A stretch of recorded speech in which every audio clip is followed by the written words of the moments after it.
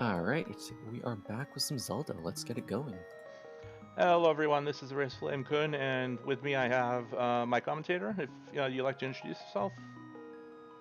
Hi, everybody. My name's Elsoa. I'm here to provide yammering and stuff. Yeah. So just before we start, I'm not going to be talking at all during this, since this is a randomizer. So Elso is going to be handling all of the commentary. So I hope you enjoy. We're going to go ahead and get started in 5, 4, 3, 2, 1, and This is an all dungeons run, which means that all of the dungeons will need to be completed. That includes Aghanim's Tower, by the way. So normally Aghanim's Tower is a dungeon that you really don't ever want to do because it's a 5-minute detour to get access to, like, one spot.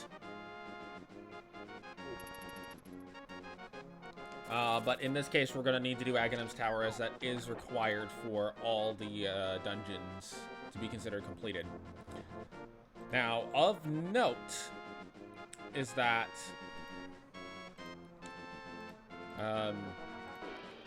while Ganon requires all seven crystals and all the pendants and all the dungeons to be completed in order to be vulnerable, Ganon's Tower opens on 7 crystals still. So depending on what your pendant dungeons are, that can put required items in GT. I missed what was on the Lake Hylia Island. My apologies about that. Save and quits are going to be pretty common, as you're going to need to do that a decent amount to, you know, get around the world and whatnot. There's some half magic. That is a good find early. Doesn't do anything right now.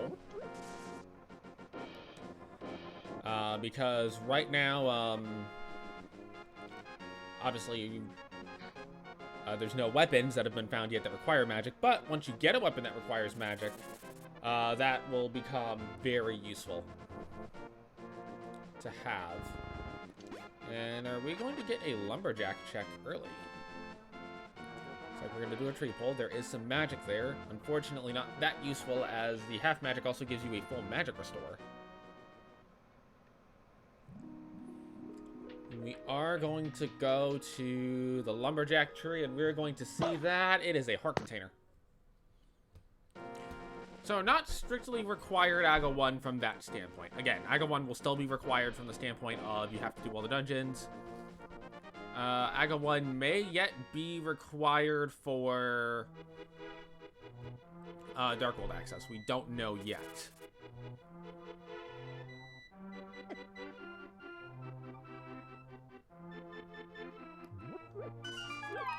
Now we're going to get some Lost Woods checks going.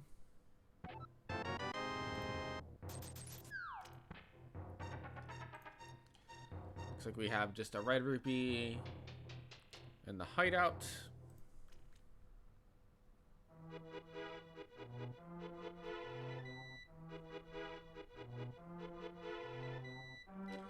The mushroom will be 10 arrows.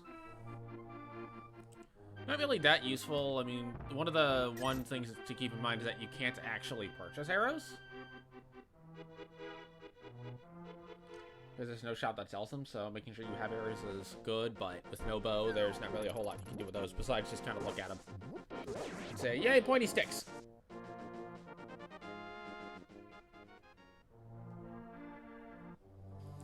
So now we're going to Kakariko, which is the single most dense location in the early part of the game. There are, I believe, 12 items here, and all of them just require bombs to access. We're going to see what's in the back of the tavern. It is 50 bucks.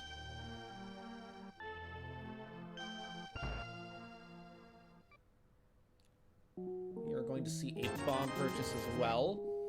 The logic assumes that because you can get money, you can get bombs, and therefore you always have bombs. Now, I'm not entirely sure what sprite this is.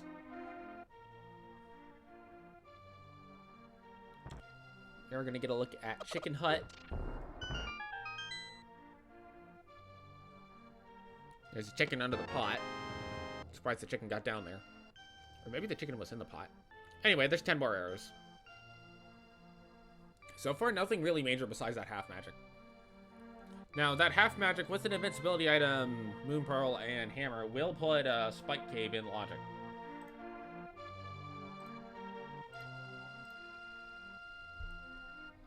No bottle vendor just yet, as money is not available. I believe these pots are all just like hearts and single rupees.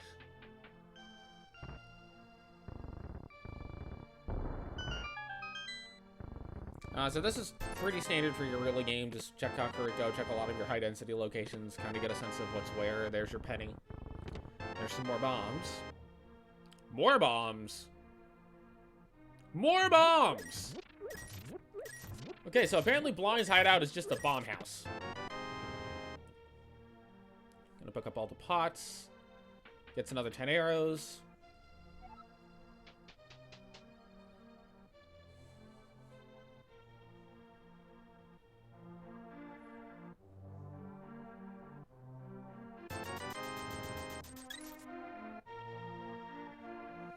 Go and check bottle vendor. It is a heart container.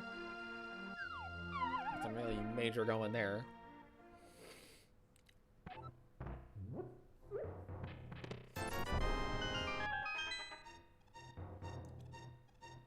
Go ahead and open that door up. The mime animation will continue while you're opening the chest, so that lets you save a little bit of time. More bombs! Man, Kakariko just has all the bomb packs. That's a sword.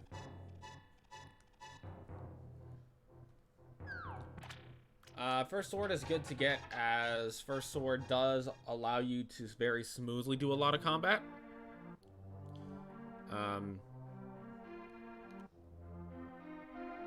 So, for example, Mini Moldarm's Cave is now doable. You can get into the back of Skullwood. You can get into Aga 1 himself. However, you cannot enter the tower yet, as you're going to need both a sword and... Well, you're going to need either 2 swords or sword and cape to get in, as well as a lamp to get up the tower.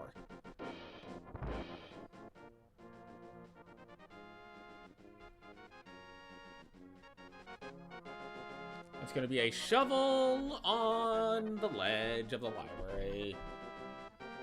That's nice. That could be required. If the shovel blocks a required item. You're going to see the maze race.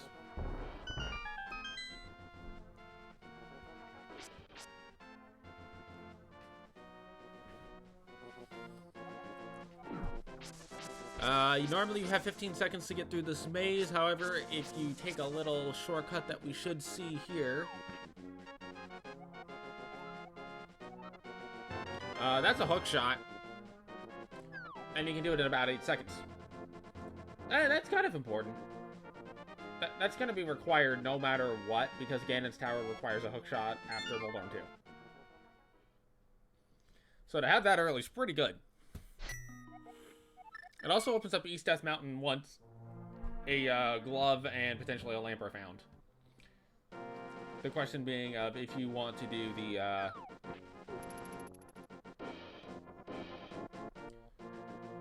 climb in the dark. So I think we're going to see our Hyrule Castle checks here.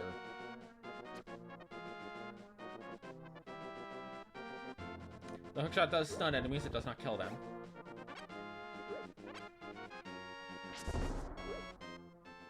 Another little bit of magic. Underground he goes.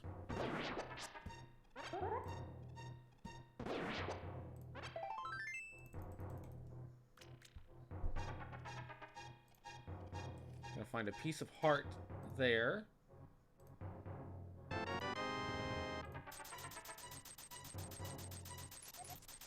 The uncle has 300 rupees.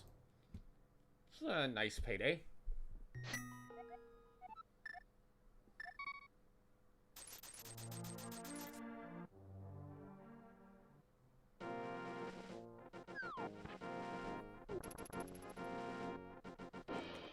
Now it looks like we're gonna get the South Shore check, so this will probably be the dam and the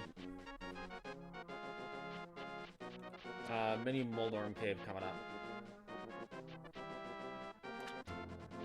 Might see an Agena check. But Agina's pretty far out of the way right now.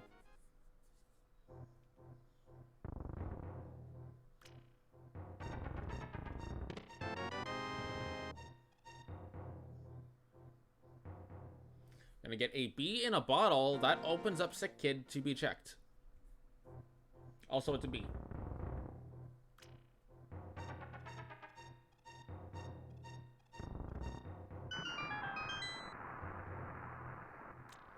Open the floodgates and you shall find...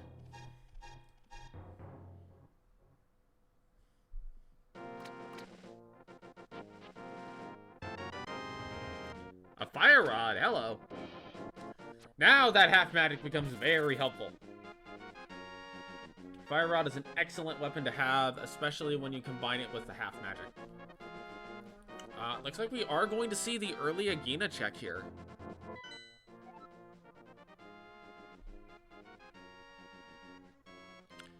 And we're going to check Eastern is a crystal, Hera's green pendant, and Desert is one of 5, 6.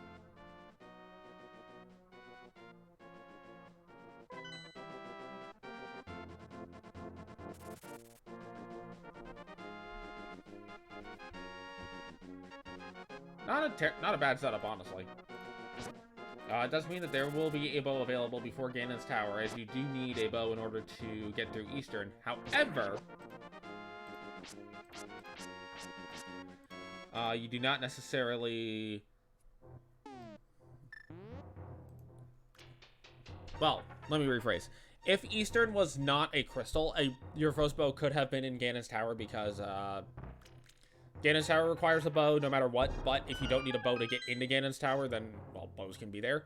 But in this case, we know that there's going to be a bow outside of Ganon's Tower by sheer virtue of Eastern is a crystal. That is a heart piece.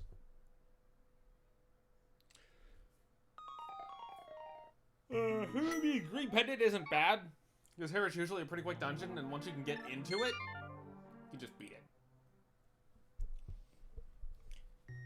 You can hit Moldorm with a sword or a hammer, because a sword has been found that's available, but there is no current way to get to Moldorm,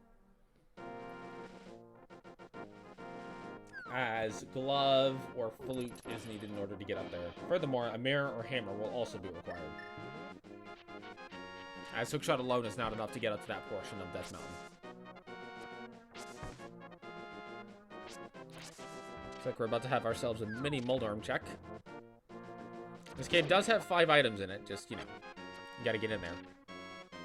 And killing the mini Moldorms with just bombs, while doable, is a little bit precarious. But there's a hookshot, there's a fire rod, there's a sword. There's more than enough ways to kill these Moldorms.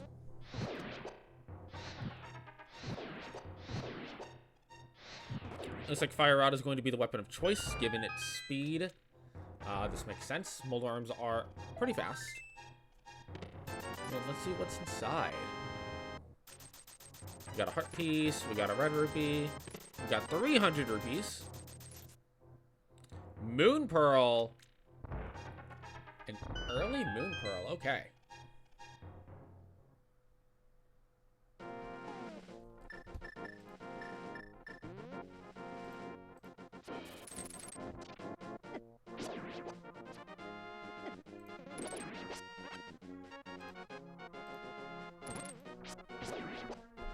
So now, the run to Ice Rod Cave. This run is pretty precarious because those crabs deal 2 hearts of damage each. So you just gotta be a little careful of that, but given Hookshot is available, that will allow Razorflame to stun all the enemies, which will give them some extra longevity. And they've also got 5 hearts, so they can afford to take 2 hits.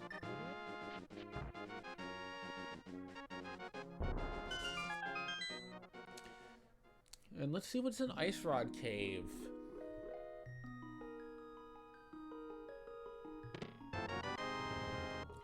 Survey says it's a sword. Master Sword available already. A lamp is the only thing stopping us from doing AGA 1 at this point, and even then, it is, strictly speaking, possible to do AGA 1 with the equipment that Razorflame has now. You do have to know where the torches are on the way to Aghanim. But it is strictly possible to do AGA now by just lighting the torches with the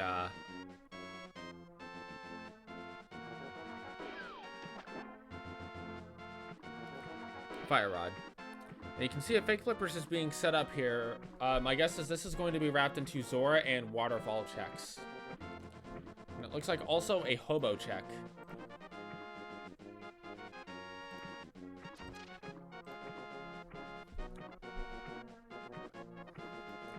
This is pretty common to see go on early, and especially with having found that Moon Pearl, that will allow the waterfall to be checked as well if Razorflame decides to do that. So that's another couple of checks. This will be considered out of logic as... Okay, well, that's just a heart container. But you're not supposed to be able to get these items until you have gotten the flippers. Looks like Razorflame is just off for that. They're gonna save quit. Probably just start from the top.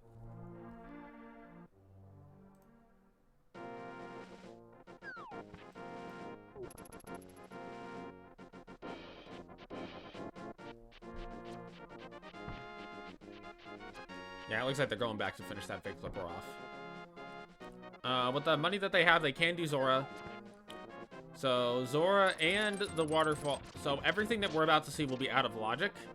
Zora will become in logic with a glove or flippers. Everything else will become in logic with flippers.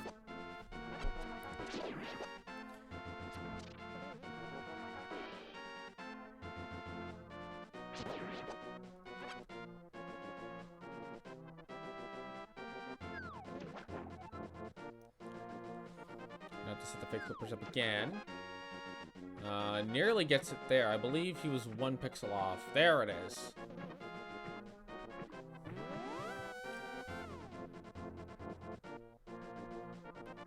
Now, you have to dodge everything, because if you take a hit, you will get killed immediately. And if you're walking over top of the deep water and you take a hit, you end up resetting and you're just stuck. Waterfall has a pack of bombs and a shield.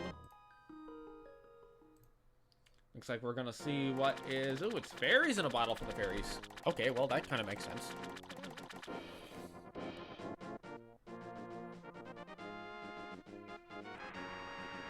It looks like they are marking their tracker as they go. Makes a whole lot of sense to do.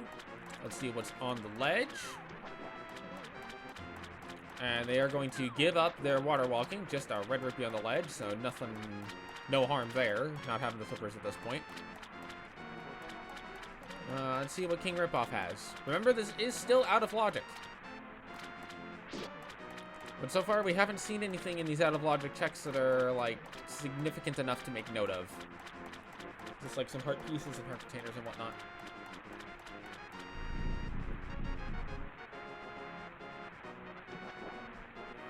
We call this guy King Ripoff because he normally just gives you a big 20 for 500 rupees. Today you get 50 rupees. Congratulations, you get 1/10 of your investment back.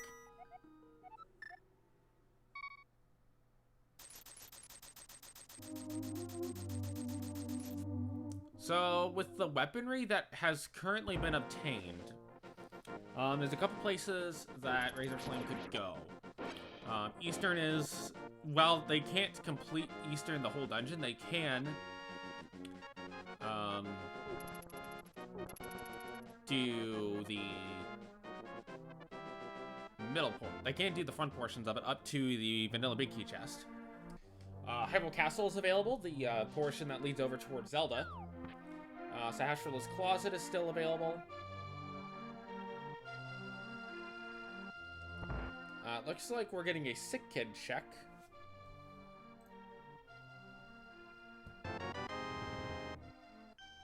Sick kid will have for us a hammer.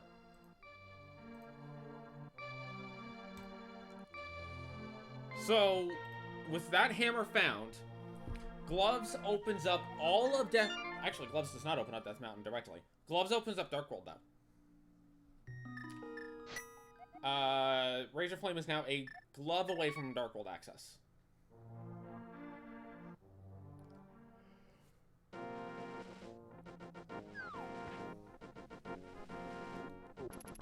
Which is quite important.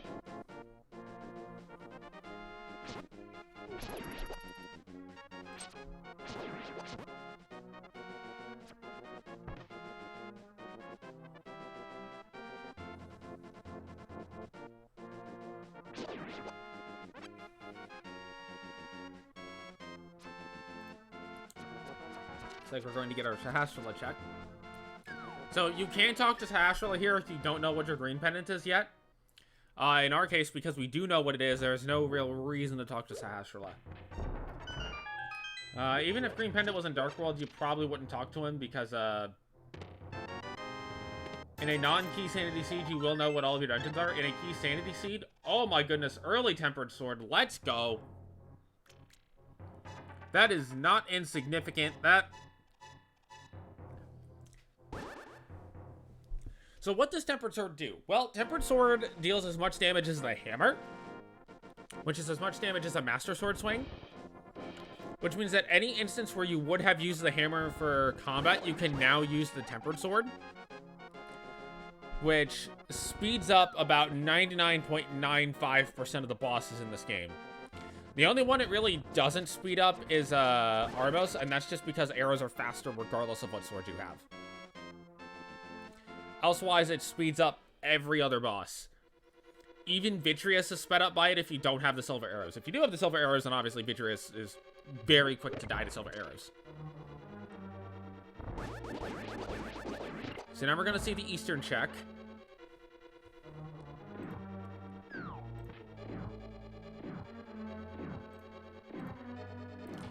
There are three chests available, 4 chests if the big key shows up.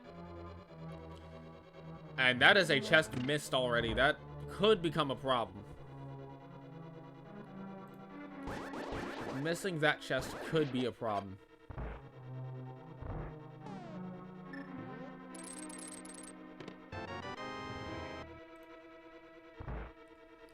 We don't know yet. There's going to be the big key. The reason that could be a problem is if it's an item, then obviously you'll know that there's an item missing. If it's a required item, then that's something that's going to have to be gotten. If it's a not required item, then, well, whatever it is, you just miss out on. If it's a dungeon item, that's the best case scenario, because then you don't actually ever have to go back and get it.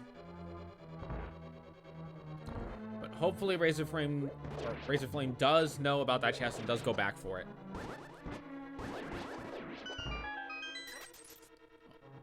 Gets all 4 to spawn in the Stalfos room. A little unfortunate. It looked like he had the 3. Second chest will be... That is a red rupee. Now, they will be able to open the big chest here, and that will be a hint tile.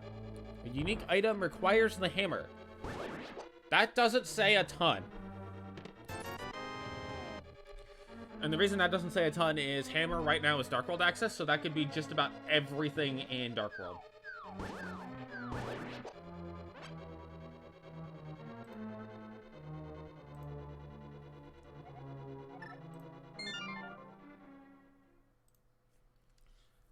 And with no lamp, this chest will not be in logic. This dark room is doable, but it depends on your comfort level with doing dark rooms. So currently, the only thing at large is that one chest in Eastern.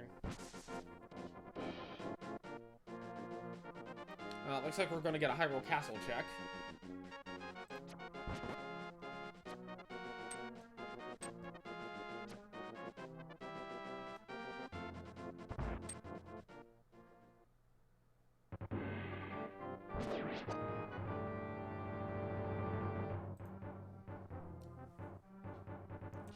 Now, I believe this seed is being run with advanced item placement on.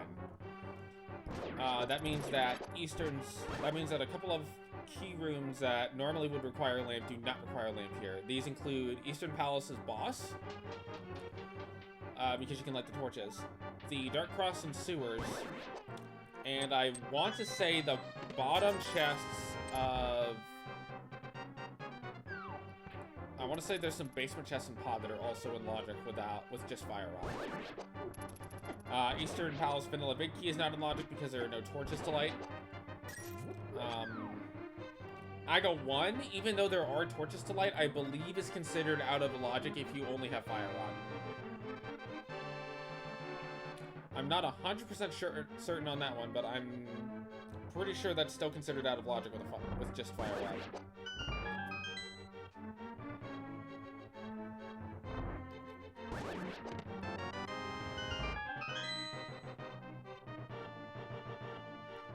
And arrows there.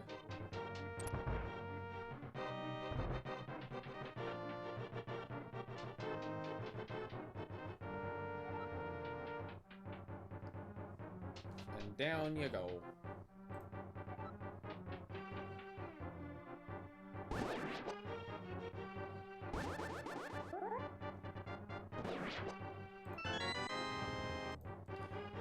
Gonna fight the big guard here. Takes him out handedly and is rewarded with a map. So the only two chests that... So from what I've seen, there are only two locations in Logic right now. There is that one chest in Eastern. And there is also the Dark Cross chest.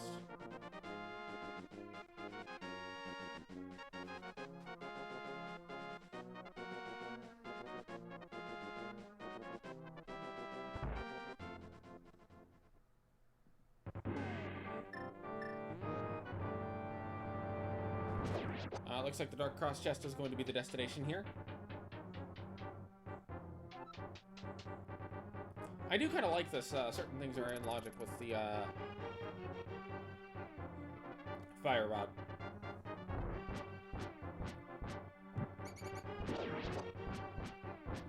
So yes, normally the room is very dark, but there are torches in this room that you can light in order to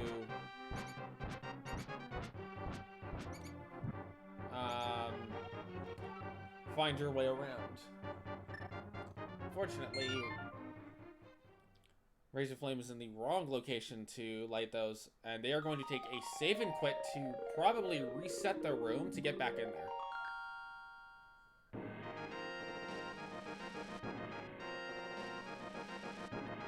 They might also be looking at the tracker or any notes that they've taken to say, okay, where can I go?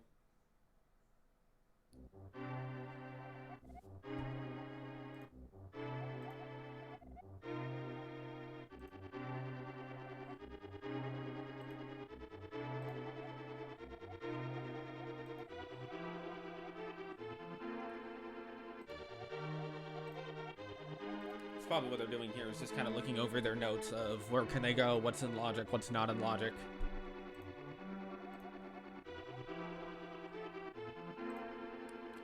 Up here in the commentary booth, we know that it's going to be one of Dark Cross or that Eastern Cannonball chest that was left behind. One of those two will be it.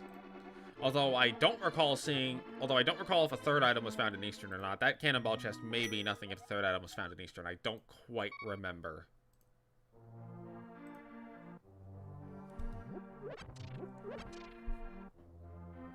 Well, they are going to head on the move. Going to grab some parts here. No big deal. Certainly reasonable to do.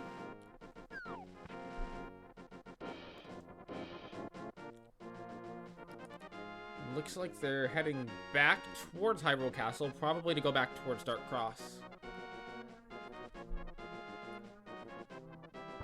And hopefully now equipped with the knowledge of where the torches are, they may have been looking at that, because that is allowed, is to look at things like map of Dark Maze, map of the Aga Tower mazes, map of the Dark Rooms to know kind of the general layout. So they may have just been pulling up a quick reference of where the torches are so that they can light the torches in here. And it looks like Dark Cross will be the decision from Razorflame.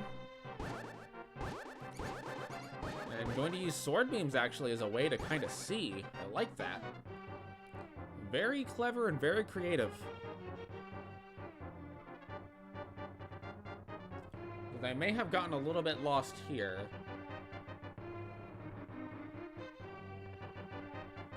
But if they're near the corner that goes up to the staircase, I believe there's a torch in that corner. I don't quite remember for certain, but I believe there's a torch in that corner. Okay, it looks like they're right about where the stairs are. Yep, they've made it down. Now this room has torches in both corners of the room. Should they get through this?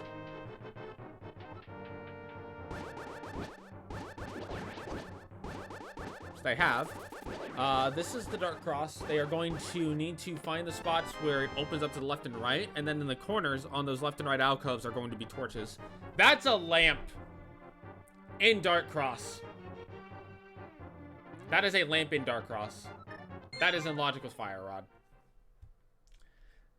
That's kind of mean.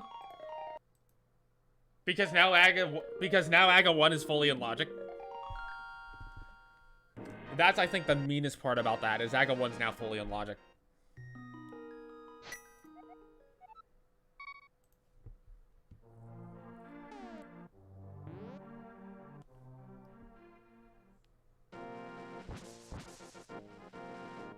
With the 2 swords and the lamp. That's what puts Aga 1 fully in Logic now. Which is technically Dark World access. And I feel like you gotta go there at this point. You don't really have much else places to go.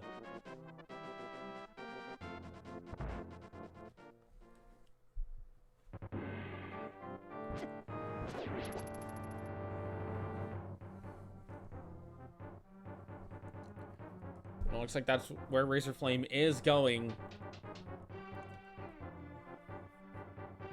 Saying that Aga 1 has to be the answer. This is something that you have to do regardless, because it isn't all Dungeon Seed, so it's not like you lose time doing it. It's just kind of annoying that you can't go straight to Dark World. Now, once you get into Dark World, you have access to the whole dang thing. Because you can hookshot across the one river to get to North Side Dark World, and then Hammer lets you walk around, and there's just a lot you can do in there.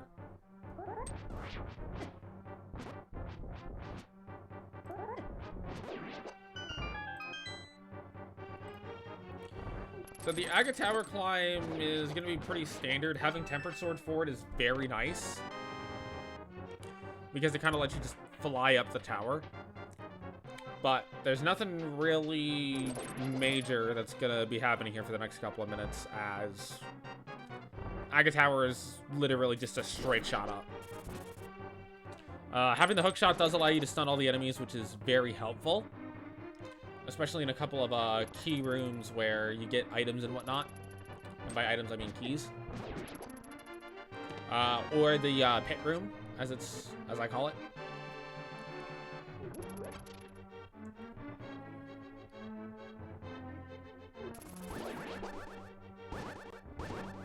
Razorflame may not be as familiar with this maze, which actually does make some amount of sense if you don't play a whole lot of all dungeons, or you don't... Like, if you don't play a whole lot of all dungeons, then you're not necessarily going to know what the Aga Tower mazes look like, because you just don't go into them nearly as often in not all dungeon seeds. So that I get.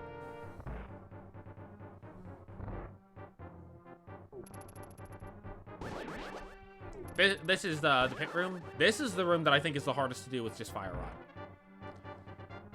It can be done, but it is difficult, and it also is technically possible to do that room super dark. Which, if you have a lot of bombs, doing that super dark is a lot easier. Or if you have Red Cane, doing that super dark is easier. Super dark meaning that you don't have Fire Rod or a lamp going in, and you just have to, like, do it by room layout. Some cash in a chest requiring a specialist to unlock. That is going to be the purple chest. So that tells us that the purple chest will not be required, as it will only have cash in the seed. Hints are important. Well, hints can be important. They can sometimes just tell you crap you already know, like you know, I think the favorite is from the Z1 folks, the hint for the dungeon you're in being in the dungeon you're in. Heading up to the 6th floor now. This is just going to be a quick walk up to Aga's room. No Agaometry is going to be required here, but we can place guesses on how many blue balls are going to show up.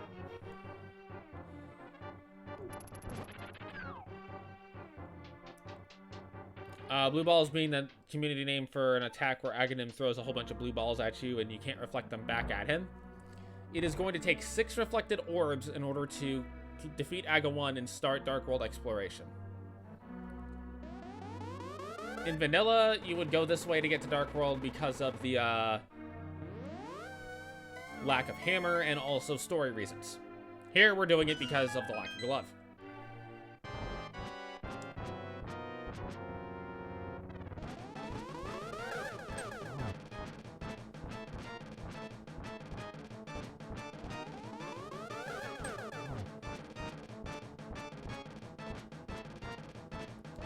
So that's 2.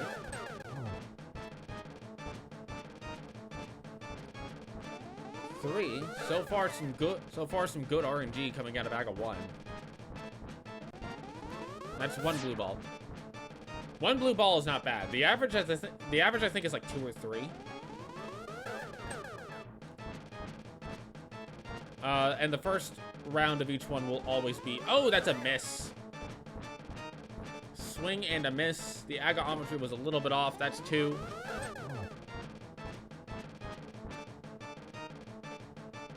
Three. Yeah, don't try to swing at Aga directly. That will not go well for you. So we're at 4 hits.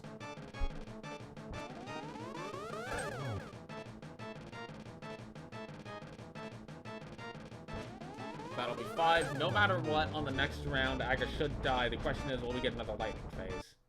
The answer is no. Aga 1 will go down. Dark World access is obtained.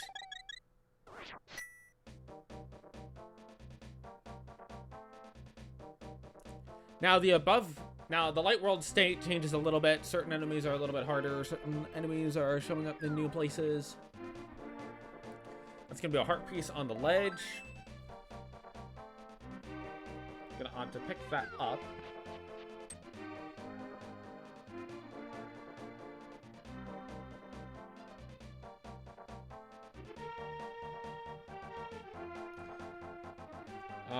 And now the question is where to go from here.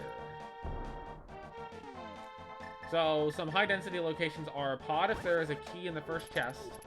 Hype tape down here is fine. Thieves Town is available in Logic, as is actually all of Skull Woods.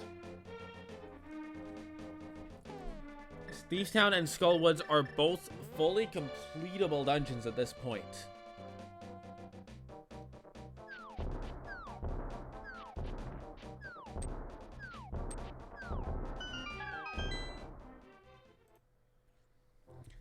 But we are going to get a hype tape check first. That's a mirror. Well, that's not quite Death Mountain access, but that is we can do everything on Death Mountain as soon as we get up there. 1 pack, 2 pack, a glove. That's Death Mountain access.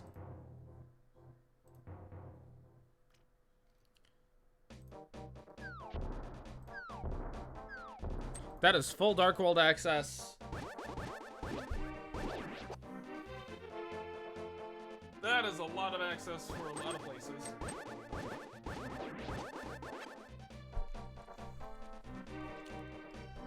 Now, Razorflame cannot go this way to get to Village of Outcasts. He's gonna have to either go via the Dark World portal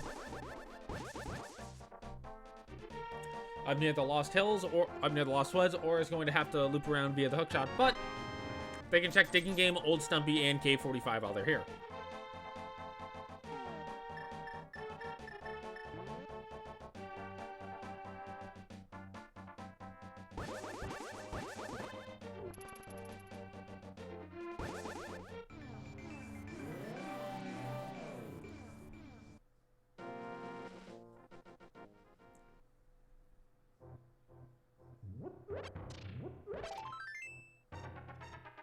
K45 is just going to have a piece of heart. Nothing super major there.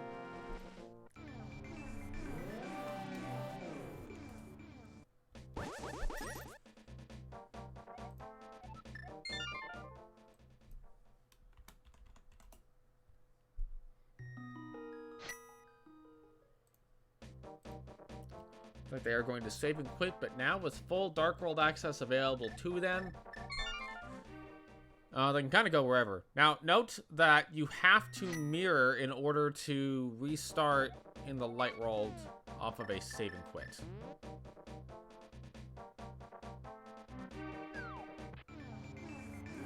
And that is because Aga 1 has been beaten and mirror has been obtained.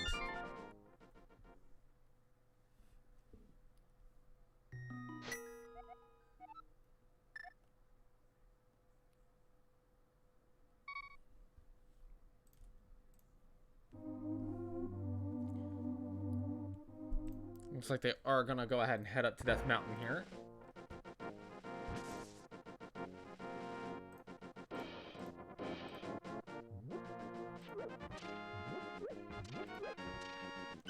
No, actually, they're going for the back three of escape. My apologies. This also makes a lot of sense.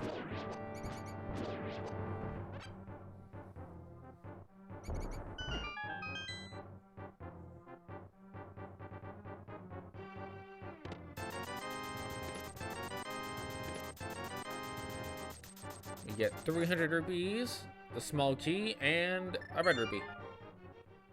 Nothing really major there. Just some good money restock. Which can be important.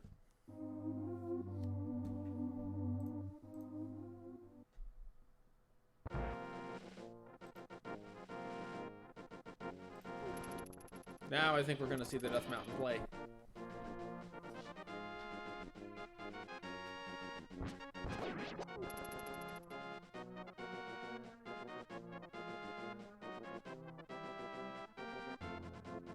No, it looks like they are dead set on Village of Outcasts. Okay, that makes sense too. Really, there's a lot of plays they can make that make sense. Like, Death Mountain I mentioned just because it is a lot of items that they can get. Like, Death Mountain's probably... well, actually, hold on.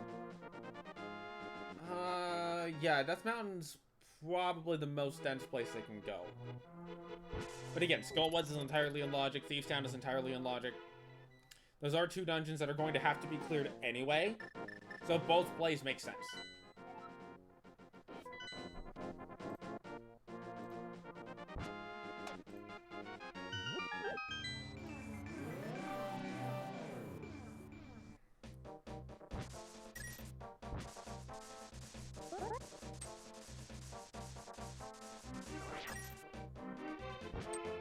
Like they're gonna opt not to go straight to Skullwoods.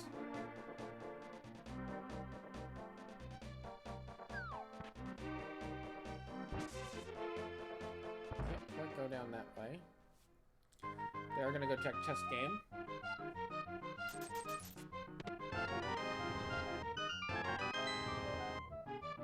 Yep, gotta talk to the dude first. Chest game has 10 arrows. Not that useful. Given that Razorflame is sitting at the max of 30. Opting to open up Thieves Town. Not going in quite yet. Gonna finish checking out the rest of the village. It's a heart piece for their troubles, and that's enough to complete a heart container.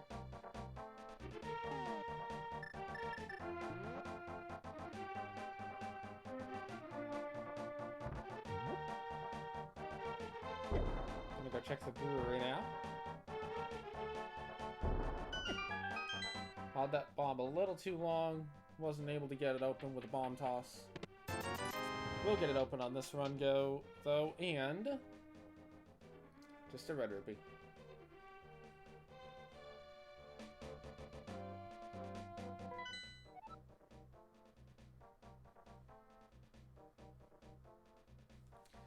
We can see that our other of 5-6 is going to be Pod. And our other two pendants are going to be Thieves Town and Turtle Rock. Oh boy. Turtle Rock being a pendant does have some implications. So, Ice Rod is required for exactly one thing, and that is Trinex.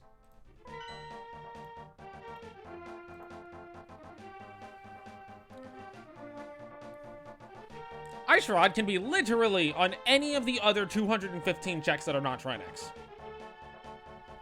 And because this is an all dungeon seed, it will need to be found. Therefore, every single check in the game is a potential spot for Ice Rod. Every single one.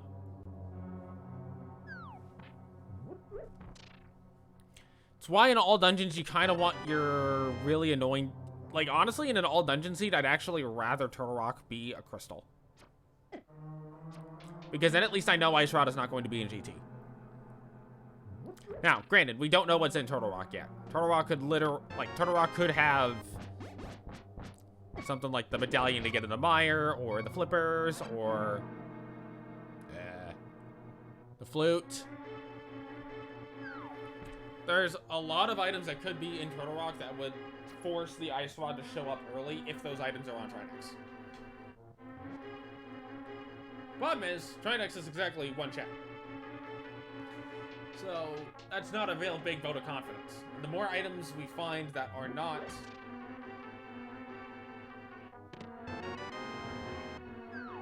Well, the more items that we find that are not required, the higher the chances of that going up are, but the higher the chances of something required being in Turtle Rock go up too.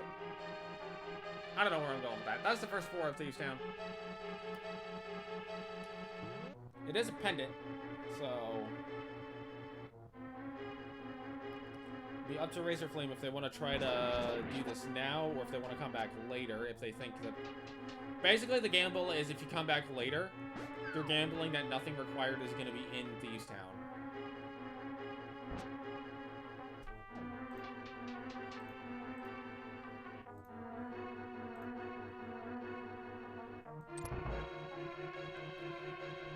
Whereas, if you decide to try to clear it now, you're gambling that, yeah, I can do Thieves Town and low equipment, but there's something good here.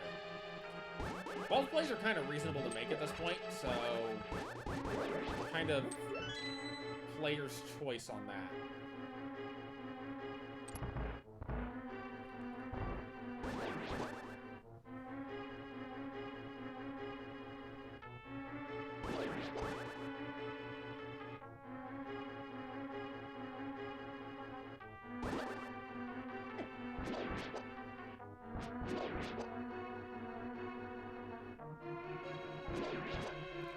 So, this is colloquially known as the Hellway.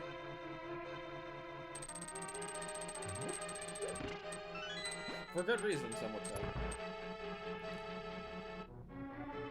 That is going to be... We're going to head to the attic of Thieves Town now. You do need to open this up in order to access Blind. Razorflame is going to go back down to hit the crystal switch again to get this hint. I don't think that's a bad idea, actually.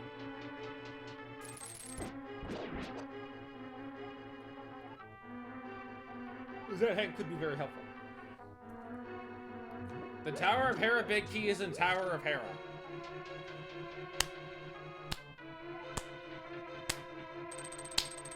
If this were a key sanity seed, that would be more relevant. But because it's not keys, all the big keys and the small keys are going to be in their respective dungeons. So that actually is a non-helpful hint. But again, if it were keys, it would absolutely be helpful. So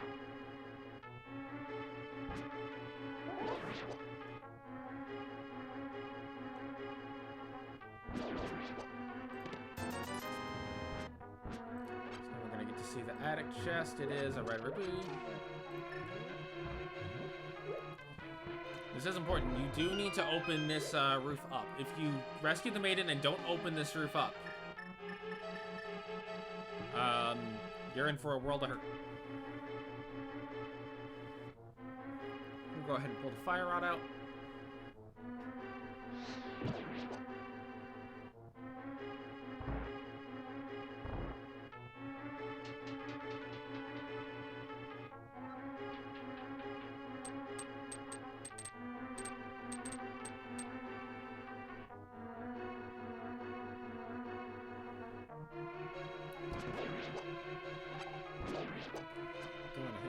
2 there.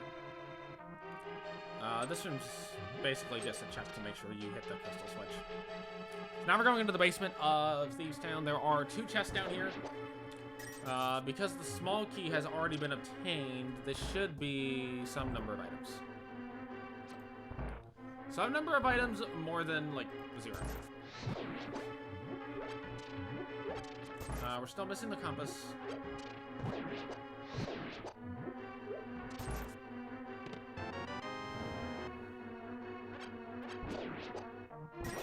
There's the compass. Don't forget to rescue the maiden. And you can see that the tempered sword is handling things just as well as the fire rod can. It's just a little bit closer range. Fire rod gives you a little bit extra range, but again, you have to wait for that animation, which in kill all enemies rooms can be pretty long. Each time big chest contains ether. That could be required.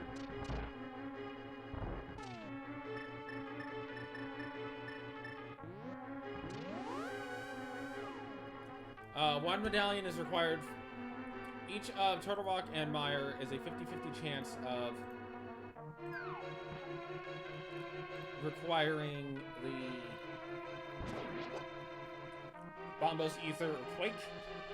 Interesting that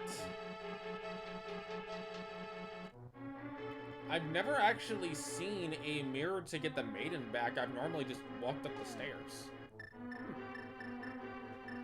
Kind of an interesting choice, but not one I inherently disagree with.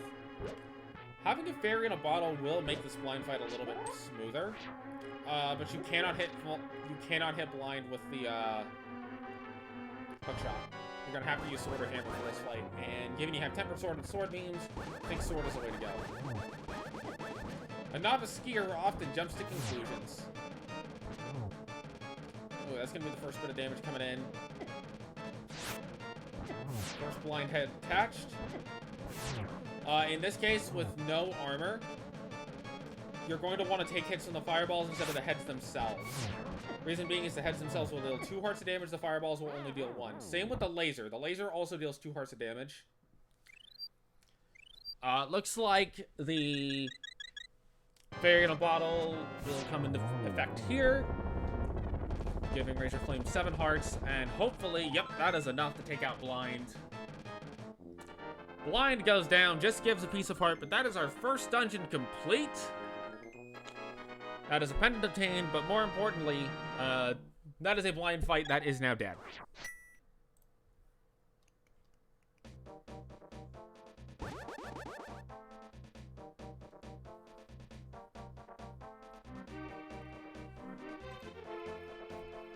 Now let's see where they decide to go from here. This is a one-way jump if they decide to take this jump. Not this one.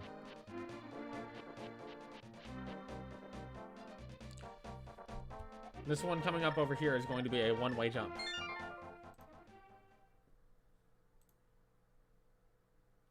They're going to opt to save and quit instead. I'll put them back on the pyramid.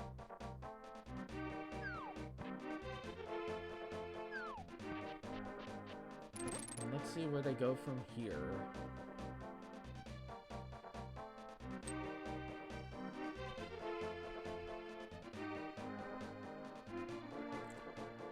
Looks like Palace of Darkness will not be the option. To answer the question in chat, yes, I do believe there is a Minish Cap randomizer. I'm not familiar with it at all, outside of knowing it exists.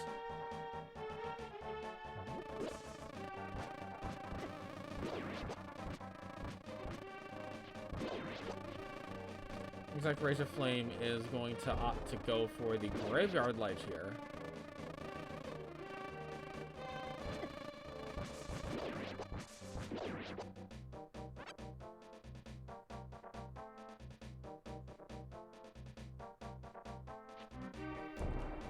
You can't sneak in between those pillars to get to the Graveyard Ledge, so it is in logic right now. Looks like they are going to try to find a way around this way. Looks like, they're going to opt not to go for the graveyard ledge. A little unfortunate that they're, just either unfamiliar with or unaware that you can walk between those two pillars to get up to the ledge.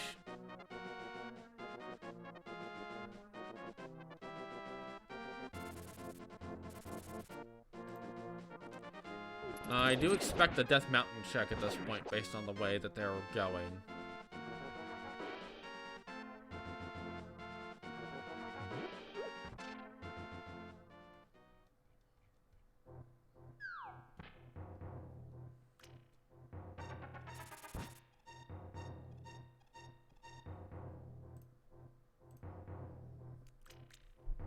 So this is the old man.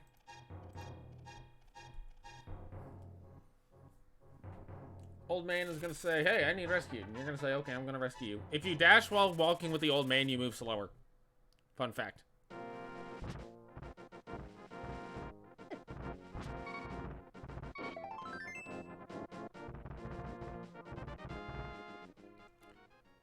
That is a piece of art. More importantly, that is a save quit point and Death Mountain access.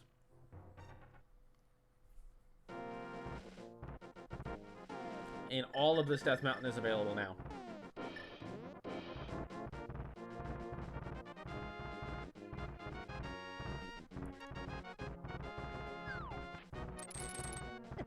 Looks like they're going to opt to go to the right side of this mountain first. Makes a whole lot of sense to me. This is the more dense item area.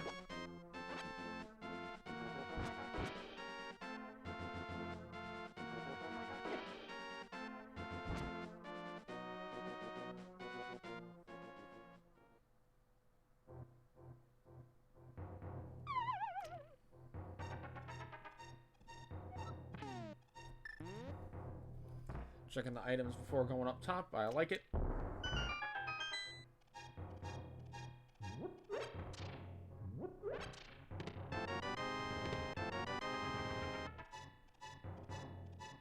Gonna get green goo in a bottle and 10 arrows.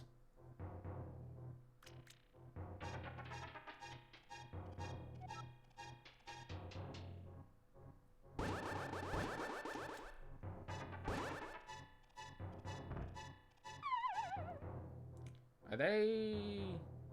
Oh dear. Hopefully they haven't forgotten that there's 5 chests in that other room.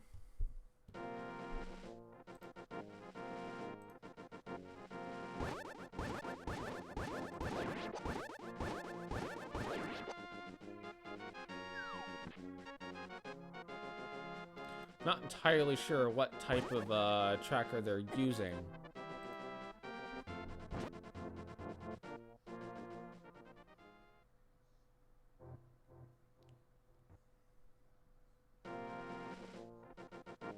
That's not the cave they're looking for.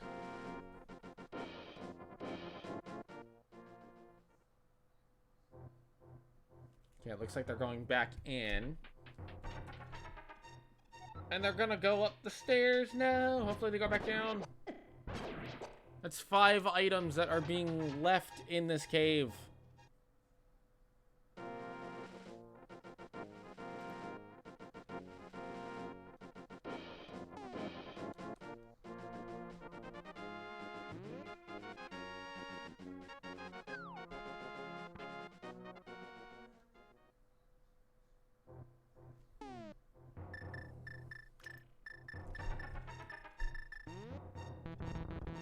Okay, it looks like they are going back.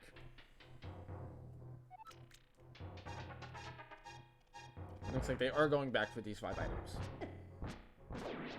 Yep, there we go.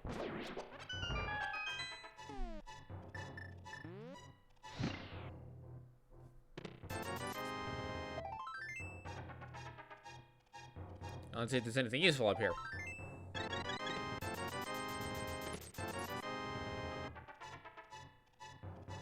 Answer is going to be... not great. Not terrible because of the pieces of the heart, but not great.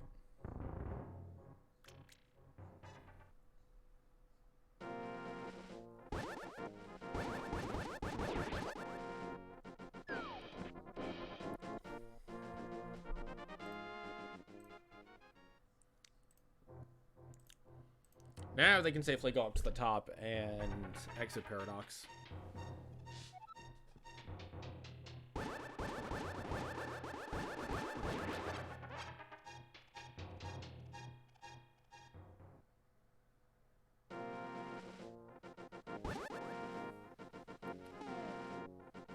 Now they cannot open up the Turtle Rock entrance just yet. Floating Island is going to be nothing.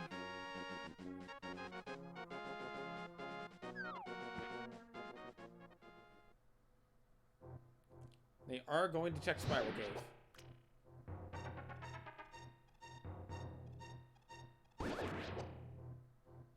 Again, going to be using that Fire Rod to full effect.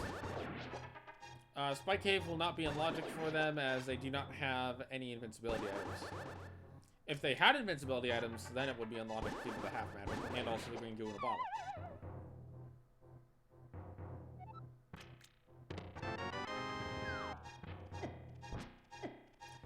It's going to be a blue male. That's an armor upgrade. Always happy to see those.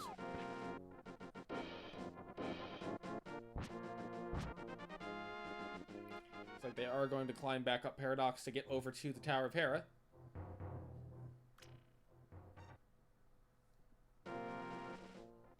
Or maybe not. Maybe yes.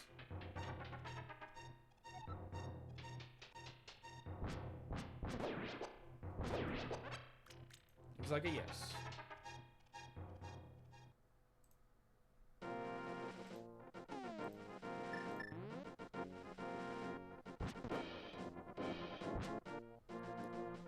Now again, Tower of Hera, much like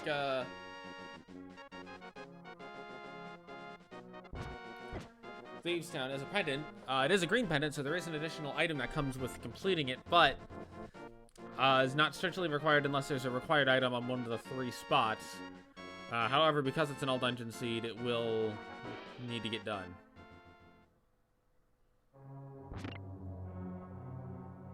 And I like doing Hera before checking what is inside a Spectacular Rock. Makes sense, you're already here. That's a small key, so we could have to do the coffee break.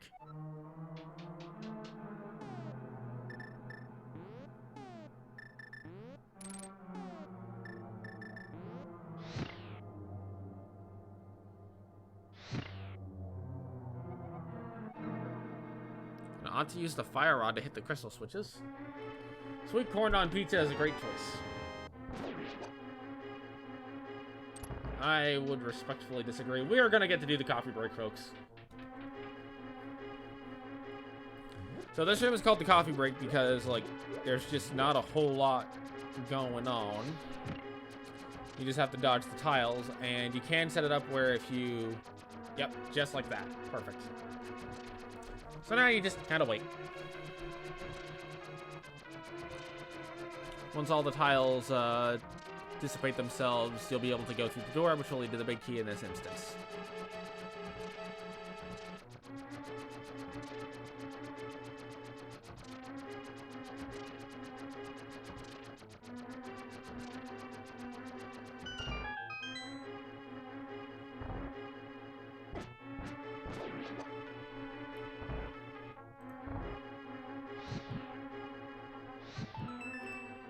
Then you'll come into this room and just apply all the torches, and there you go.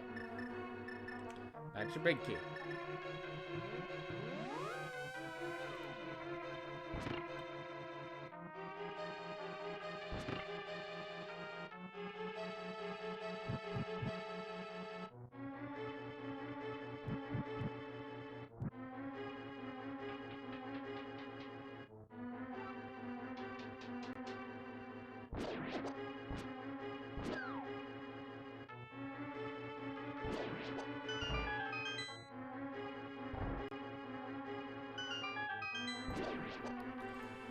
So now we start to climb up the Tower of Hera. There's 2 different ways you can do this. All of these pits you will fall down to a previous floor if you get hit into. This tower is supposedly well built. You're going to need to either hit the crystal switch or hit the star switch. Oh. And mirrors back down to the beginning. Not entirely sure if that was intentional or not.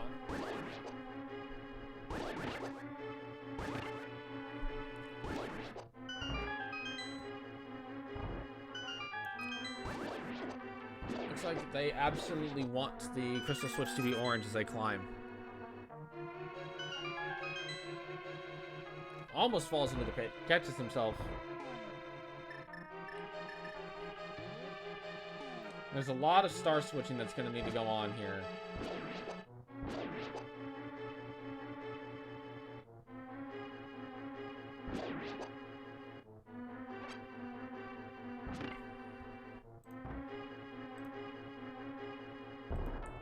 What's interesting to me is they've opted to do this method to have the crystal switches be orange when they go up instead of just stepping on the star switch.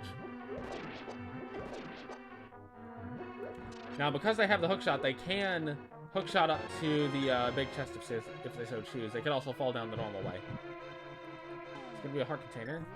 And you are playing ALTTPR. It's just going to be a map. Not to fall down.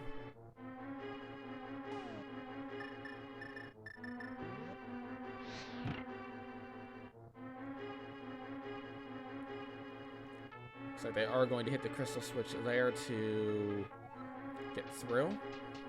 Gonna leave it blue. Now this does mean they won't be able to access the pots that are right outside of Moldorm, but they may not need it. Because Tempered Sword Moldorm is generally a pretty quick fight.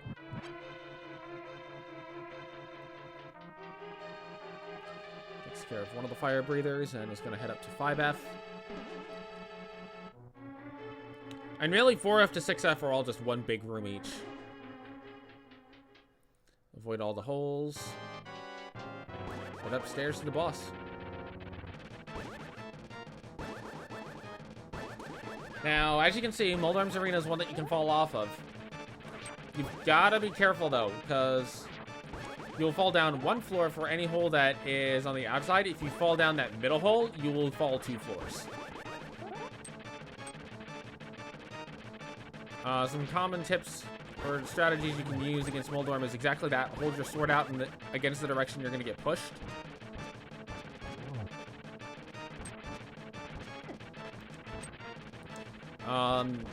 And you can also wait for Moldorm to charge you and then go after him. 3 Tempered Sword swipes will do it, as well as 1 spin attack and any other Tempered Sword hit. And Moldorm is going to drop a book! Now that right there could be required. Because we haven't seen any sign of a flute yet. And not only would we need flute, we would need mitts as well. So that might be our only access to desert. So that book is not a bad pickup to get Null. And the Ether Tablet can be checked right now, which is where Razorflame is headed, is to go check that Ether Tablet.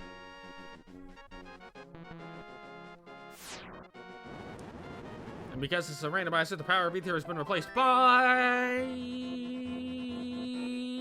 a heart piece.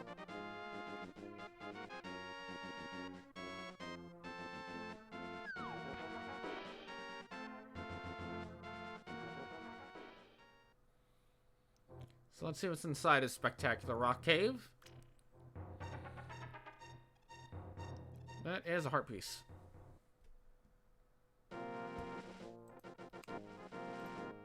Looks like they're debating a little bit on if it's worth it to go for it.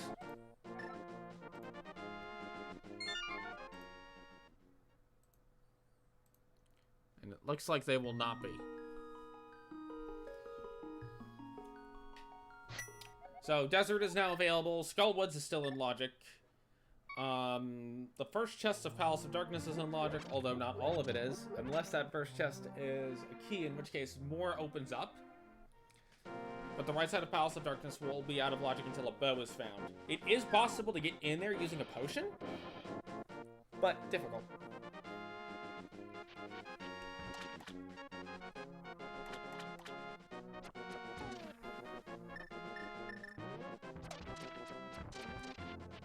Looks like they are going to travel via Dark World. This makes a lot of sense, as you can pick up your Bombos tablet on the way.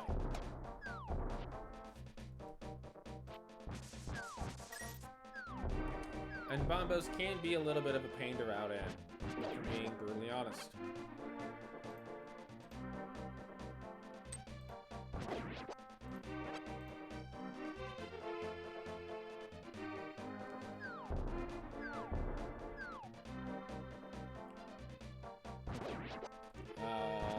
No? Where are they headed? We've already done Stumpy in Cave 45, and they can't get back up to... Oh, maybe they're going for Digging Game? Did they never do Digging Game? It looks like they never did Digging Game.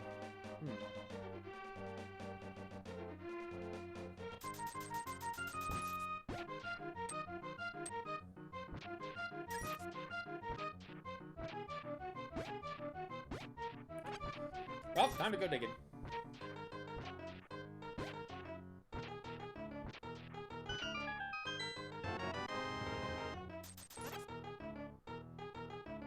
Just gonna be a red rupee. Not quite what you want to see there. Going to opt to save and quit out. That'll put them back on the pyramid.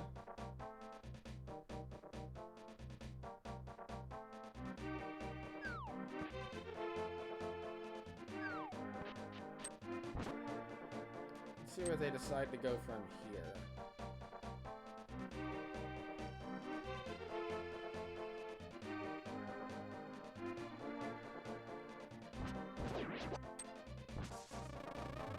Are they heading up to Catfish?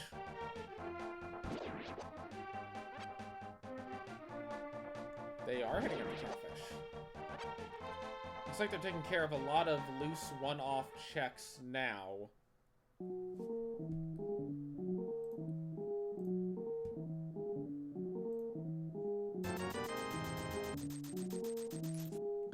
Considering buying the potion, buys the red potion.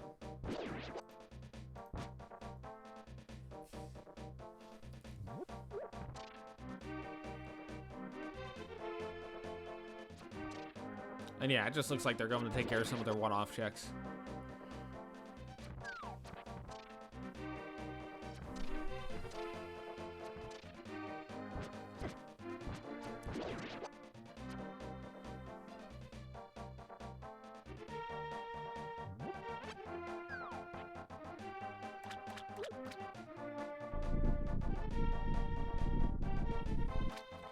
Let's see what Catfish has today. Catfish has 10 arrows. Not great.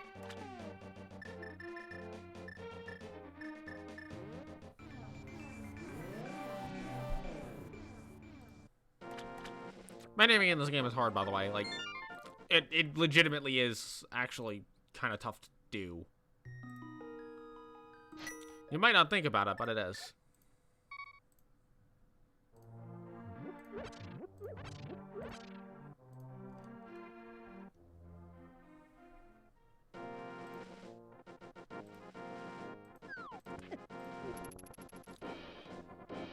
Now let's see where the Razorflame heads next. Looks like he's headed back towards Kakariko.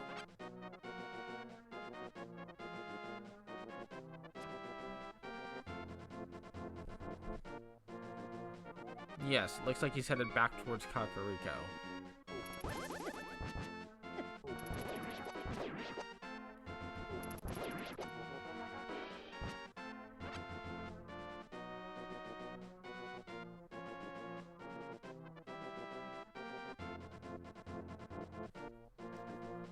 Or, not.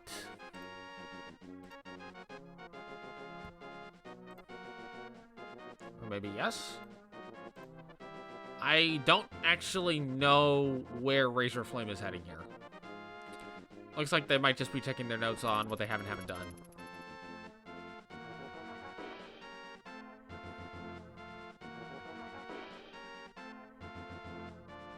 Looks like Kakariko is the answer.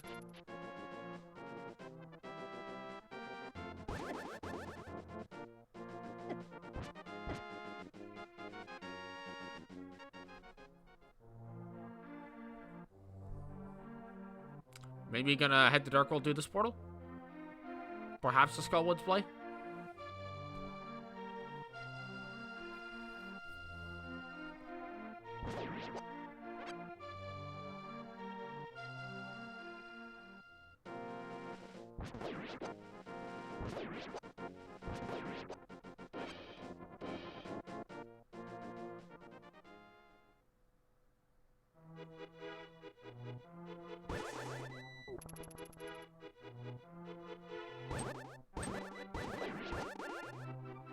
Maybe considering even a bed check.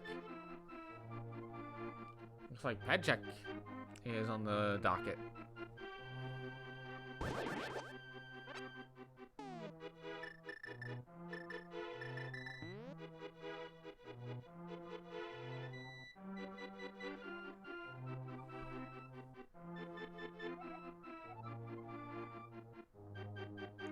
But it still is. Just a little piece of love. That's going to be a heart piece. So, ped will not be required.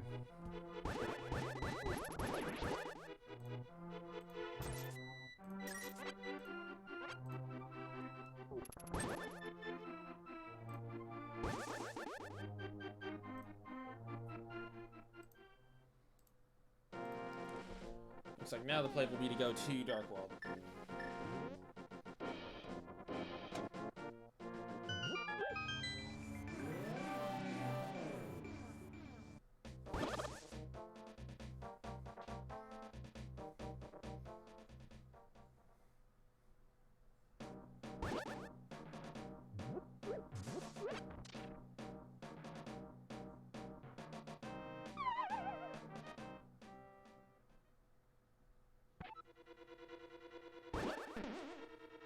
Gonna fall down the hole. I still, to this day, in spite of being told multiple times, I'm never 100% sure which of the Link to the Past logics has the pinball chest always be a small key and which ones don't, because it, like,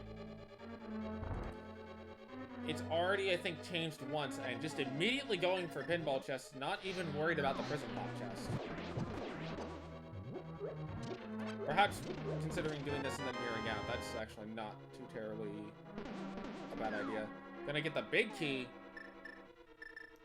We'll now have to mirror or save and quit out. It looks like mirror out will be the answer, because that door closes. That door's locked.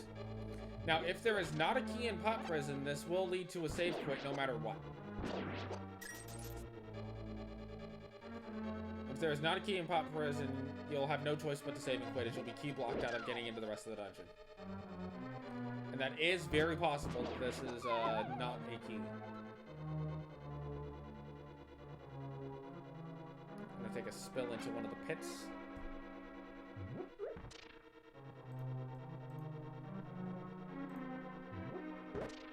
Gets through.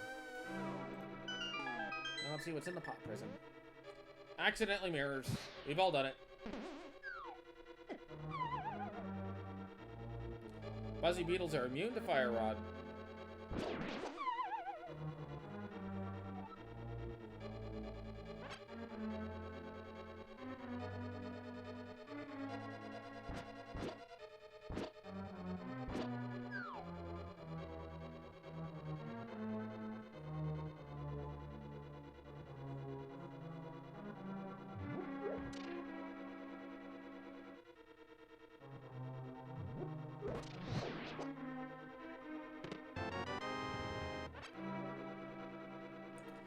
See, this is gonna be a forced save and quit. With no keys available. The only way out is to save and quit. As your spawn point is gonna be there. And that's the risk you do run when you fall down into the pit instead of go through the door. There's just nowhere to go from here.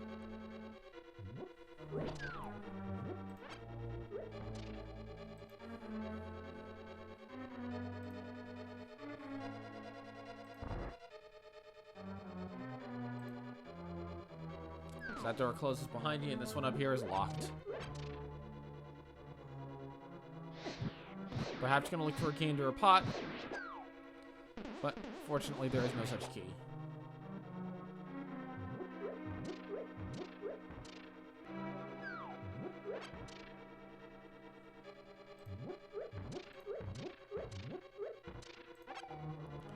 kind of just stuck.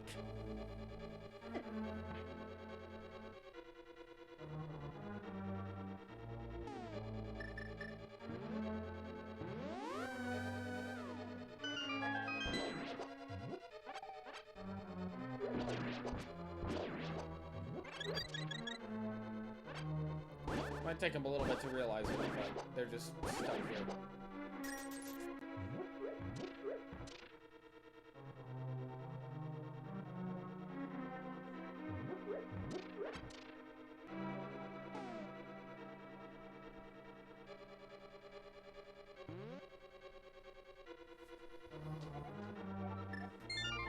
They will be able to get everything out of the rest of the dungeon. They just need to get into the rest of the dungeon.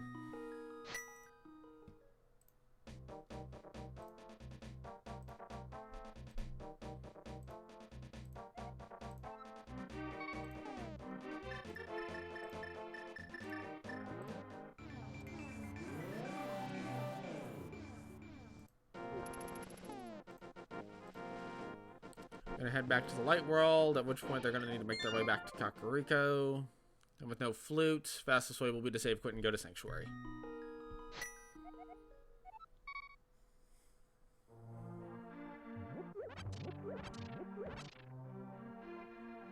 Link's house is also a decent option though.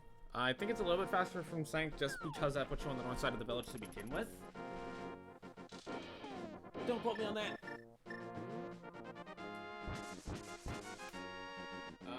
Looks like they're actually not going to go back for Skull Woods here. They are going to go for potentially Bombos in the desert.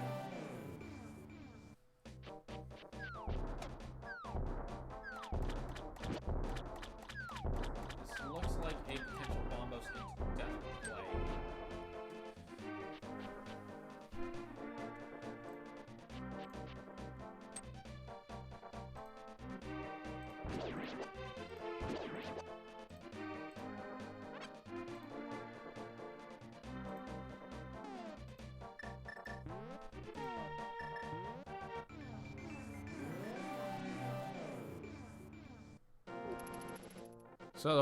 So due to the power of the randomizer, the power of Bombos may be the same as itself, as we haven't found it yet, but otherwise it has been replaced with...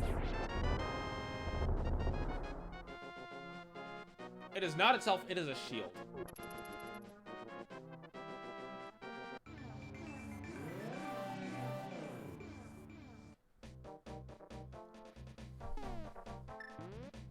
Opting not to go straight to desert though.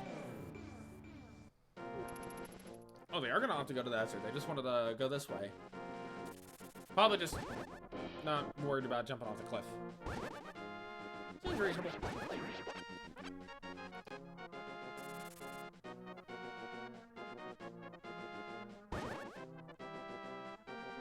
See if they check the desert ledge before going in. Looks like that is a no. They are going to check the desert ledge on their way through desert.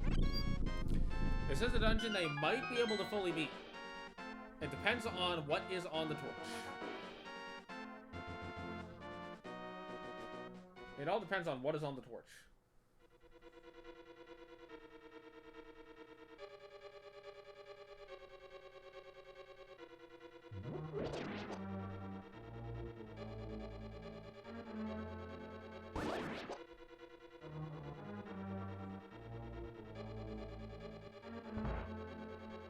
Looks like the torch is going to be the first thing checked. It is a compass. So that means that the boots will not be required to beat this desert. A unique item is in plain sight. Not entirely sure what that's referencing.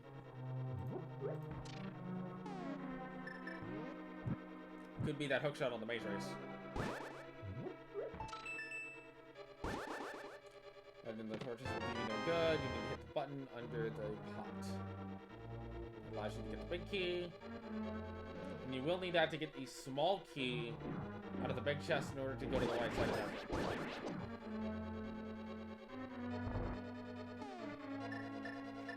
Razorflame is going to find out about right about now.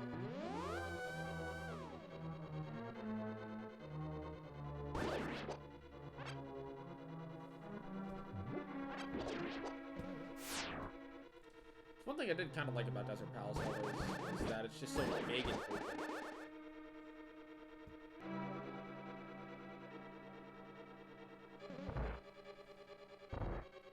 There's a very non-traditional dungeon feel to it.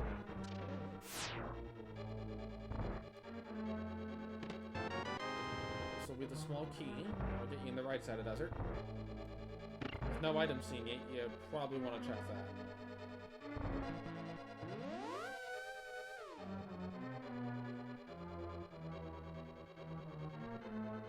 Put on to mirror to get back to that right side. Not a terrible idea, actually.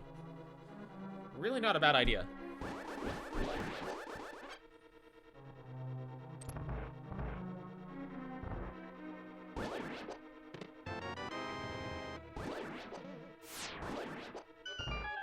Gonna be the map, so the items will be on landmillas, and this chest back here. And this is a required dungeon, so no matter what, this will need to be beaten. It's also one of the 5-6. So as soon as we find a bow, Pyramid Fairy becomes in logic, as a bow will allow both Eastern and Pod to be completed.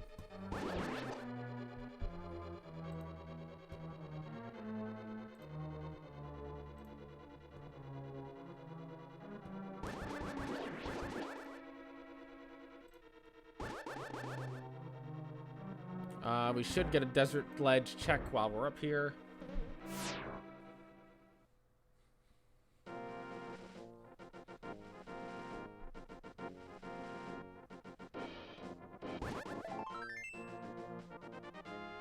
Desert ledge will be a piece of art.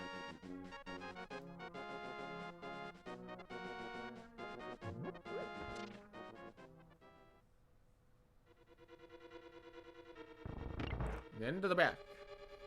Now, if you find that the small key is on the torch, you can take the key from this portion and go do the right side of desert.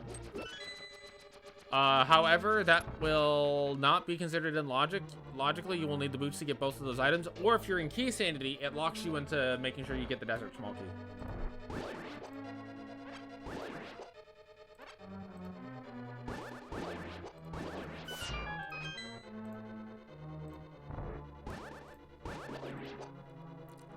The top portion of desert isn't that... It's not a ton going on in this top portion of desert. And that's just because this is pretty much just walk to landmos.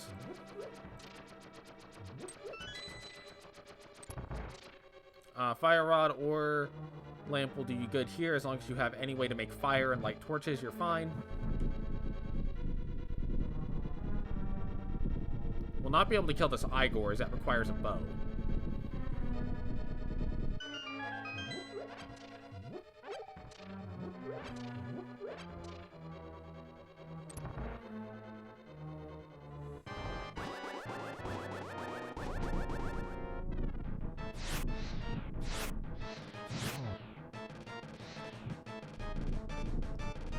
Try Fire Rod strats first. The Fire Rod will take them out on 2 hits versus the Temperature is 4, so this is more damage on each boss.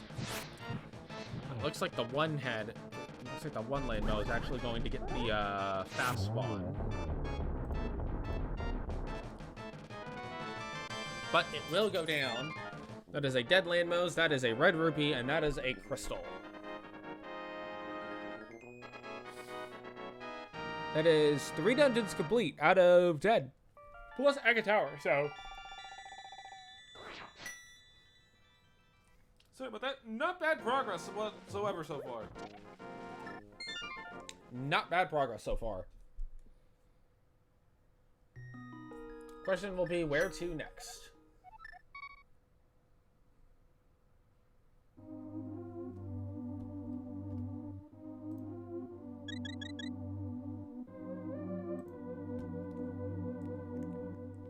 Could be back to Skull Woods. It could be... Actually, I think... Is Skull Woods it? I think Skull Woods is it. Can't get into ice because of no meds. Can't get into swamp because of no flippers. Yes, it's either going to be Skull Woods or it's going to be the first chest of pod will allow you to get into the dungeon. One of those two things must be true. Because if you can't get into the back of the dungeon of pod, then you're kind of SOL there. So it's either going to be Skullwoods or the first chest of pod as a key. One of those two things must be true, and it could be both. But at least one of those two things must be true based on what I've been keeping track of where Razorflame has been.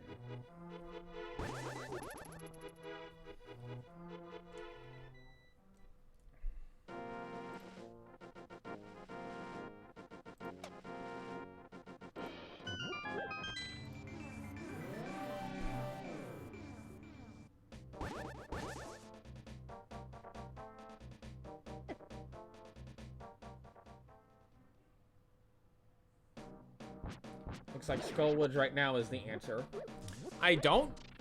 For the record, I do not disagree with putting off pod a little bit here just because even though it is likely that the first chest of pod is going to contain a key, it is by no means a guarantee.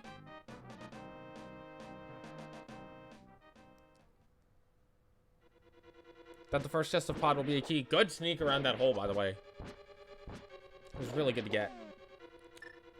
There is no guarantee that that first chest of pod will be a key, and if it's not, then you've just gone in the pod to get potentially nothing.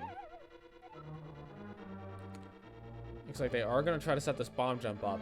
It is a little bit easier to set up if you face down and hold a charge before starting it. This bomb jump is pretty tight. That's going to be too far, I think. No. Yeah. That bomb would have been placed too far away. So hookshot to get to this chest. It will contain a small key. And stepping on the star switch will deny you the ability to go up that way. You can get down there by falling down the pit and going the vanilla way, which may be what ends up happening here. Because again, that bomb jump is not exactly easy to get. By no means is it impossible. But it's not exactly the easiest bomb jump in the world.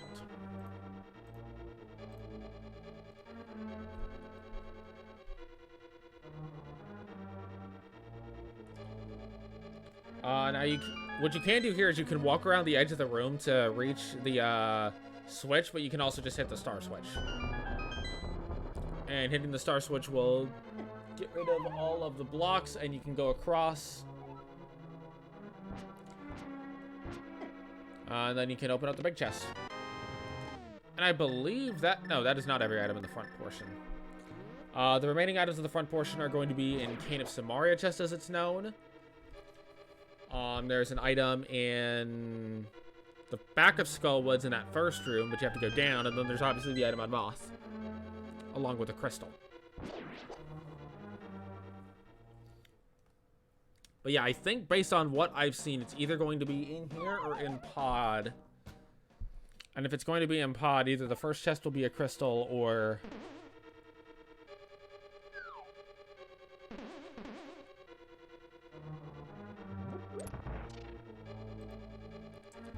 what's it called? Gonna opt to go through the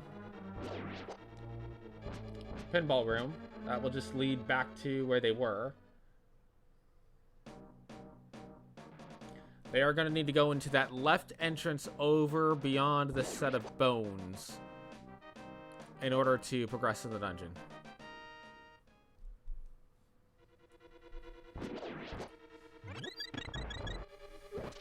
And again, it could be that the front chest of pod does in fact contain a key. That's very possible. And there's something important in this Skullwoods. But one of those two has to be true no matter what. Elsewise, I think the seed is blocked again. This is assuming... Well, no, actually. It could also be in that cannonball chest that was left behind. If we did not see 3 items out of Eastern. Obviously, if we did see 3 items out of Eastern, then... we know it's not going to be there. But if we did not see 3 items out of Eastern, then it could still be in that pinball chest. Or pinball chest. In the cannonball chest. We've already seen pinball chest. Gets wall bastard pulling the statue. Gonna have to re-clear the room. You hate to see it. Thankfully, Fire Rod does make re-clearing the room quite a lot easier.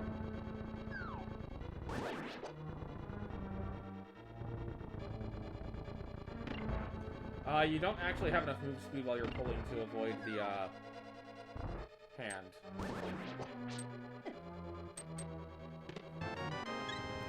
That's how you get in here. And what is in this chest? It's a heart container. Well, that is the first item we've seen in this dungeon, so... And more health for Mothula is never a bad thing.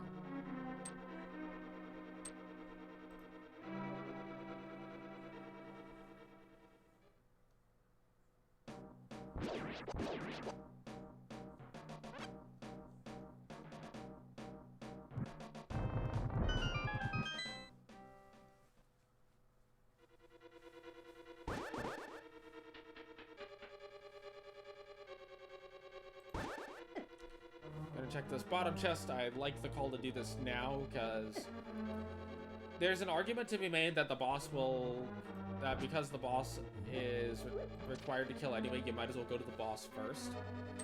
The reason I like checking this item first is checking this item could get you something that will make the boss easier. Especially when you have a mirror. If you don't have a mirror, I think I prefer doing it after the boss because then you can just save quit out of the dungeon. That's just going to be a small key.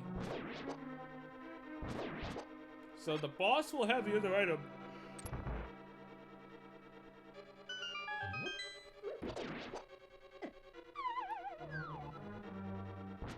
But definitely running low on options. Again, if it is not here, it is going to have to be that...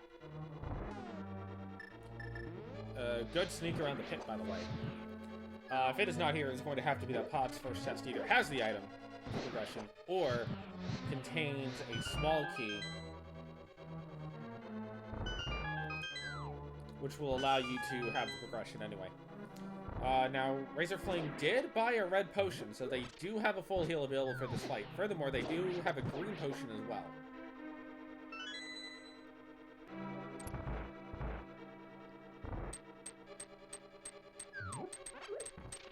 So, running out of stuff for Mothula is not exactly... I don't think it's going to be a concern for Razorflame. The bigger concern will be getting through the fight.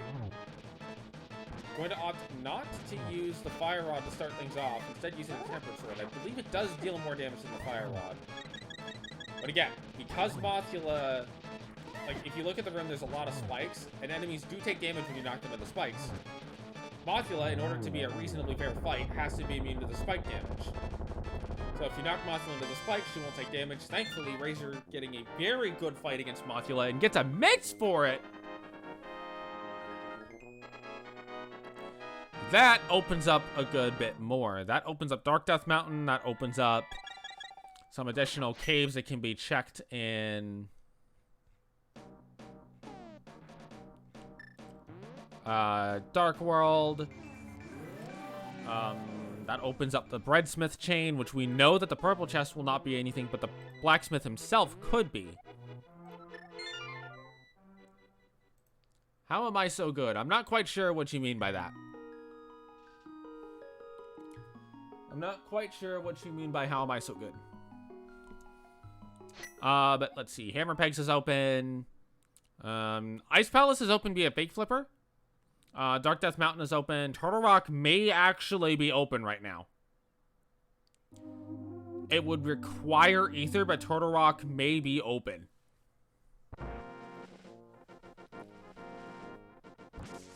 At this point, I've kind of forgotten about the one chest that was left behind in Eastern, just because there's enough available that going to do what's available makes more sense.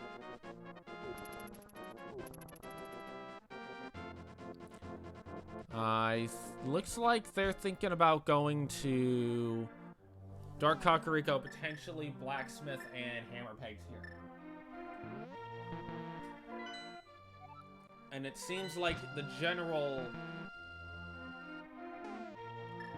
strategy from Razorflame has been to do as much overworld as possible.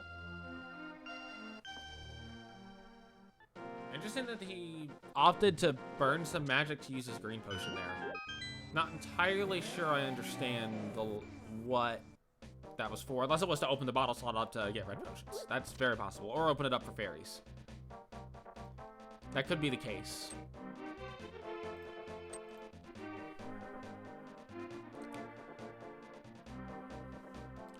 If that, however, is so good as referencing to where item, to like kind of knowing where items are, it's just looking at where has been checked versus has not been checked. And knowing, okay, well, it has to be in one of these couple of spots, otherwise there's physically no checks left for it to be. That bits could have easily been in pod. It could easily have been in pod. Just based on some numberology. So we're going to see hammer pegs, and we're going to see...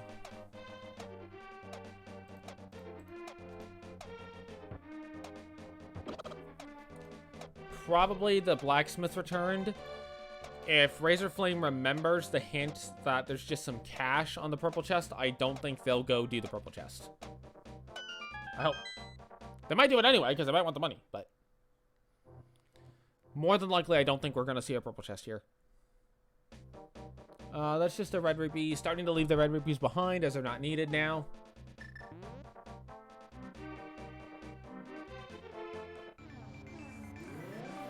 Looks like it's going to be returning the smith.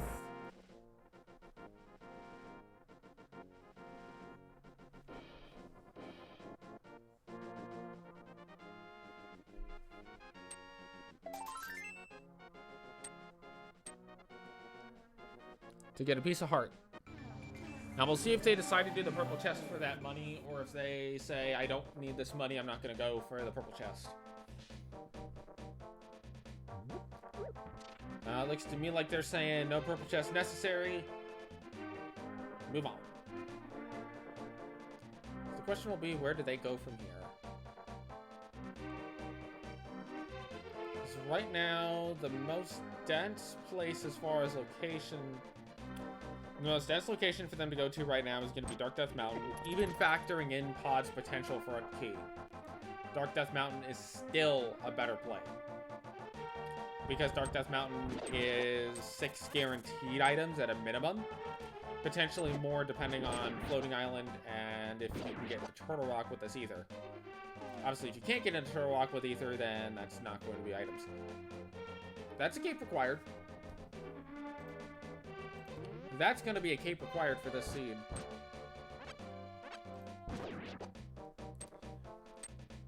That's a red cane on bumper ledge.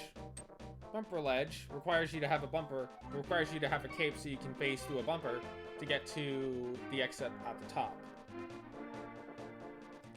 Therefore, that is required. It looks like Razorflame has remembered that they weren't that they did not check Graveyard Ledge earlier, so now they're gonna go check it. Now that they've got the mitts, they can walk up here nice and easy.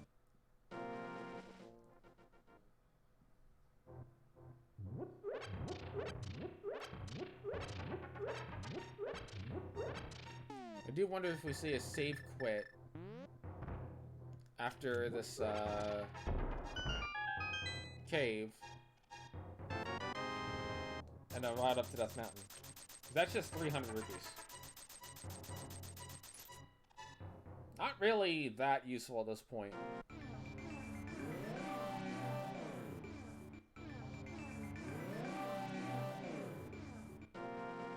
Gonna get kicked back to Light World there. Looks like they do want to go back to Dark World here. So let's see where they go. Let's see where they go at this point. They can't go back across this way, I don't think. Because they don't have a flippers.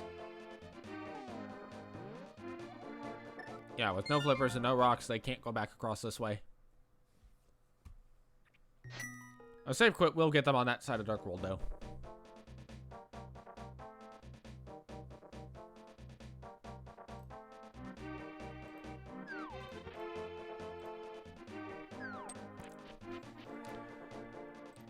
And it looks like they are going to opt to make the play for Pod instead of Dark Death Mountain. Based on their routing and the fact that they did not save quit and go start the mountain cave, it looks like Pod is the direction that they're going to head. Pod requires 110 rupees to get into minimum.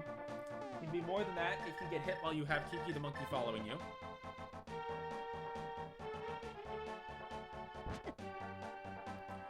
May also be turning the green pendant in here with that mirror pull out. I did forget that they have the green pendant.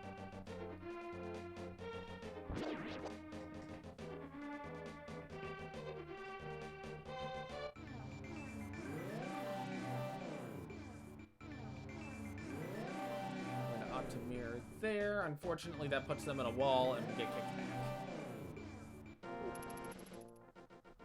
Now that will be good.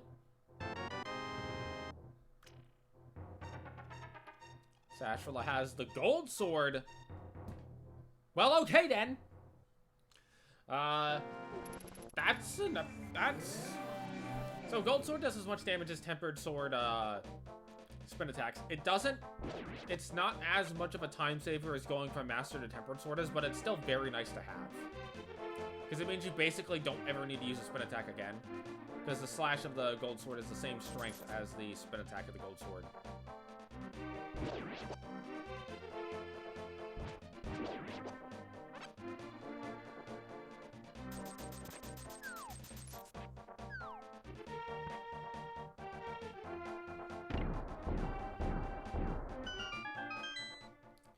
Opening up the way into pod. Now, if this first chest is not a key, then the entirety of pod is bow blocked, at which point there is nothing to be done.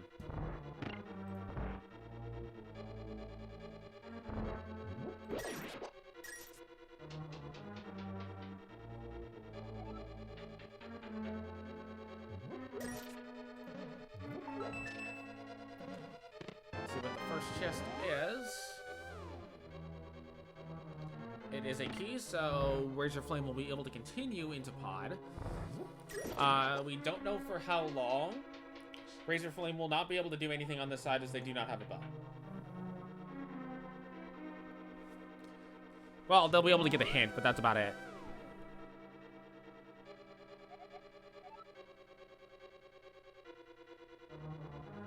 Some cash requires the hookshot. Okay, that's probably going to be in Hookshot Cave.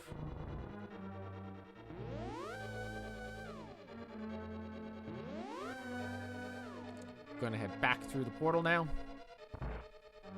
And then gonna mirror anyway.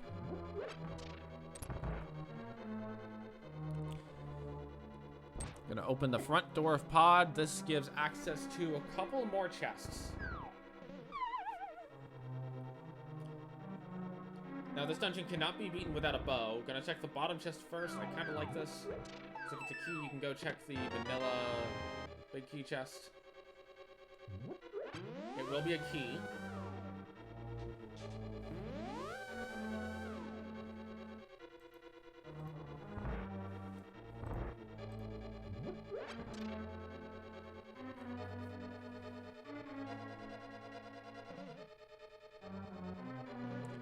And we'll see what they do from here. If they decide to go for the vanilla big key chest, or if they decide to go for this chest. Okay, they're gonna go for this chest. Makes sense.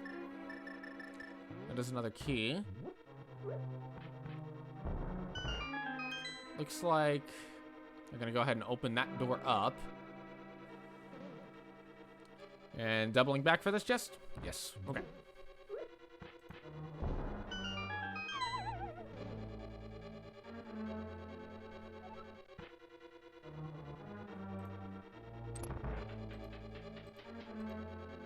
Remember not to fall off.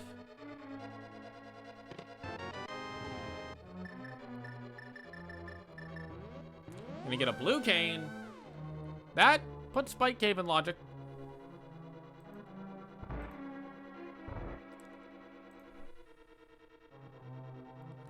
That also will make some certain rooms a little bit easier because blue cane does give you invulnerability while it is active.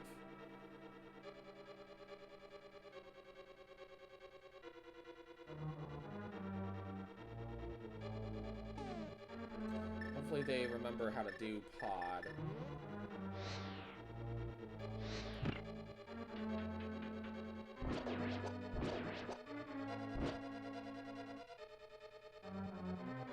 Gonna have to hit the crystal switch from this side of the blocks. But they can't go that way. They're gonna have to go up over here, jump across. The other option would have been to go across from there. Now, they can't do anything up here as... Up this way is bow blocked. They will need a bow in order to go past here, because this leads to the Helmosaur King.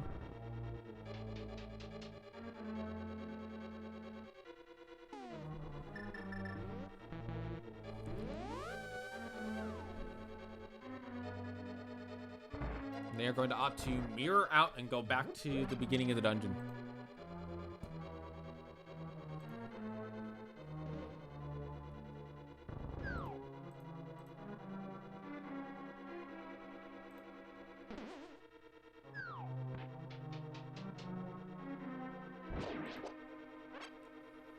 Now that the crystal switch is on orange, they can go to the back of the dungeon, which is where the treasure trove of items really is.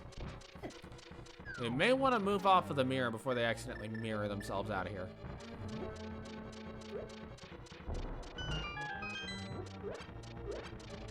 Gonna opt to open that up, and does a good dodge of the mini Helmosaur. Into the turtle room. No real surprise that that's a small key. No big key sighting yet. It's gonna diminish the value of that, Dark Maze a little bit. Opting to take the money. There's the big key. And the small key. We may actually have 2 items on the right side here.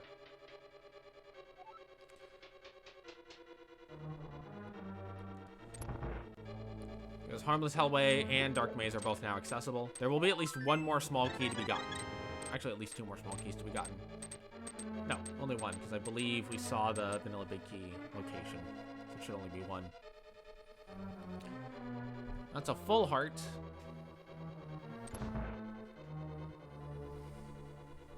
Now to Dark Maze. Yeah, I think there's only 1 small key left, and that's going to be the one to get you to Helmosaur King. That could be on the right side. I don't think we've seen a dungeon item yet either. There's a heart container.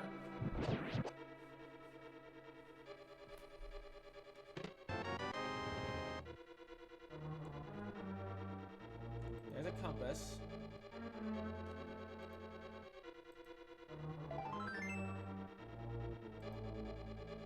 And the big chest will be a heart piece. And that's going to be everything that can be accessed in Pod. So there is still 1 item missing. It will be on either right side or Helmosaur. There will be a small key on right side, and there will be a map. Also, on right side or Helmosaur. So with Pod done, Dark Death Mountain is about the only thing left. Dark Death Mountain includes Spiral Cave at this point because that blue cane does put Spiral Cave in logic. Whether you want to do Dark Death Mountain first or Spiral Cave first is up to you. Now, there is a 33% chance, exactly 33% chance, that we can access Turtle Rock. And if Turtle Rock can be accessed, that opens up another 11 items. The only thing we cannot do in Turtle Rock is go to Trinex himself, and that is because we do not have an Ice Rod. That is the only thing that cannot be done right now in Turtle Rock. Turtle Rock will eventually need to get done. So if it is possible to get in there, it may be worthwhile to go ahead and at least poke around a little bit. Try to see what the DLCs are.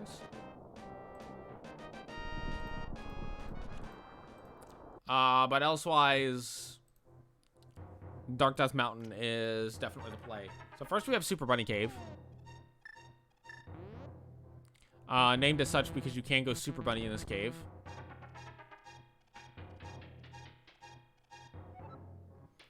Normally this cave involves a lot of going up and falling down and just repeatedly doing that until you eventually reach where you need to be. Which is going to be over here to pick up these 2 chests.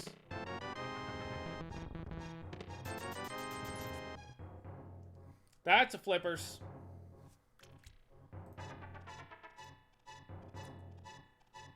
That puts Swamp and Ice fully into logic. Both of those dungeons can now be fully completed.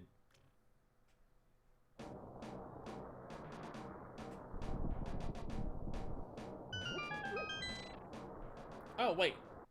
It doesn't matter if Turtle Rock can be gotten into, because the cane's on the, bumper ledge, and without a cape, there's no way to get to that cane of Samaria, and you need cane of Samaria to set foot inside of Turtle Rock. So it doesn't actually matter what medallion Turtle Rock needs to access it. That's a mushroom. That's a fetch quest.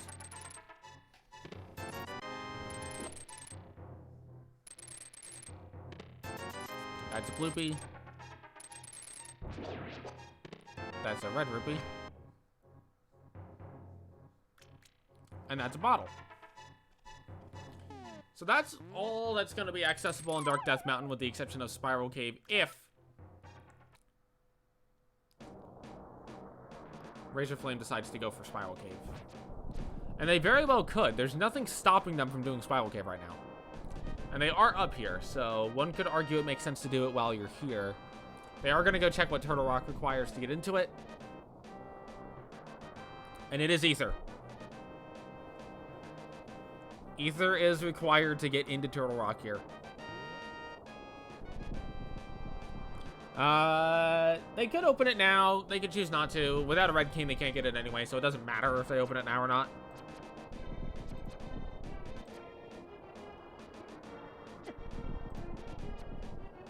Some good dodging of those Lionels. They will end up having to deal with this one. But now they can say hello to Ganon's Tower, jump down, and go to Spike Cave, which I like the decision to go ahead and do this now. Again, you're here. When are you going to come back? When are you going to be back on Dark Death Mountain except to go to Turtle Rock?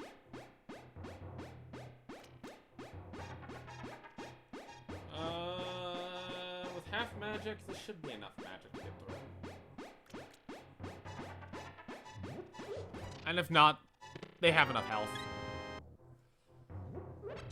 Yeah, look at that.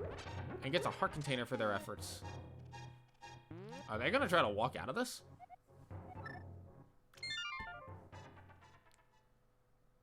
No. 9 times out of 10, you don't walk out of, Spike Cave.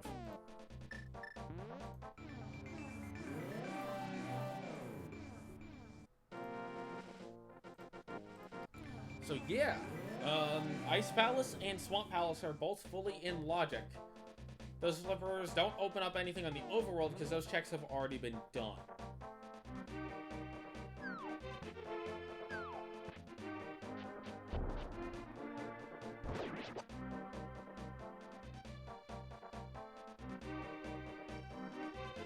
They may be walking to Swamp from this side of Dark World.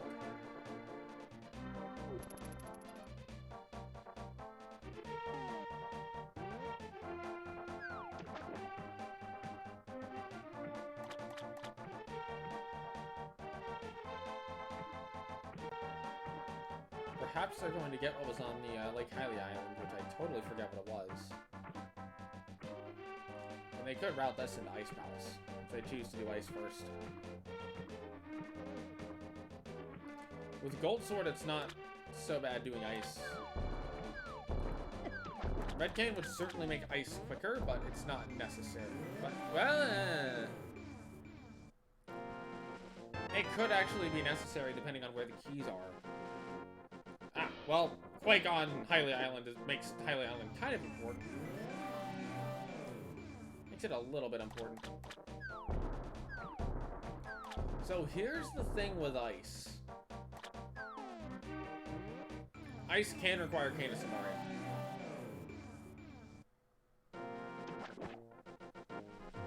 Ice can require Cane of Samaria if Cold Stare has a small key. If Cold Stare has a small key, Ice will be logically required for... or Cane will be logically required for Ice, as the game does not assume you do the bomb jump. Beans on Toast is a great movie. The game doesn't assume you can do the bomb jump, nor does it assume you can do Icebreaker, which needs a Cane anyway. But it is possible that Cane can be required for this dungeon.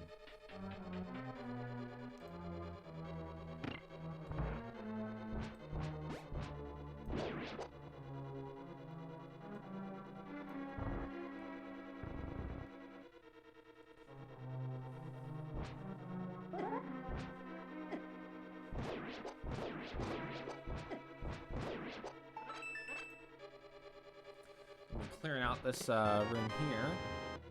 Getting a lot of bomb drops. And does get a big key for their efforts. Okay.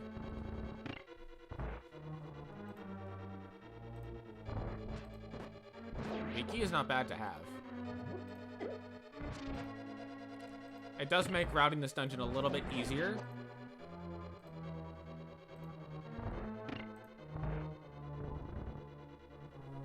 And gives you some more options to work with.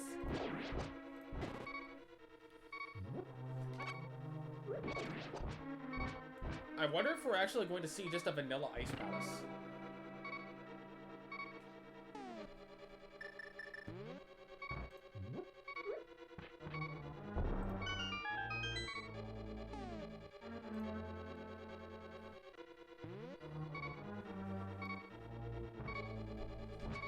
With no potions in hand. Gonna place the bomb there. Gets a fairy out of the, dude, but, he's gonna have to... Yeah, he's gonna have to be on this side when he hits the switch. Comes down.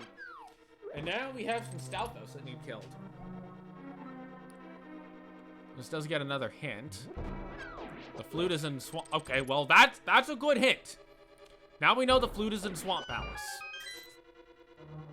So that's probably where... Knowing that information, at least I personally would head straight to Swamp as soon as I'm done with ice.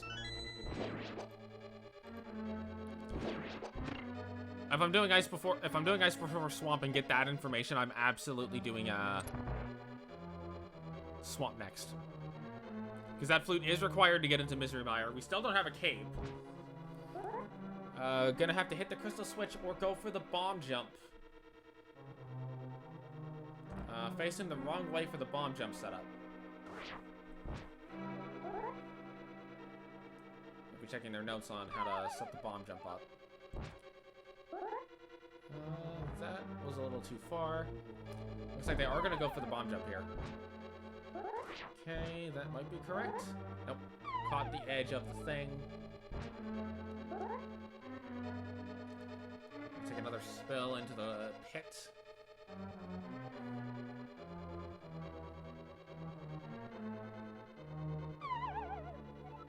This guarantees that they can get through this dungeon without needing the red cane.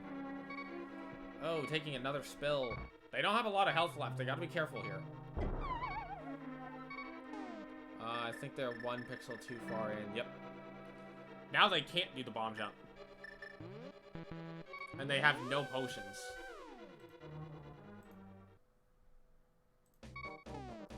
So they're gonna opt to leave Ice Palace. The question will be if they decide to come back or if they decide to say, you know what, we're gonna go to Swamp first and come back for this later.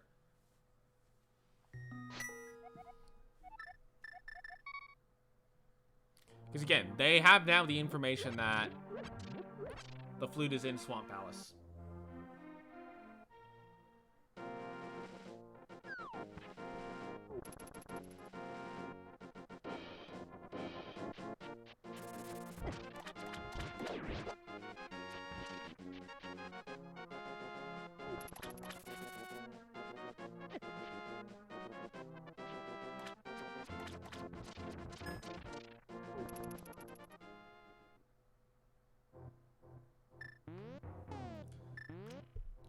Looks like they are going to go for Swamp.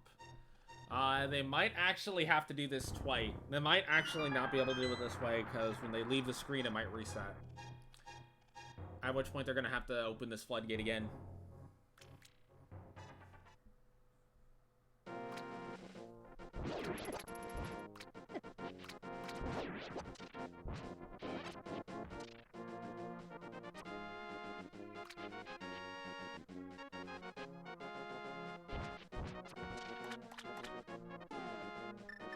Headed to Dark World to go into Swamp.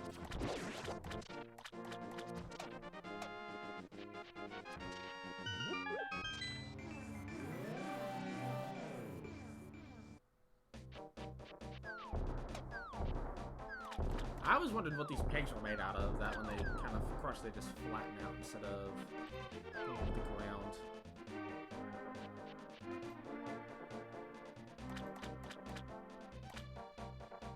And he's gonna have to open the floodgate again. Unfortunate.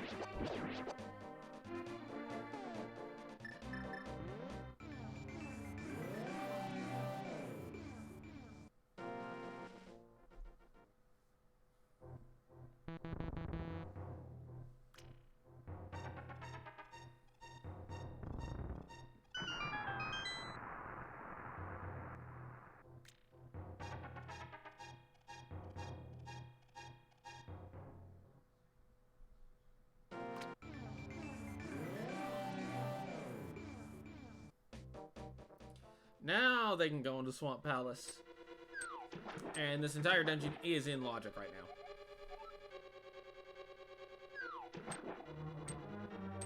now. A glove is on a boss. Well, we already have both gloves, so that doesn't really help.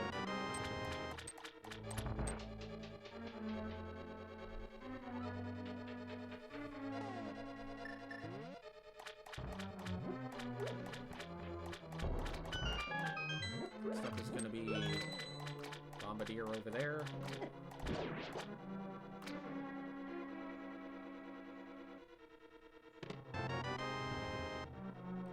Swamp Palace does have the most items out of any of the dungeons at 6 items. And with the early big key, that kind of lets full clearing Swamp Palace be a little bit easier.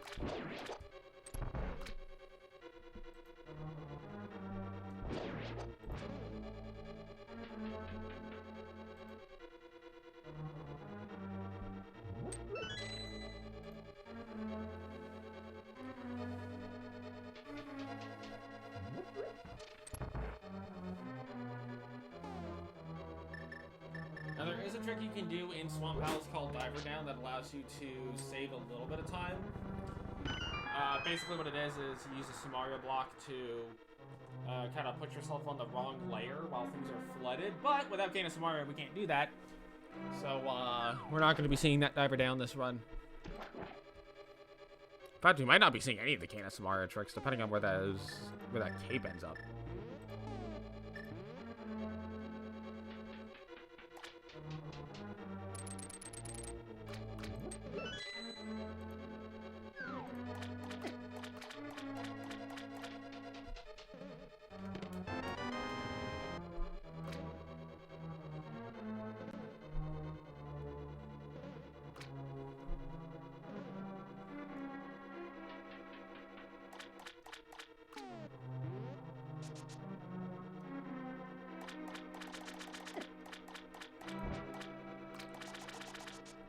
Coming up on Compass Chest now. They got their boots, it looks like, out of the big chest. That's a good find.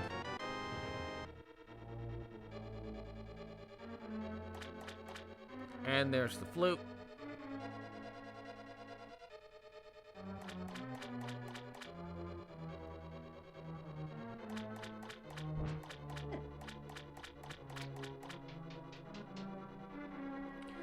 So, with the 2 big items gotten so far, the question remains, what is in the rest of Swamp? Is Swamp just going to be this absolutely loaded monster that it already is, or is it just going to kind of fizzle out? Only one way to find out, and that is to go check all the other chests. Yes. Roughly.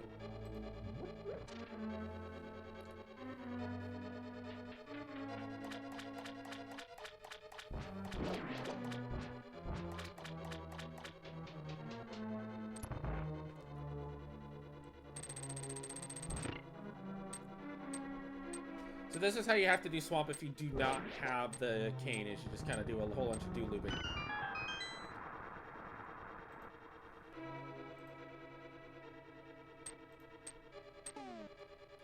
An Ice Palace is very similar in that regard.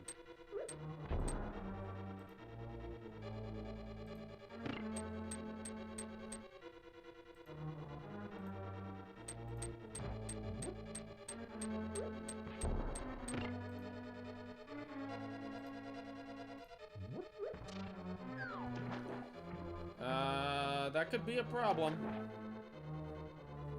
This blue, the crystal switch on blue could be a big problem coming up. Because there is one chest that requires the crystal switches to be orange. This could lead to multiple loops through this dungeon.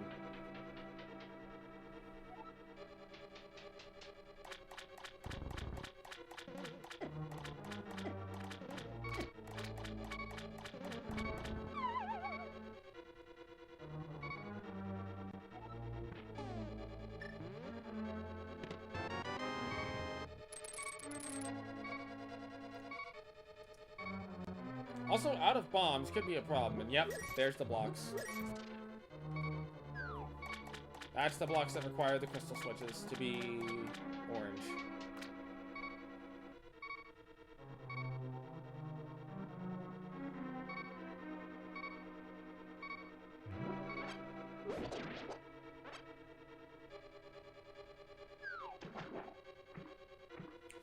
So they're gonna go back, flip the crystal switches to orange, and then come back through to get to that chest.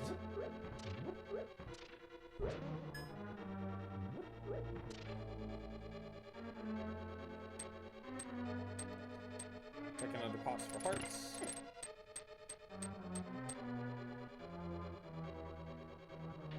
A little short to get the hookshot invincibility.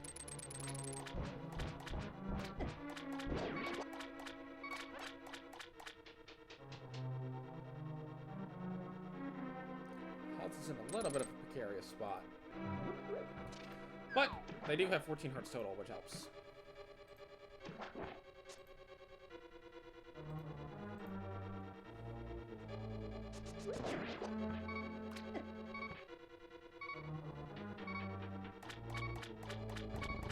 Oh, but down to half a heart and no potions, no fairies that I see.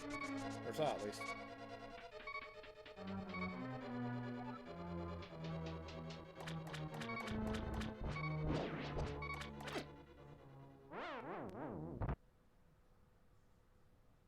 Oh, takes a death at the top. Gonna have to go back again. Unfortunate.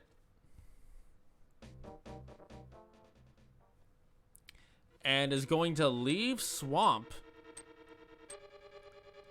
Probably thinking about buying some potions. Yeah, they're going to leave Swamp, presumably to buy potions.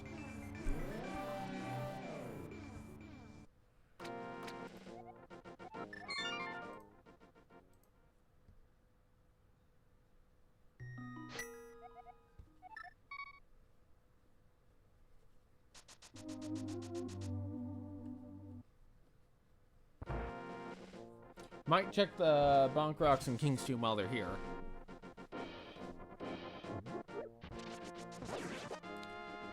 Not even gonna check the Bonk Rocks, just going straight for the King's Tomb and the potions, I guess.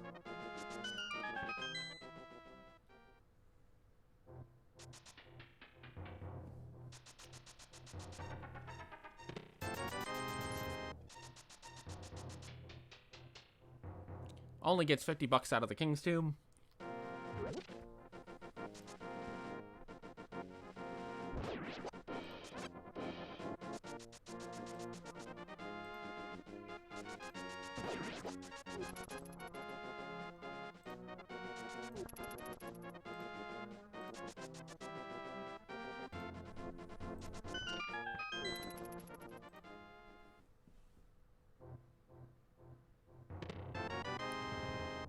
Now they're going to check Bonk Rocks and get a red mail. So that's both armor upgrades. They have both armor upgrades, all the swords, just missing a shield upgrade, and they're pretty much good to go for combat outside of not having a bow or a nice rod. Gonna go activate the flute.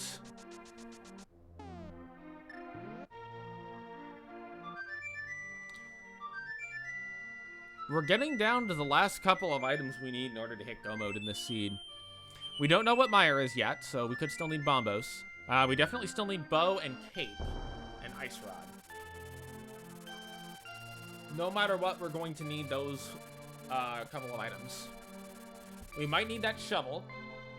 We might need to turn to the mushroom. We might need powder because of Magic Bat. But we're guaranteed to need Ice Rod, Cane, cape, and those are guaranteed. And it looks like we are going to get a shovel pickup.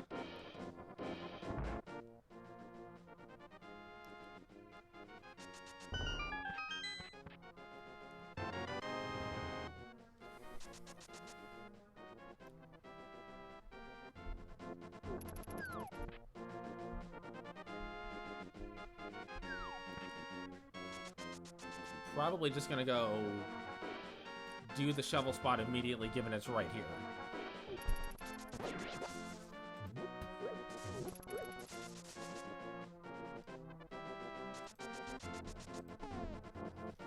Now remember that you do have to select the shovel if you don't get it first.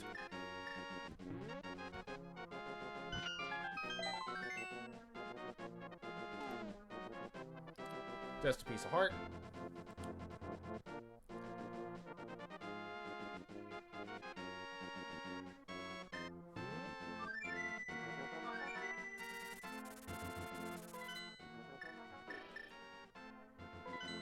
They go from here.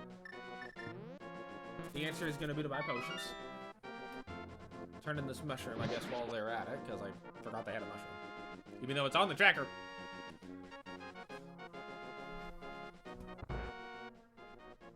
Let's see what they get for the mushroom. It's going to be a bug net. I will allow them to catch fairies, if they so choose.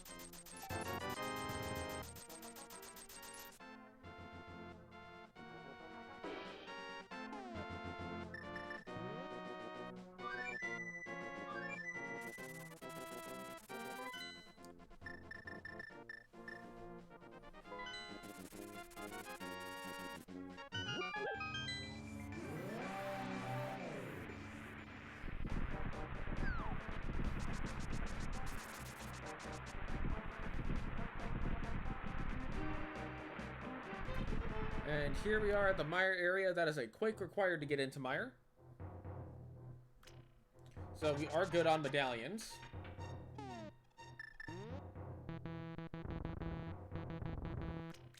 what is in the mire shed?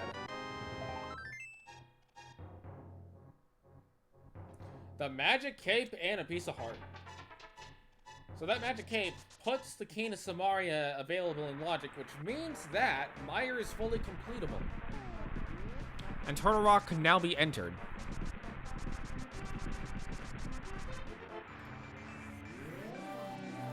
Gonna check Checkerboard Cave. I would expect that the next play after this would be to go ahead and get that red cane so that they can go ahead and finish off mire. And they might actually go ahead and finish off their ice in their swamp palaces.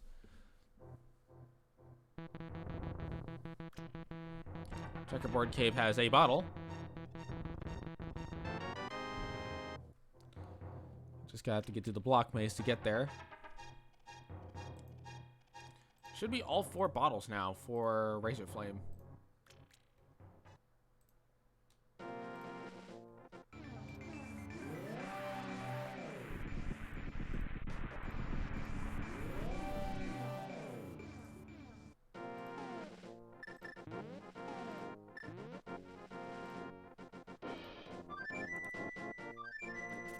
Looks like they are fluting away from the mire area.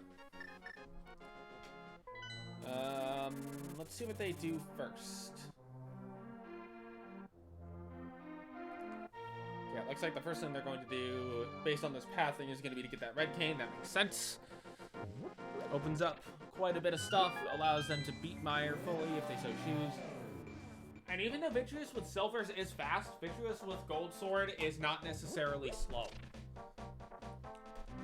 And Vitreous with gold sword is actually faster than Vitreous with just arrows, so at this point, a singular bow would not significantly speed up the Vitreous fight.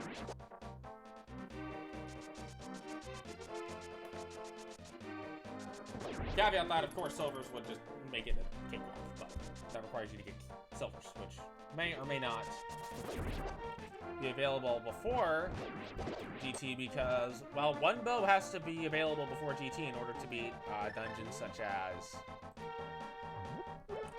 Pod and Eastern.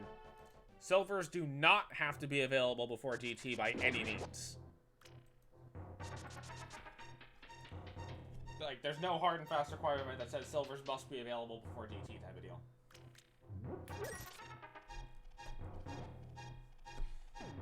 There's two ways to get across this. You can either do that or you can hook shot, and then you need the cape to get through that bumper.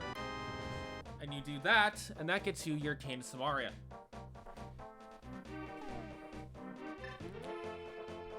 So, we're kind of in the cleanup dungeons phase of the seed now.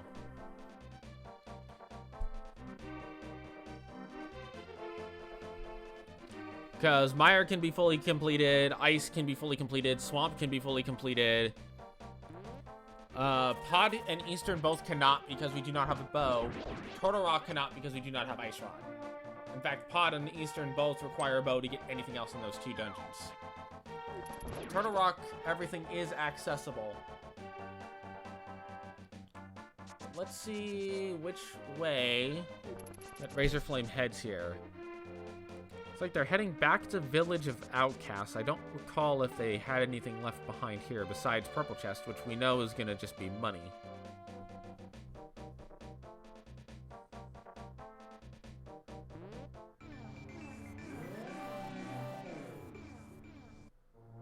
So they're checking their map. They are going to go ahead and opt to mirror here. It is easier to get around the overworld in Light World and Dark World because of that flute.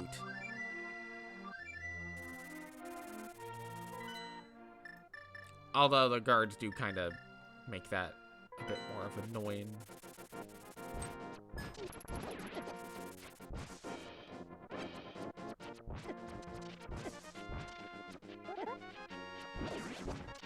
So back at the Swamp Palace area.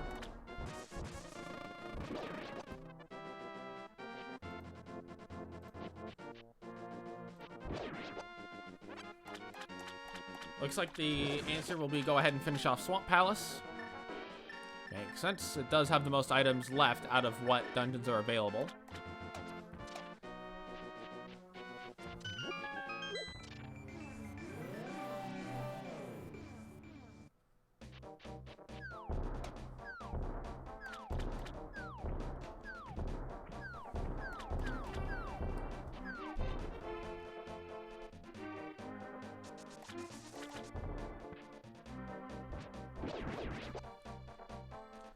I believe they have the one item on left side and then just the stuff on the way to Argus left here. I expect that will be followed up by Ice Palace.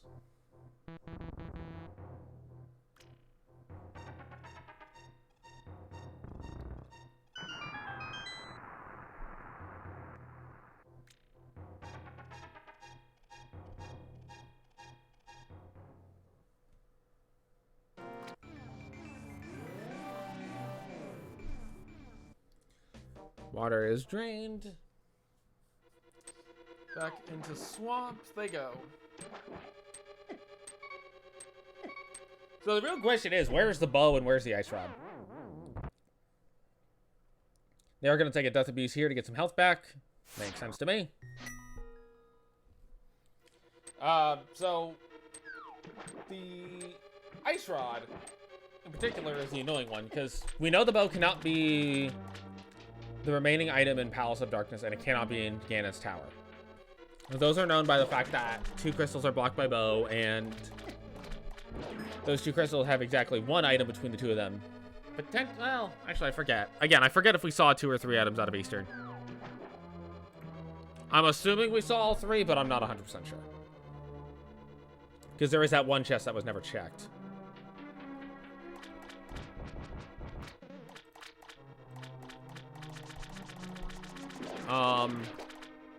But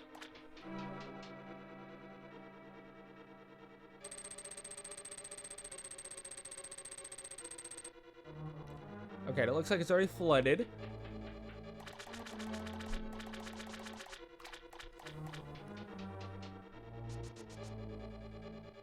But what's it called?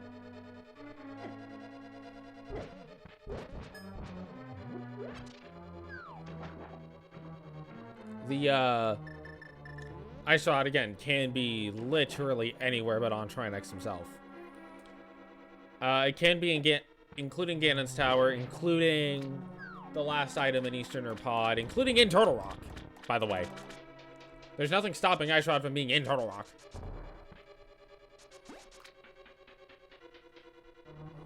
And if Ice Rod's in Turtle Rock, that just feels really bad. But perhaps more pressing is finding a bow. Because that does block access to Ganon's Tower right now.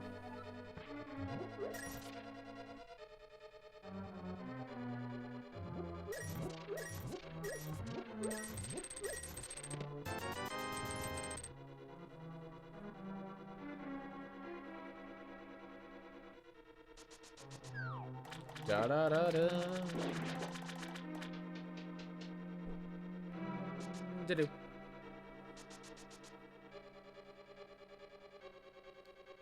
Nothing really there. So pretty much anything that isn't bow or ice rod at this point is kind of just meh. Bombos would be nice to have. Powder would be nice to have. But elsewise, anything that isn't one of those two items is kind of just meh. It exists. Boomerang would be nice for the menuing, I guess.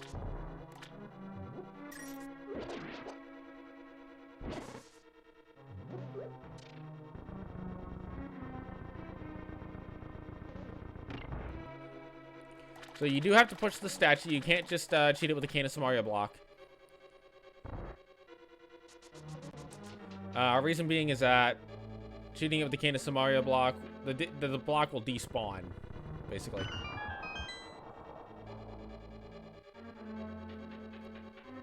So that drains the water here.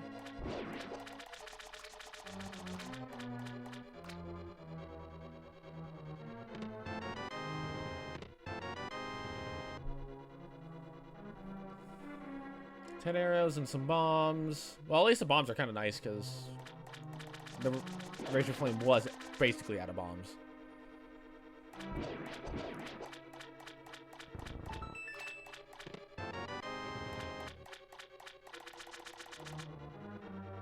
There's the map. I don't recall seeing a compass yet. I think we've seen it, so Argus should have an item.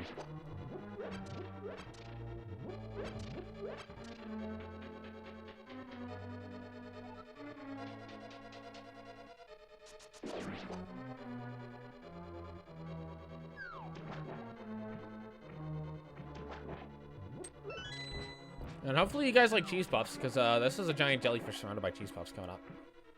You cannot hit the enemies from above in the water. It's really weird, but it's just a thing.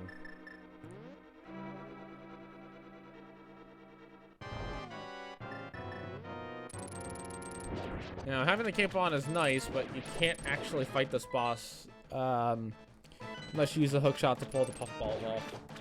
I'm gonna take a look at the map.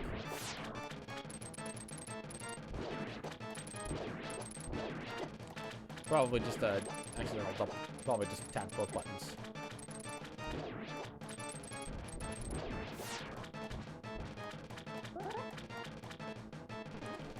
Final puffball down. Now you just have to fight Argus himself. And his main method is just kind of run around and just go for pure contact damage. But dies to 2 hits with the gold sword. Your reward is bombs.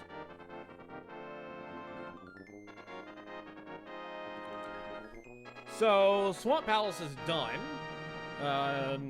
Really good items in there, just they're kind of fizzled out. On to wherever they go next. My guess would be Ice Palace, because it's half done already and they need to do it anyway. But they could surprise me and say, nope, we're going to Mire. I would expect Ice and Mire to both get done before Turtle Rock at this point.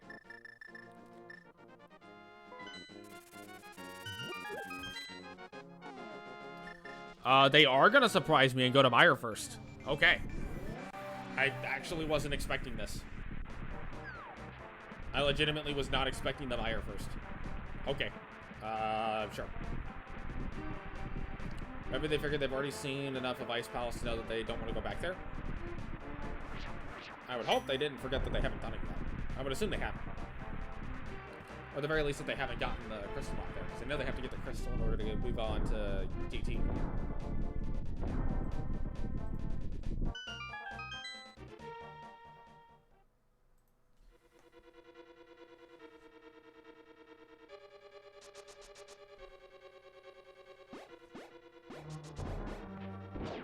So into Misery Mire.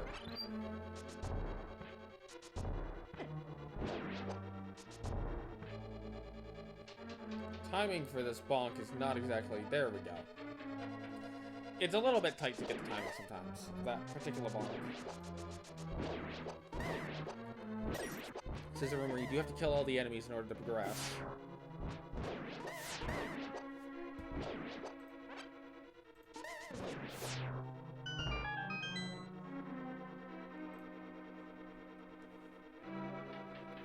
And welcome to Mire. Mire is a dungeon that is very spread out in terms of where the chests are.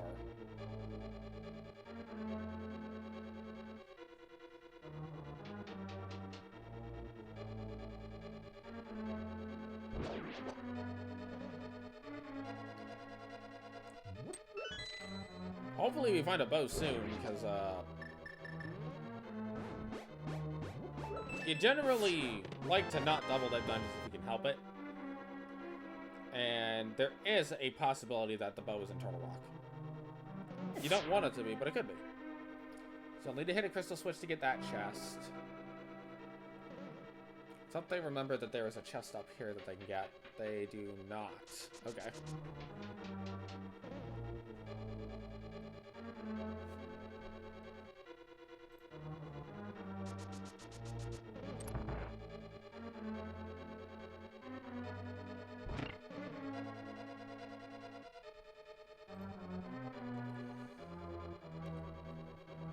And they're gonna opt to come down here.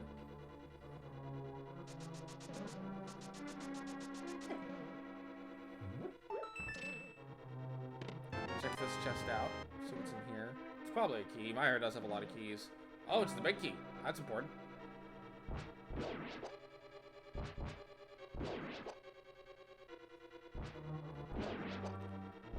They seem to be a little bit lost. I'm not sure if they're aware that there's a key in that jellyfish. Well, they're back here.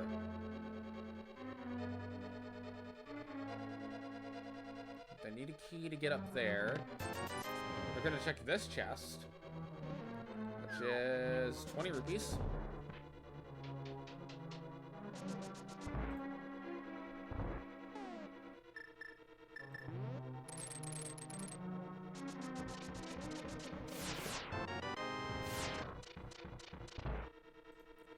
The big chest is a small key.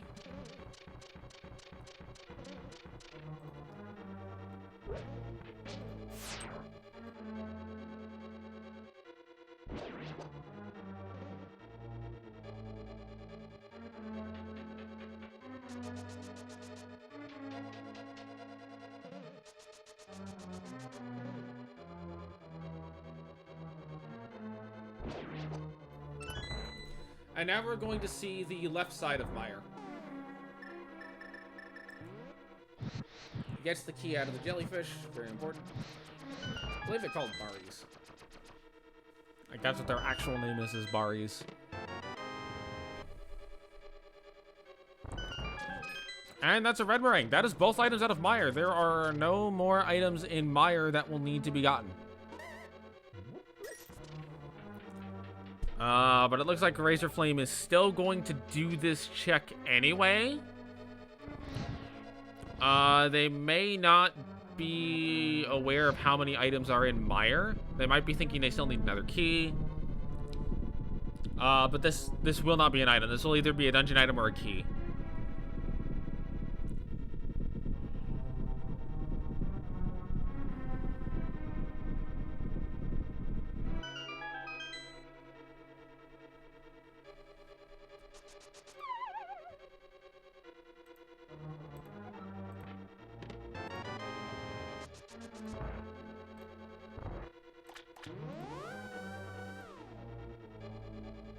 Looks like that was a dungeon item. So now they can go to the boss.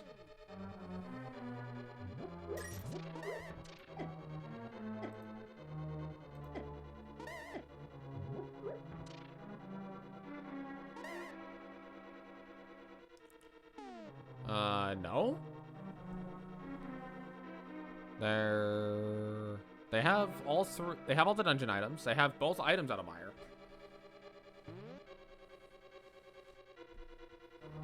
They did miss the one chest over by the bridge, but outside of that, there's nothing left for them to get in here.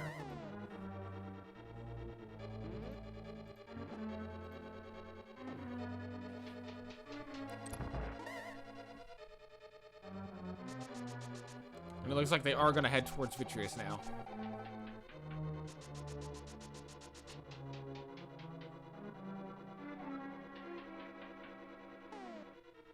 I guess theoretically they could hookshot over to the chest.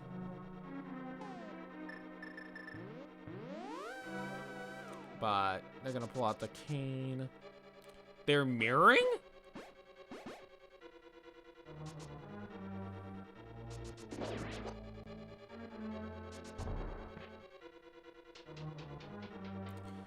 I guess they're going back for that one chest. I'm kind of surprised they didn't go for a walk back up the stairs, hookshot, and then go back down. Oh, when they miss the enemy down there, they're gonna have to kill. Okay, they're going back for it. I'm actually kind of surprised that there was a mirror there.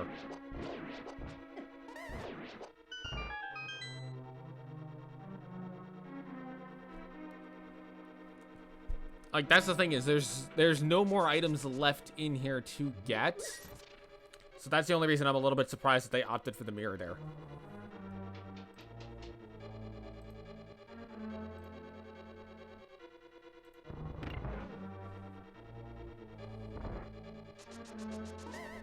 They are going to get this chest now, but sadly at this point there's not really anything that can be in here except the key.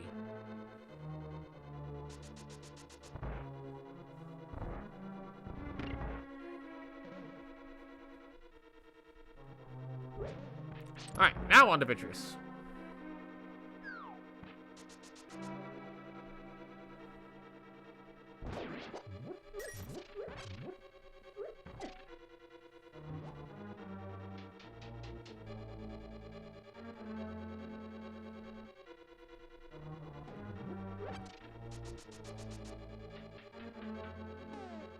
Gonna have to pick up the magic again.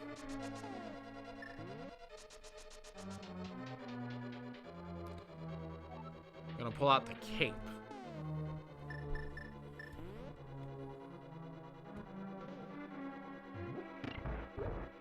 Okay, now we got the right game.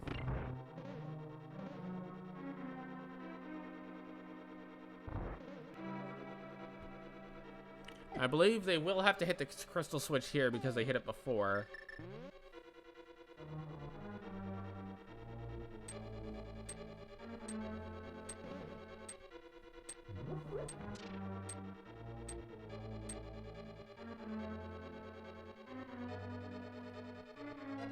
And gonna find that they do need... Oh, they do not. That's right, they mirrored. That reset the crystals. I forgot about that. My apologies, folks. So now they're gonna hit the switch and on to fight a giant eyeball monster.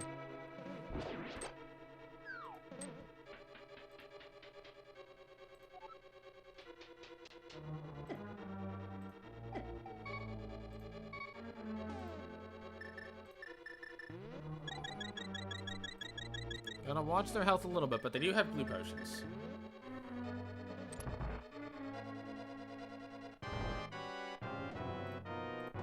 And with that, it's time to fight Vitreous. Gonna opt to do the cape and dash strat. I actually rather like that strat, if you have the magic to do it. I really do like that strat. Gonna opt to just stand in the goop, take the fight straight to Vitreous. Knocks Vitreous out really quickly, and gets killed.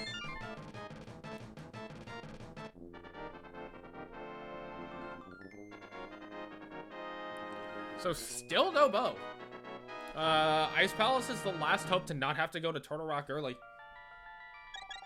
And still no Ice Rod either. At least if Ice Rod was found, Turtle Rock would be okay, because then you just go beat the dungeon that you gotta beat anyway. But no bow or Ice Rod yet. A smidge concerning, some would say.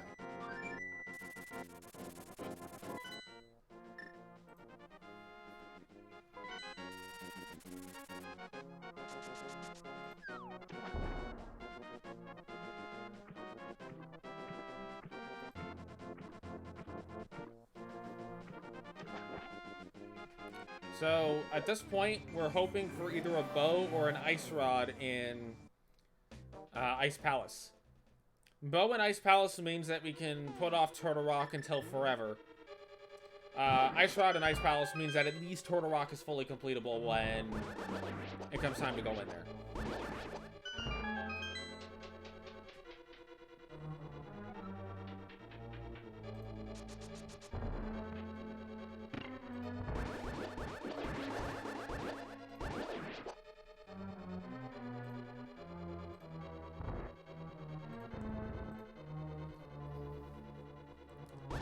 Gonna go through Ice Palace again. We might see Icebreaker this time because the cane is now available. But no matter what, this dungeon will be completable as...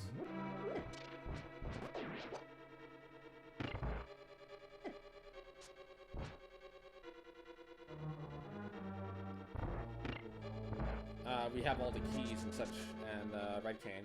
Looks like it's gonna be another attempt at the bomb jump.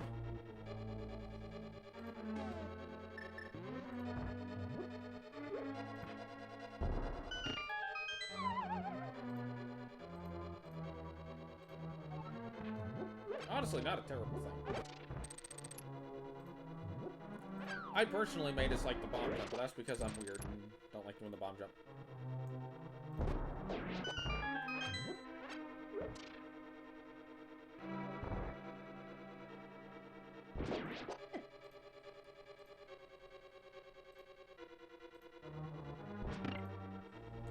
Yep, that's my thing. I don't like doing this bomb jump.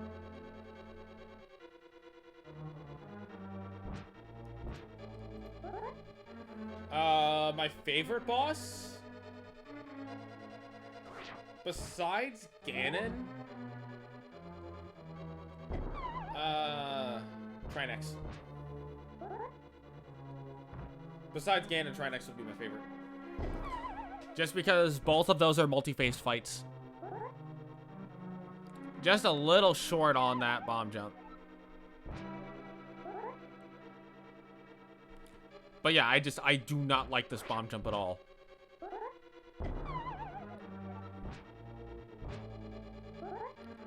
I really don't like this bomb jump. Just because it's so finicky. Like, it's pretty much pixel perfect to get it. It might not actually be pixel perfect, but it feels like it's pixel perfect. And Razorflame only has 2 bombs left. Gets the bomb jump that time, though.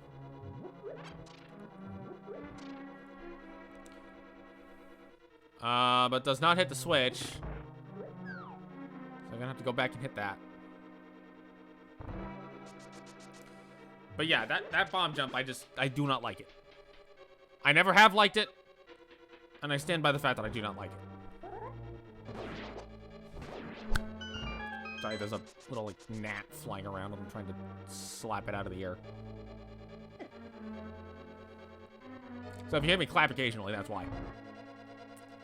So now we're heading over to Freezor Chest, which you do want to go this way if you want to get to Freezor Chest, because you can't actually get in from the other side. Gonna opt not to go for Freezor Chest and instead fall this way. Okay. Well, he could be doing the light side first. That's fair. Right side first could be... Right side first is not actually a terrible idea. Gonna get a hint tile, too. A heart container held by someone friendly. That's probably Sahasrahla. No, they're just gonna go straight down here. This is gonna miss them at least 1, if not 2 chests.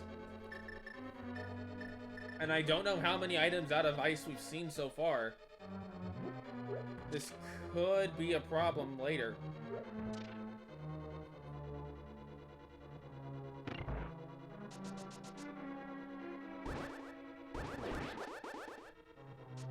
Because there could be a key in this Razor chest that they're not going to be able to get to.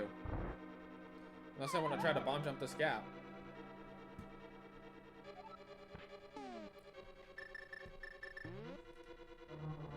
It is possible to get to this chest doing a hookshot glitch. And they do get that.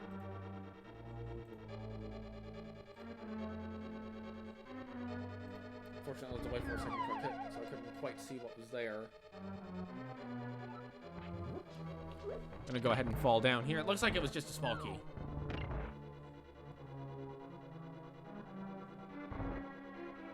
And they're just gonna go fight Cold Stare. They're gonna say, forget the right half of this dungeon, we're just gonna go straight to Cold Stare.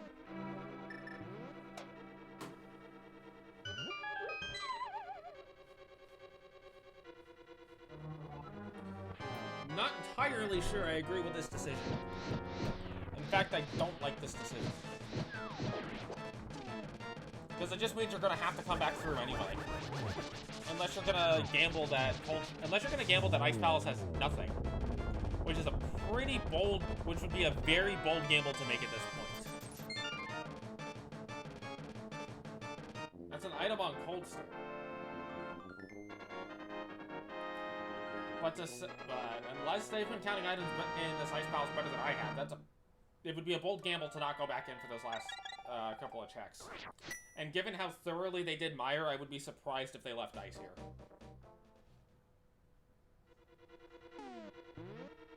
Okay.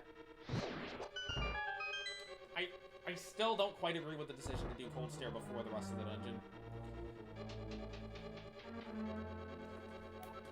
Now, it's an all-dungeon scene, it's a Crystal Ice, so you have to fight Cold Stare anyway, but I personally think I would have gone ahead and finished out the dungeon before going to Cold Stare. But that's just me.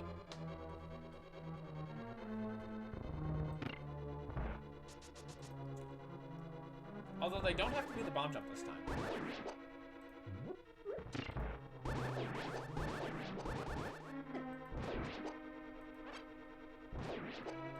Which in and of itself is pretty important. Because they don't need to go down to the Cold Stare area, they can just ignore the bomb jump entirely.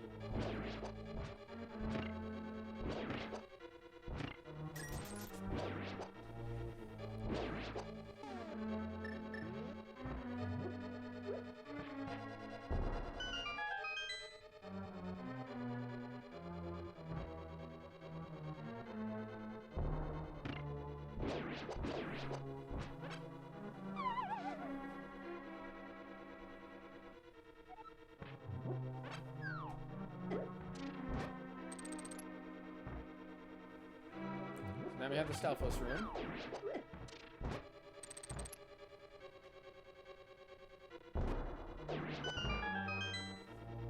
These Stalfoses cause a lot of lag, which I'm always taken aback by whenever I go through this room. Although I haven't been going through this room as much because Icebreaker. Icebreaker basically is a clipping glitch that you can do.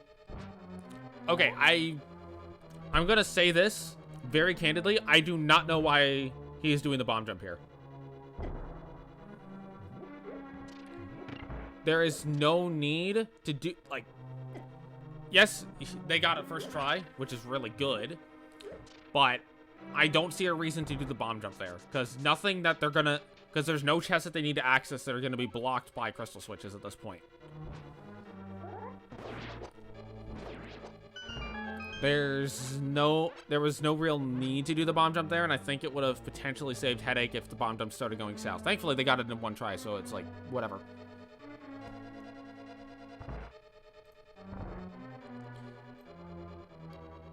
But I don't think I personally, I just don't think I would have done the bomb jump there.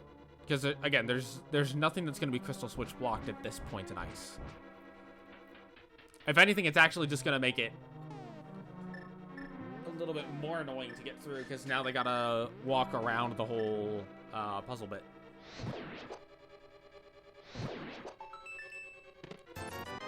But if that's the only thing I'm gonna but if that's the only decision I'm gonna disagree with throughout the sea, that's pretty good. It's another bloopy. At this point, Turtle Rock is pretty much required.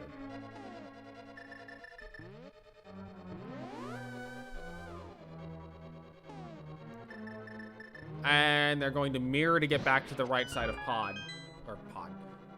ice.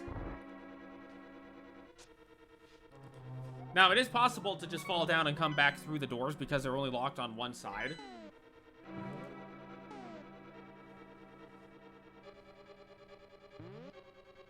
I'm not quite sure what they're going for here. Maybe they're looking at their map to see if they've gotten all the items or not. Which, I've counted at least 2. I don't think we've seen a 3rd item yet.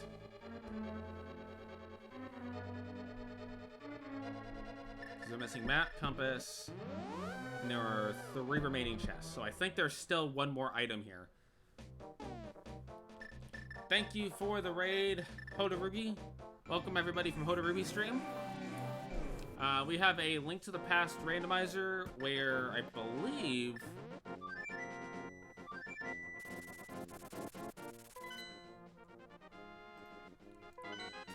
let's see. Well...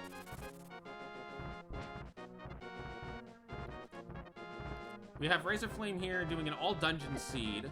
That means that all pendant dungeons, all crystal dungeons, and Aghanim's Tower are required to be beaten. We have completed all but 2 crystal dungeons, which we cannot finish because of Bow. 1 pendant dungeon, which we cannot finish because of Ice Rod, and obviously Ganon's Tower. Aghanim's Tower has already been completed. So that will not need to be done. And it looks like we're heading over to Turtle Rock to do Turtle Rock. Now, we can't complete Turtle Rock because we don't have an Ice Rod, but we have everything else we need to complete it. And so far, everything has been fully cleared except for Eastern, where there has been 1 abandoned chest, and Ice Palace, where there are 4 abandoned chests. And based on the knowledge that we have about Ice Palace, there is at least 1 item that has been left behind in Ice Palace. Because I believe we've seen 2 items. I don't think we've seen a 3rd, which means there would be 1 item still in Ice Palace unaccounted for. And I believe there's also 1 item in Eastern Palace unaccounted for. And the only reason I'm concerned about those is those could easily be holding either a bow or an ice rod, because there's no restrictions on what can be in either of the chests that are not checked so far. And so much as neither of them are blocked by those items.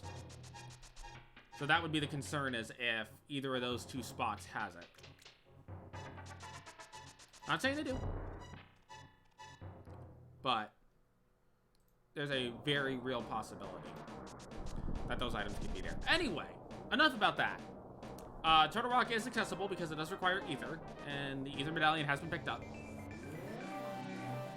We do have Red Mail and Gold Sword, so combat will be a non-issue in this Turtle Rock. It will just be, is Ice Rod going to be here in Turtle Rock? That's the big question.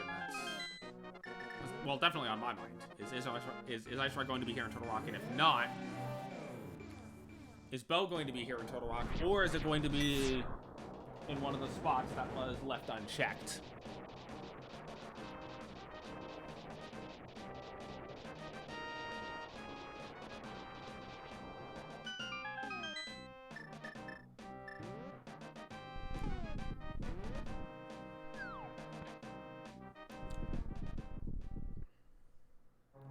But here we are in the Turtle Rock. A bottle requires the hook shot. Well, all 4 bottles have been seen, so yes, that is true.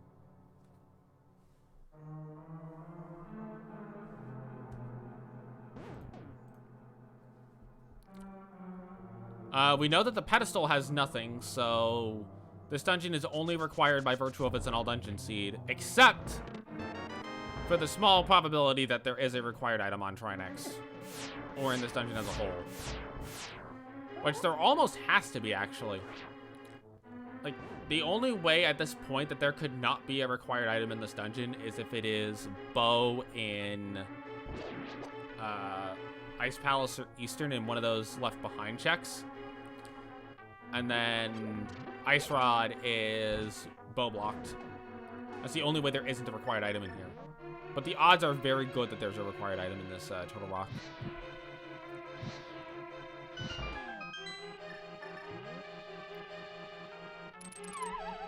It's going to be Fire Torch Room. Generally speaking, that's the best way to do that, is just do it that way. Here's the first roller room. Gonna opt to use the cape. Gets powder. Powder opens up one check, but also is a very good safety to have, because you can use it on the anti-fairies.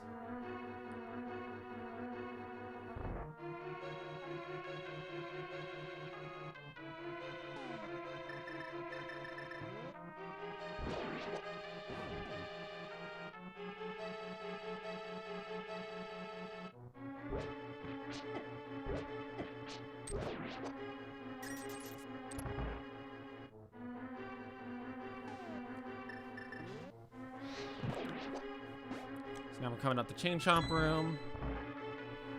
This Pokey always has a key.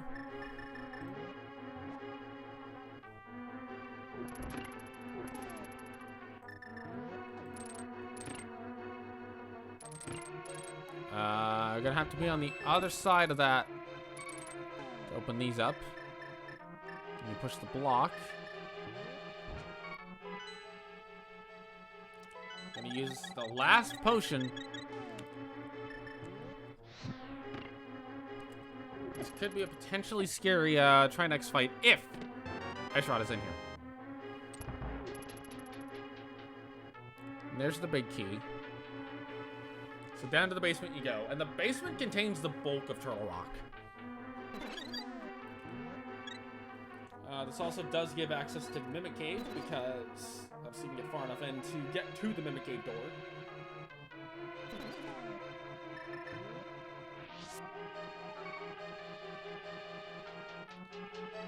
I'm gonna capture the fairy in the bottle with the bug net. I like it.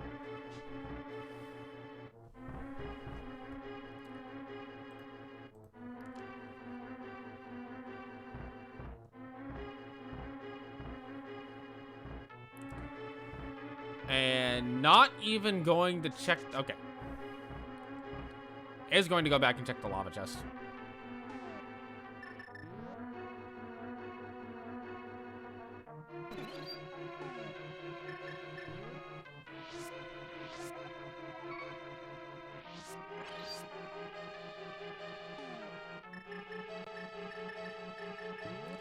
Only he's able to get one of those fairies in a bottle.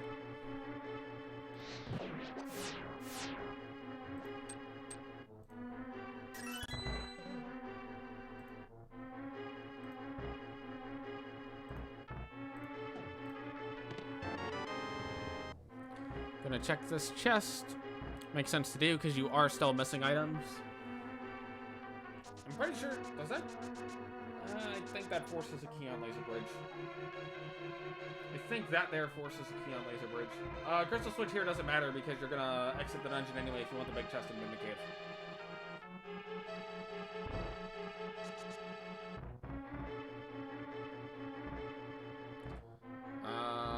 Now going back this way?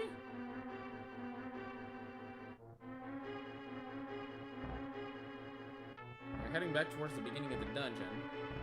Okay, I think they're going back now. We might have just gotten turned around is all.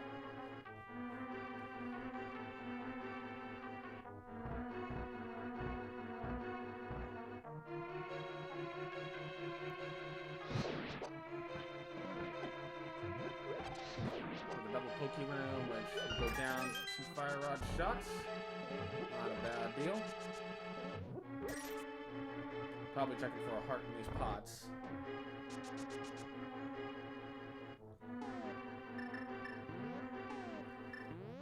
Now let's see if they check Mimic Cave here. I expect that they will, but I was also surprised by them leaving half of ice behind.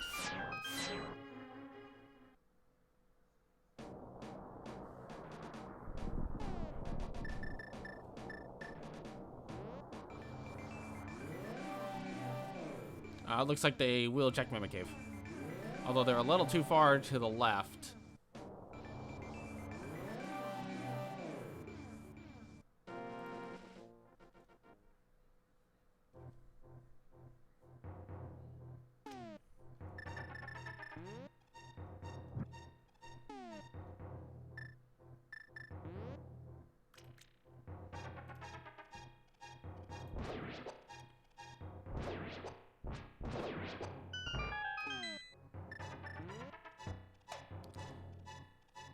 pull the hammer out real quick. You'll always have... What you'll always have in a non-entrance seed getting into there, and that's Bombos. Not required, but nice to have in so much as it'll allow you to kind of just go through the gauntlet at your leisure. The fact that we still haven't seen a bow or ice rod is concerning. Very concerning.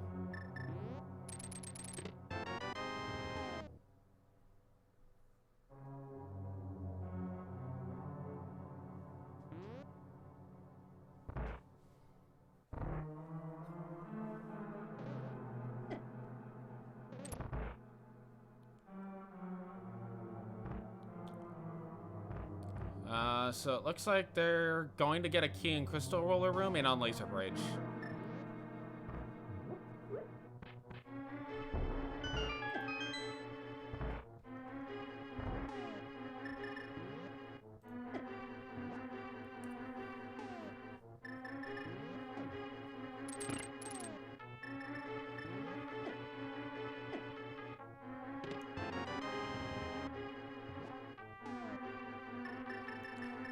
Gonna get a key there. We knew that was gonna be there.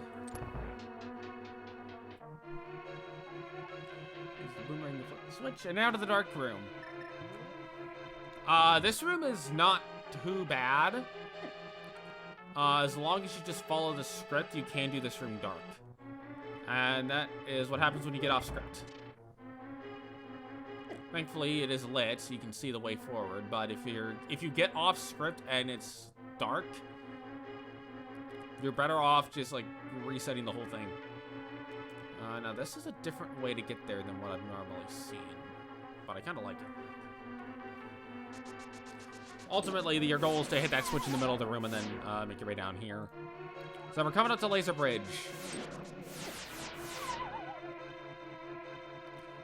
Hopefully they will take Safety Door.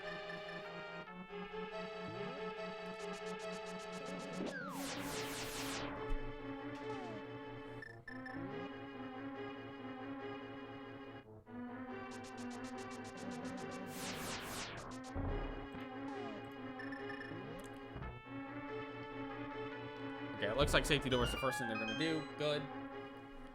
Safety Door is basically this door exists so that you can respawn here should you die. That's about the main, and that's about the only purpose of that door. I will knock the thing into the pit.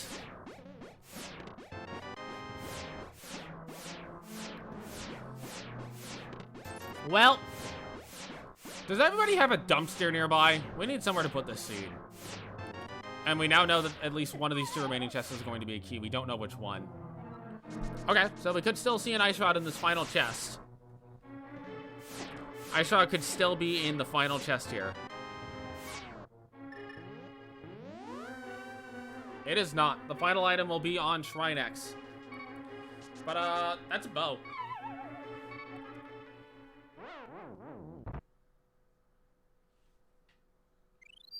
That is a bow. That's a fairy revival. That happens more often than you'd think. You're like, I'm gonna death warp, and then you fairy revive, and you're like, oh. Now, for those of you that weren't here at the very beginning, when we first found out that, well, very beginning, when we first found out that Turtle Rock was a pendant, I mentioned that that does open up the possibility that,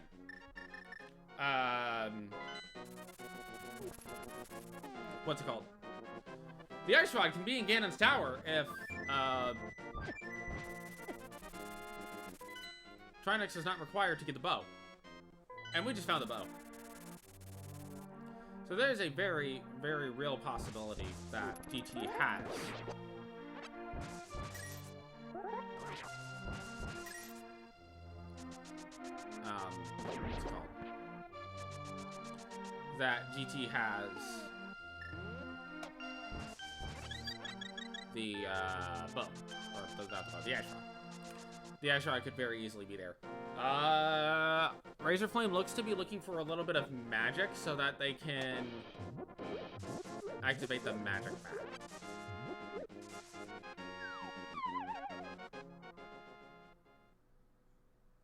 Because they won't be able to do the magic bat here, because they are out of magic completely.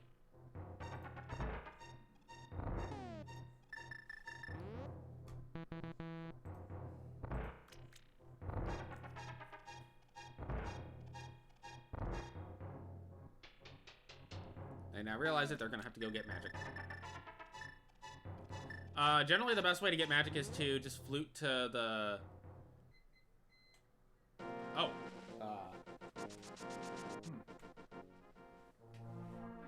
That was interesting.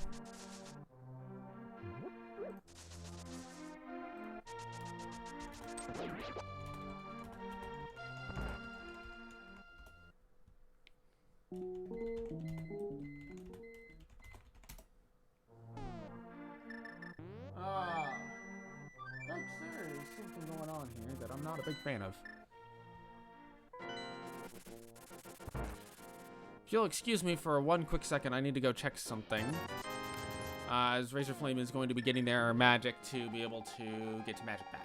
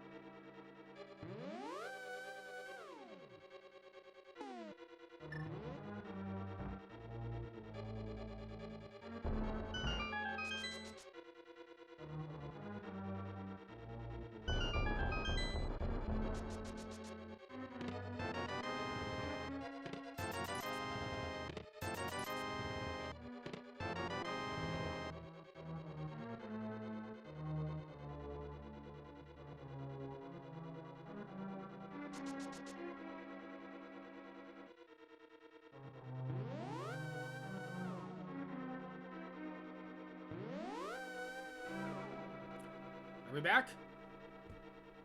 Are we back, folks? If you can hear me, the safe word is apple.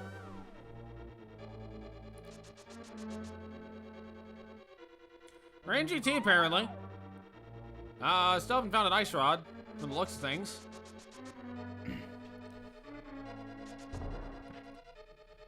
For the curious, we just had everything hard crash. Like, power outage style hard crash. Like, my battery backup failed hard crash.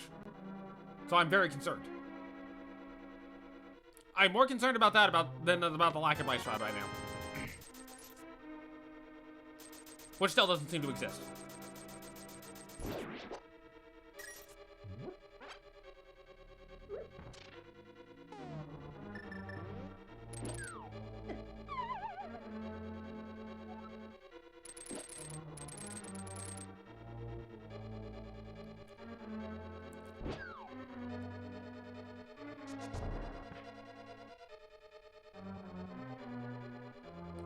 Good bonk off at the gap there from Razorflame. I kind of like started to get the stream up about the point where we saw the big key on the torch, and then I haven't seen anything else. Obviously, Ice Rod wasn't in Potter Eastern, or else they'd have been gotten.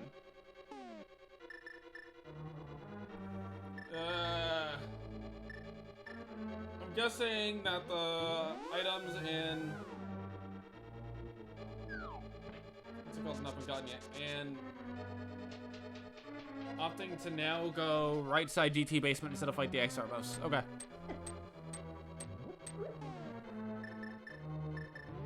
That's acceptable. By the way, the stream on my end has a ton of lag right now, so just be aware I might not see everything.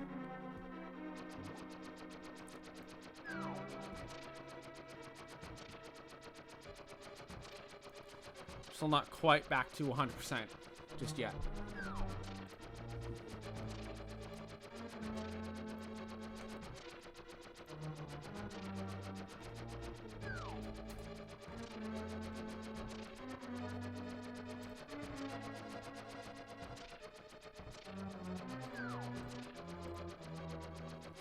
But at least we can be heard. There's your flame doing the Link's Pass doesn't like two things at once. Glitch to get through this room more easily.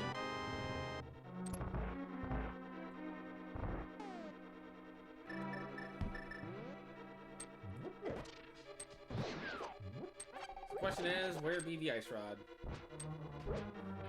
It's a question we all want to know the answer to right now.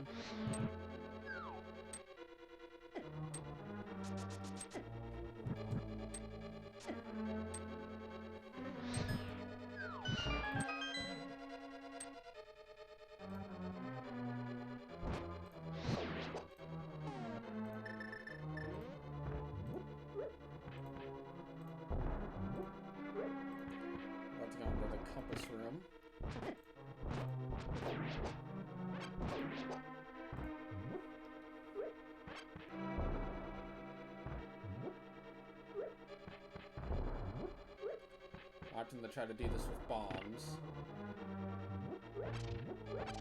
It would be... Well, he didn't get it there. So.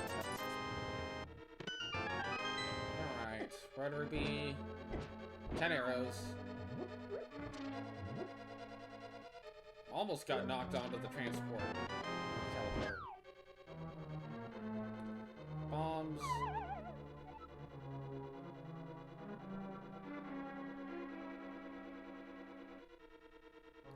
He's gonna have to sneak around to get to that one. There we go. We saw it. So, unless it's on Ice Rod, Ice Rod is not in the basement. I'm getting more concerned about that,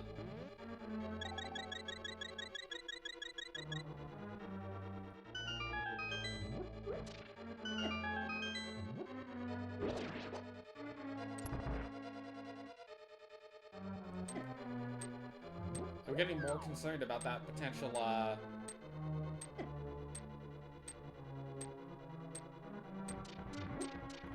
Oh no! Razorflame forgot to pick up the key.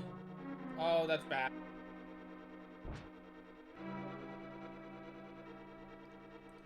That's bad. Razorflame is gonna need a key to be up in the upstairs portion, or else they're gonna have to come back to that room to pick up that key in the pot.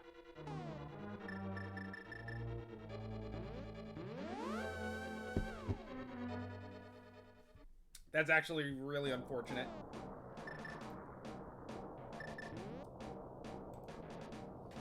That they skipped that key. One quick sec, folks. I gotta check something.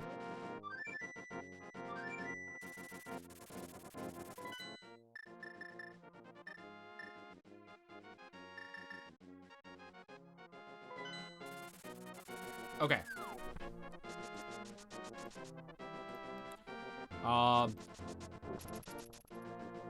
Razorflame has left Ganon's tower. Razorflame has left Ganon's tower at this point.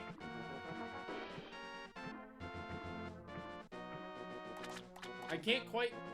They're heading back to ice. Now they're heading back to ice instead of fighting the Ice Armos.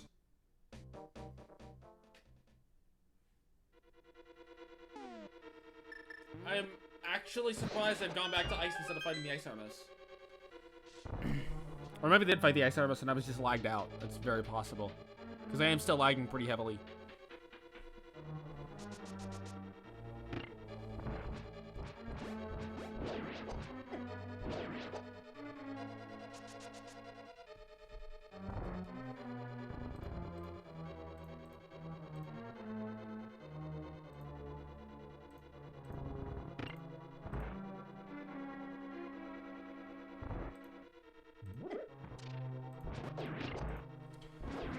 Now we'll see the left, or the right side of ice, I guess now. Yeah, we would be up to the right side of ice.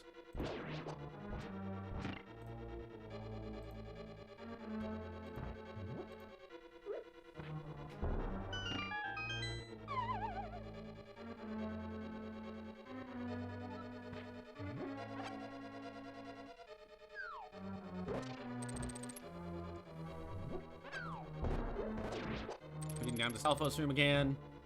I wonder if they're gonna do the bomb jump a third time or if they're just gonna move past it.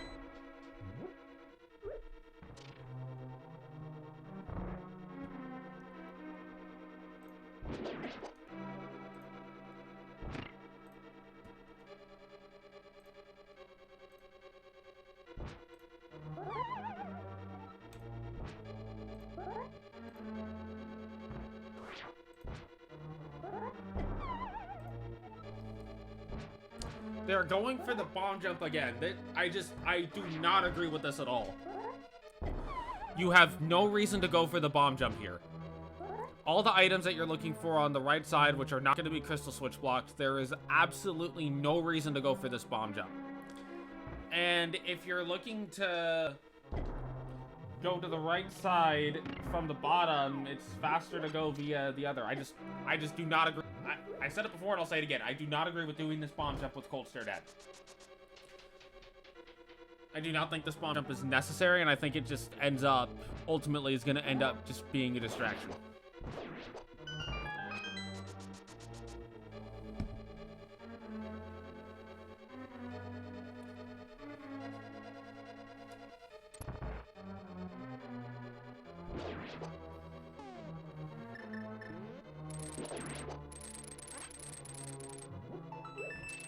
Okay, now they're gonna head over to these chests.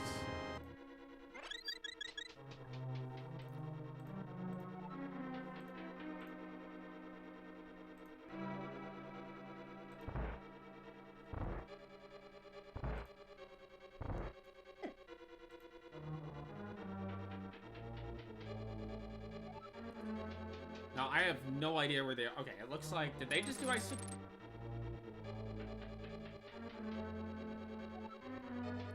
I legitimately can't tell.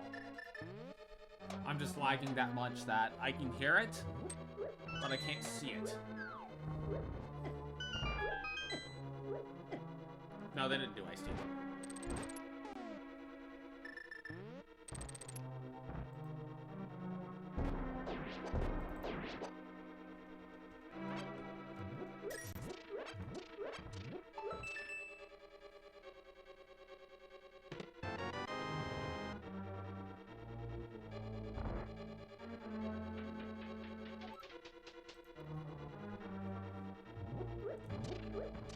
What's that?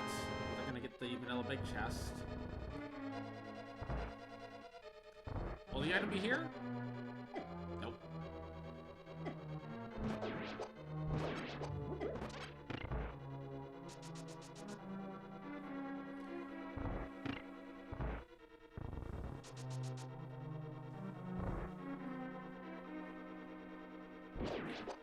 So, are we gonna get a fourth bomb jump? That's the question. Are we going to get a fourth bomb jump?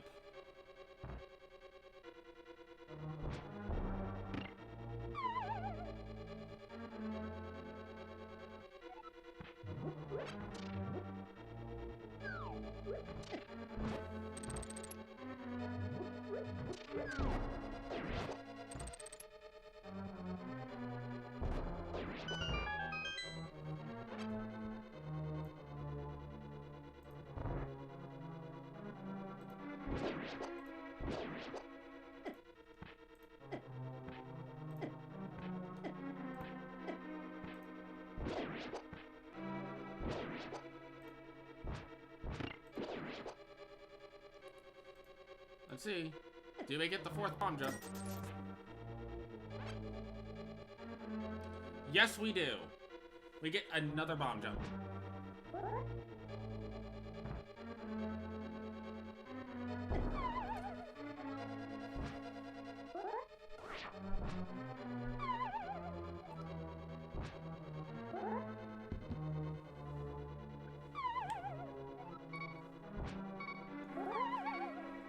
Hopefully they're aware that they can go through the doors, the locked doors backwards, because they can't get to iced tea if they do this bomb jump this way.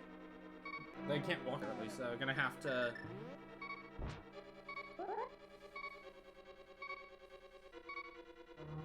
I mean, eventually they might run out of bombs, that's the thing. Because if they die here, then that's it. Like, they can't miss it on this one because they will die.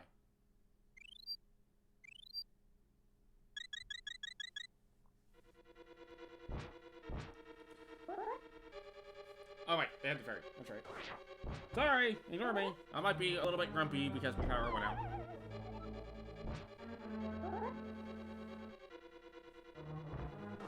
Still going for the bomb jump. Just refusing to give up on it.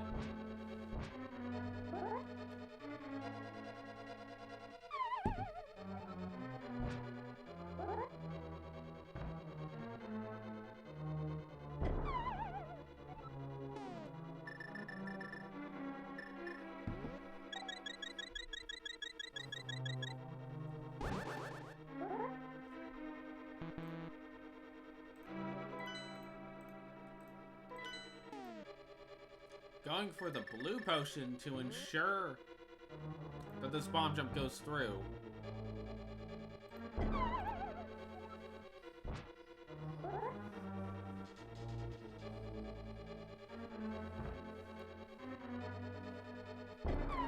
Eventually, there's a concern that they'll run out of bombs, and if they do, they can't actually get back into Ice Palace.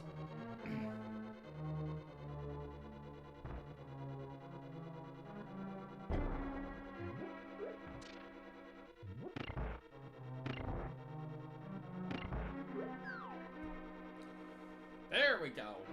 Gets the bomb jump. Almost misses it. But does get the bomb jump after a lot of attempts.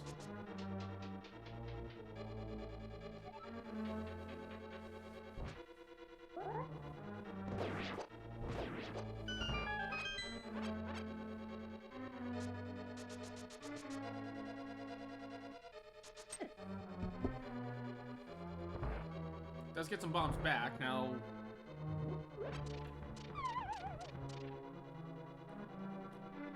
I think the only item they have left is iced tea. Which again, because of the way the crystal switches are set up, they're gonna have to go down through the basement and come back through the doors. And that is a one-way door.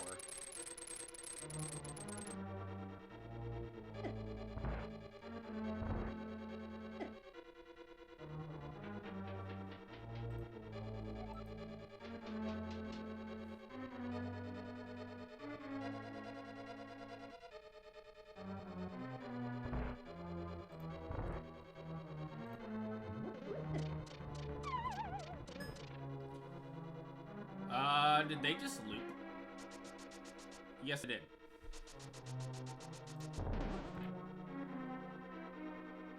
Looks like they're going to go down this time instead.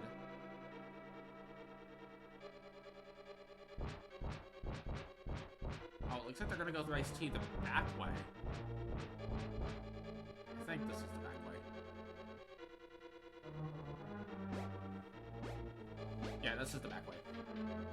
So this will get them to Iced Tea as well.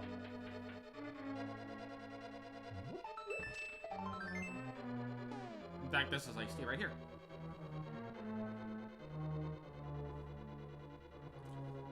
And that is all the items in ice.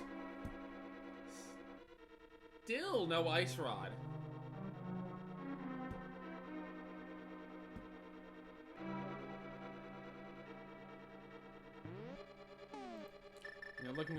I'm guessing they're looking over their notes or their map to see what else could it possibly be. I think at this point, it's got to be somewhere in GT. Just based on what we've seen, I can't think of anywhere else it could be. Maybe there is somewhere else it can be, but if there is, I clearly am missing that.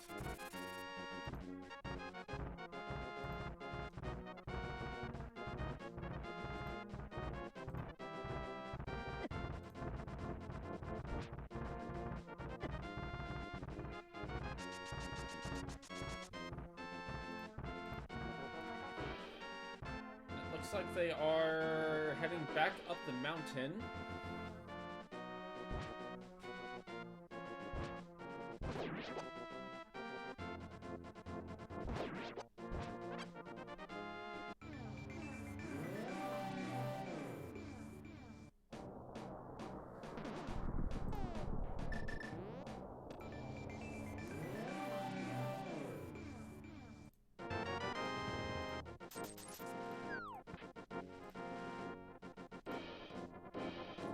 They're going to pick up their spectacular rock item.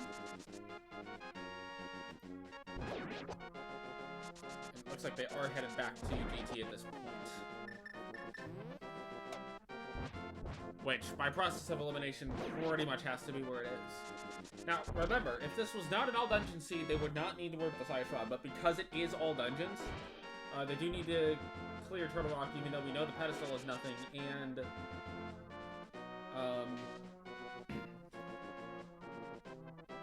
what's it called?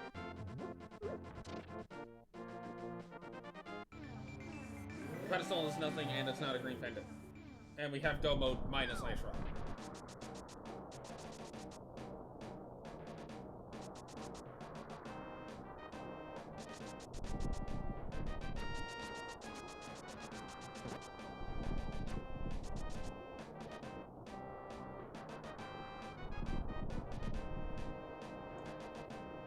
Back into GT. I did not catch if Ice Arbos were killed before I had my power crash issue. But based on the fact that they're heading back down to the basement, it looks like Ice Arbos have not been killed. And the big concern right now is, are they going to remember to take a key upstairs when they go? Now, I don't recall seeing if this key down here got gotten. But I definitely recall seeing the one on the right side did not get picked up. And if they don't have a key going up this side of Ganon's tower, they're gonna have to come back down and get a key from the basement. And as far as I know, there's only one option. There might be a second that we just haven't seen yet, but as far as I know, there's only one option for that key.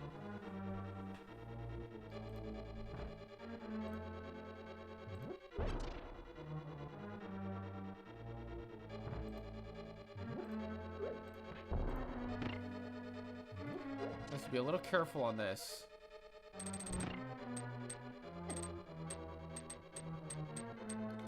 Looks like this key down here was gotten, so...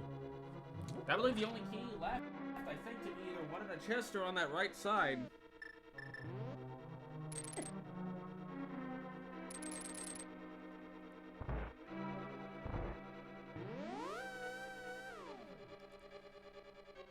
Okay, they do have their silver arrows, so that's good. I guess those were picked up somewhere in GT.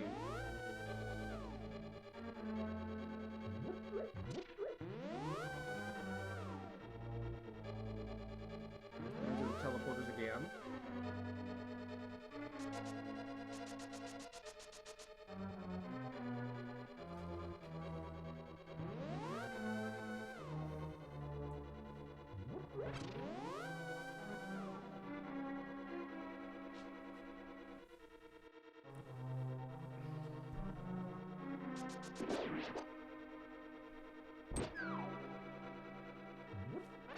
Back in the maze room. This is all to get back to Ice Armos.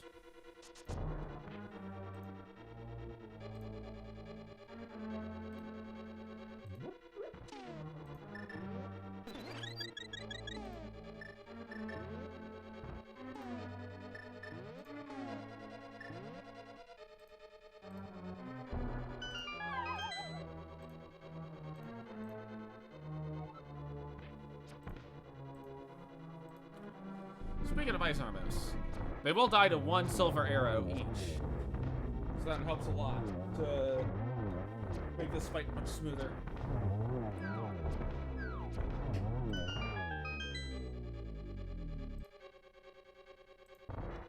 Granted, you do gotta hit him. But on ice, it's a little bit more difficult than it seems. The map, the compass, and something I couldn't see. So now herein lies the problem.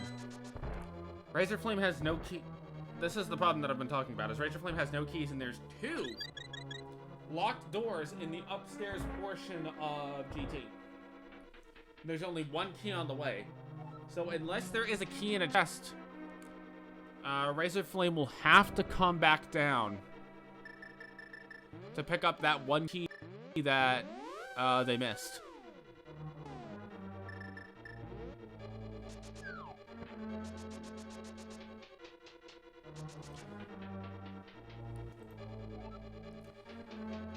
And I don't recall how many small keys he's seen in the basement.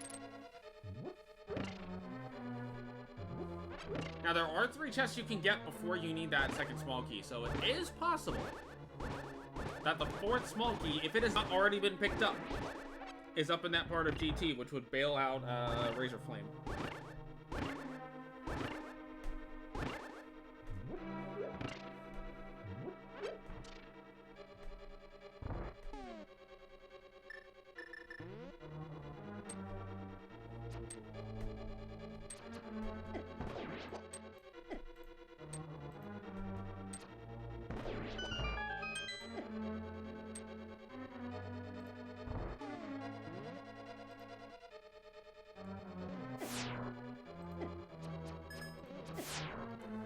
Razorflame is making their way up. This Mimic Room is why you need the bow for GT. You don't actually need the bow for Ganon himself, it's that Mimic Room specifically is why you need it.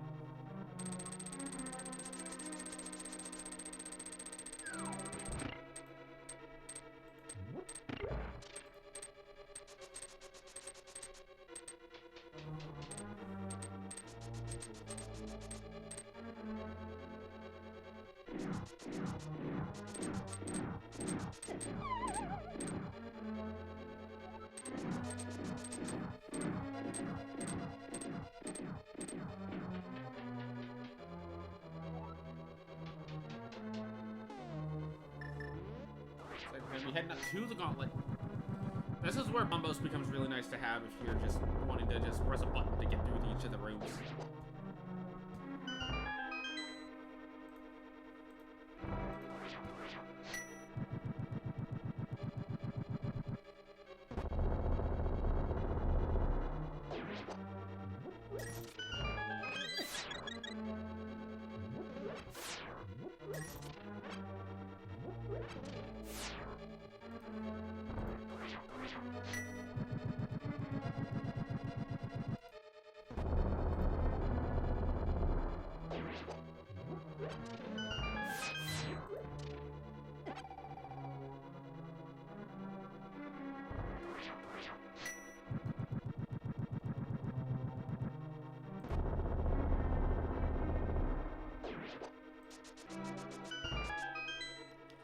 We are missing the ice rod for go mode. This is an all dungeon seed, which means that we still need to beat 100 dungeons, one of which is Turtle Rock, and we do not currently have an ice rod. That's the biggest thing we're missing for go mode, and by process of elimination, we're pretty sure it's somewhere here in Ganon's Tower. We just don't know where.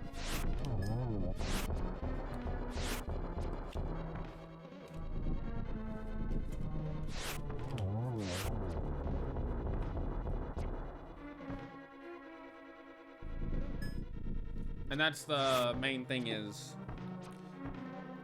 I'm almost positive we've seen everything else. I did have a little bit of a power crash at one point during the seed, so I don't recall what exactly was done during that period because, well, I wasn't here.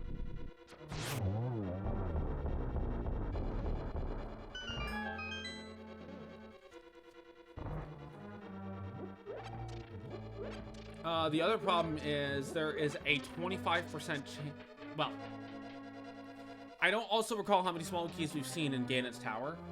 If we've only seen 3, I know we've seen at least 3. I don't know if we've seen the 4th in a chest. If we haven't seen the 4th in a chest, there is a 25% chance that Razorflame is going to have to go downstairs to get a key. If we've seen all 4, then Razorflame will absolutely need to go back downstairs to get a key.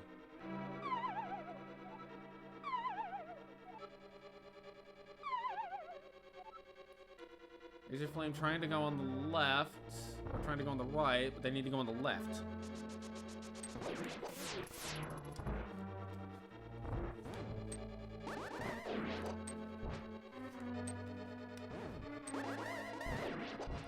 They'll make their way through this room. 2 wizard rooms. 5th floor is kind of like the fire, kind of like the running gauntlet. In so much as it's not about combat as it is more about running through a whole, as it is more about just a lot of very long rooms.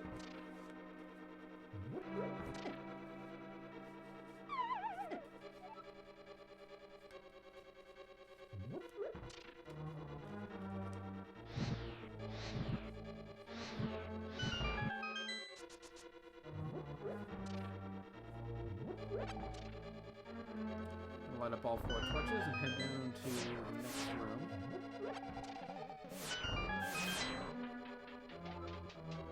Bunch of idlers. Pick up a full magic refill. Head on upstairs. Gotta open up this set of doors now.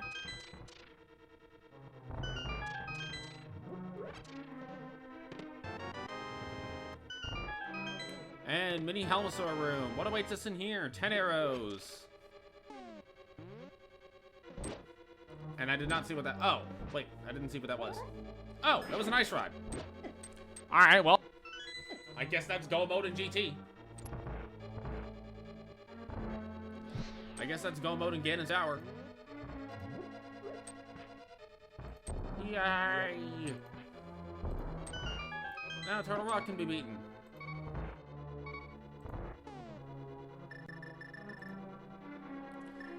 But... now the trouble. If a small key has not been seen, there's a 50% chance Razorflame will have to go back downstairs. If the final small key has been seen, Razorflame will have to go back downstairs. What's the verdict? Razorflame gets super bailed out by the seed. Gonna be able to beat Ganon's Tower right here, right now.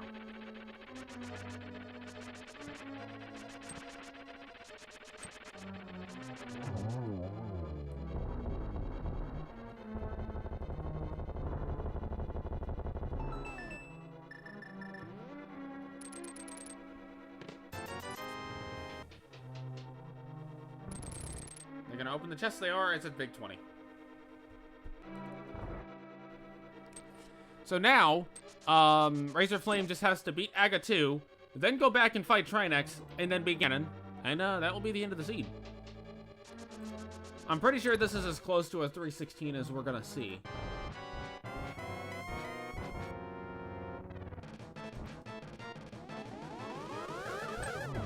Now it's time for some Agaometry. If I wasn't lagging so much, I would have been able to hype up the go mode more, but I literally didn't see it until they menued.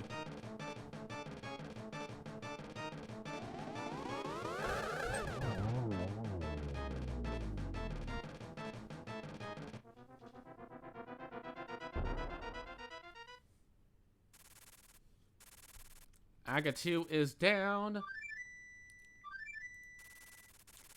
This is the part where normally you'd fight Ganon, but with the seed, we can't fight Ganon quite yet.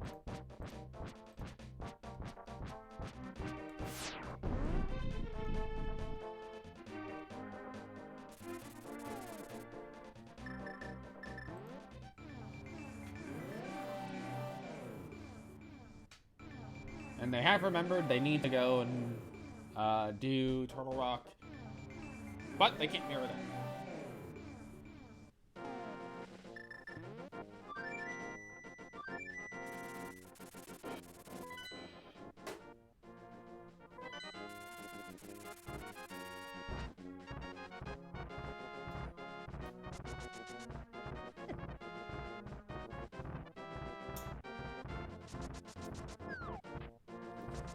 So back up the mountain for one more time! In the seed. And thankfully it's just run straight to Trinex. Do not pass go, do not collect 500 rupees. Like 500.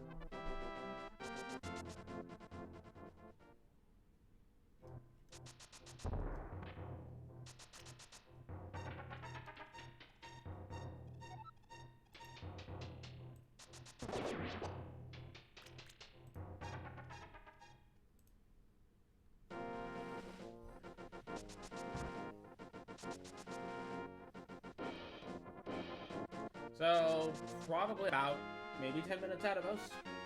It's not that long, because we've already done all the heavy lifting of fighting all the stuff. This is literally just boss rush down now.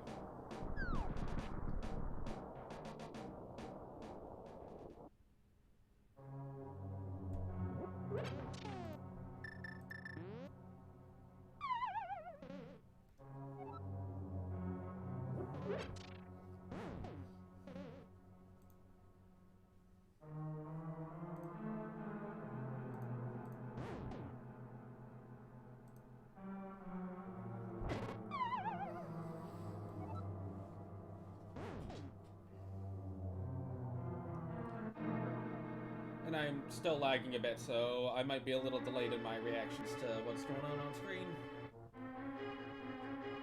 Fairly sorry about that, folks. I was not expecting to have a power surge like that today.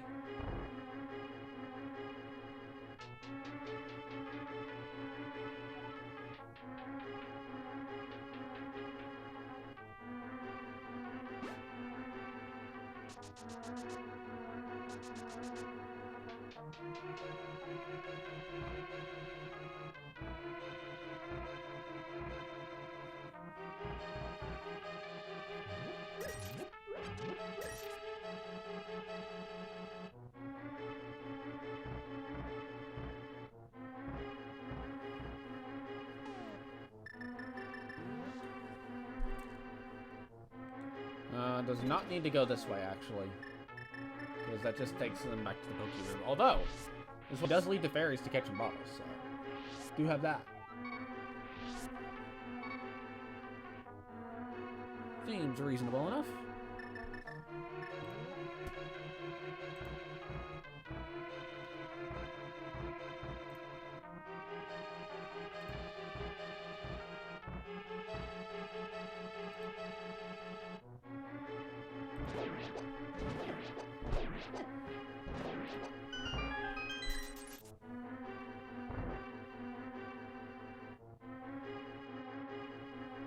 Take the shortcut instead of going the Mimic Cave way. I wonder if they'll take safety door. I imagine they will, just, you know, for safety.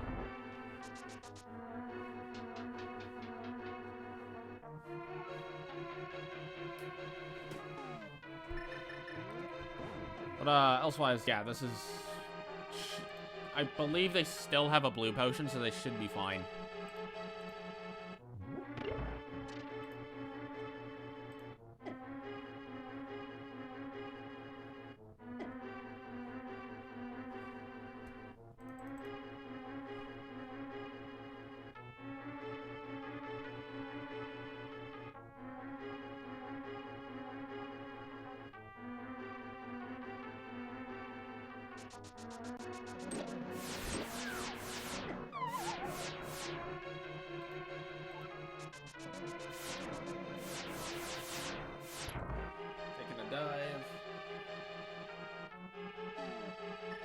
straight to Trinex. No safety door.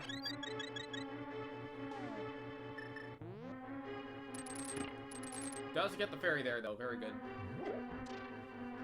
With gold sword magic, with gold sword and half magic, amount of magic should not be an issue.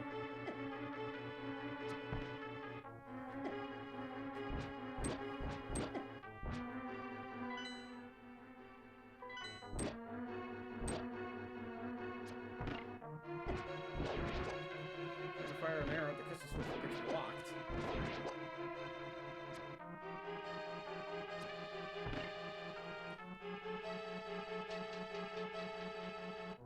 Eventually, we'll get through.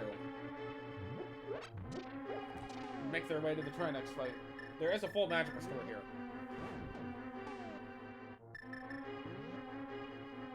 Also, this is my favorite boss entry room ever. Or at least one of my favorite boss entry rooms ever. Certainly my favorite pre-boss room in this one.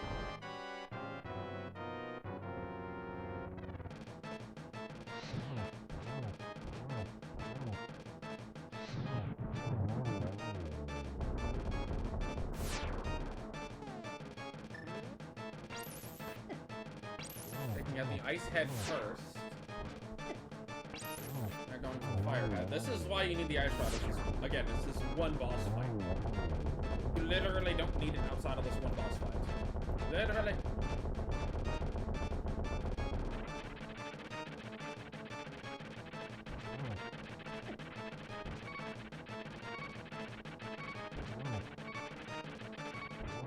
A little bit low on health, but I believe he's got fairies in the bottle.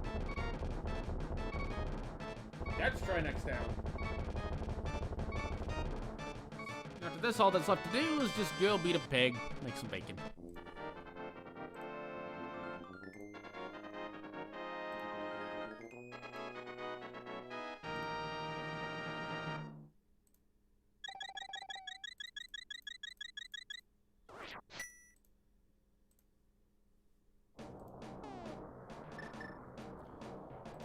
I think a quick save and quit will be enough to get him back.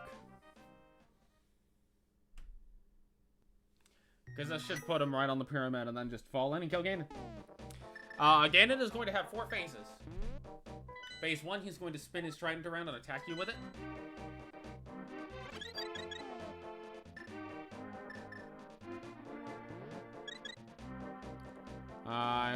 Maybe they're gonna go get potions first.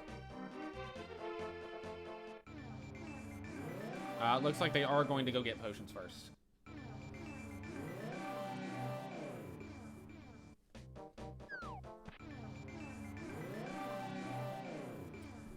So Ganon will have 4 phases. On the first phase, he's going to swing his trident around and throw it kind of boomerang-ish. Second phase, he's going to spin his trident around and summon fire bats. Third phase, he's going to summon a fire bat, and if you hit him while he's visible, he will knock out a row of tiles in the floor such that you could fall. And then phase 4, he's going to go invisible and summon fire bats while teleporting. With the golden sword, each phase will take 6 hits, or the first and second phase will take 6 hits. The third phase will take 4 hits, and then the fourth phase will take either 12 well-timed spin attacks or 4 hits with the gold sword. Or rather, 4 silver arrows. To kill off the Ganon.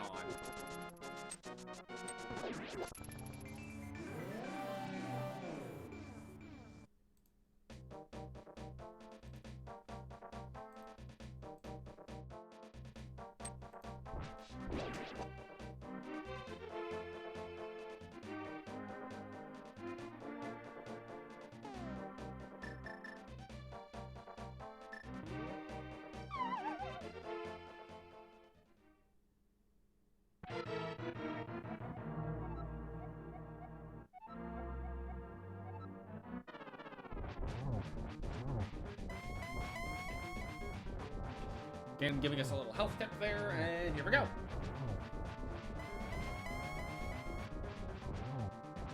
Ganon's already in Fire Bat phase. With Gold Sword, getting Ganon... Okay, now Ganon's in Fire Bat phase. Getting Ganon into the different phases with Gold Sword is pretty, quick. Especially when you have cape and can just kind of bounce against the wall.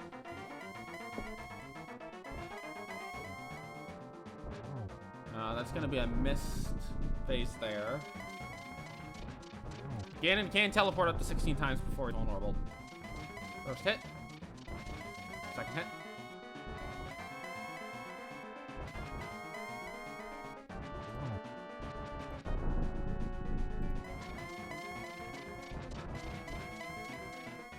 Third hit.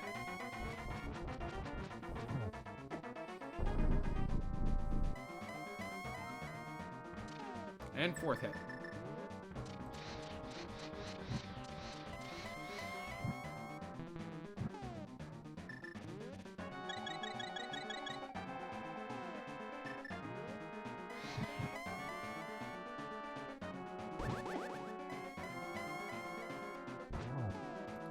And now into the fourth phase.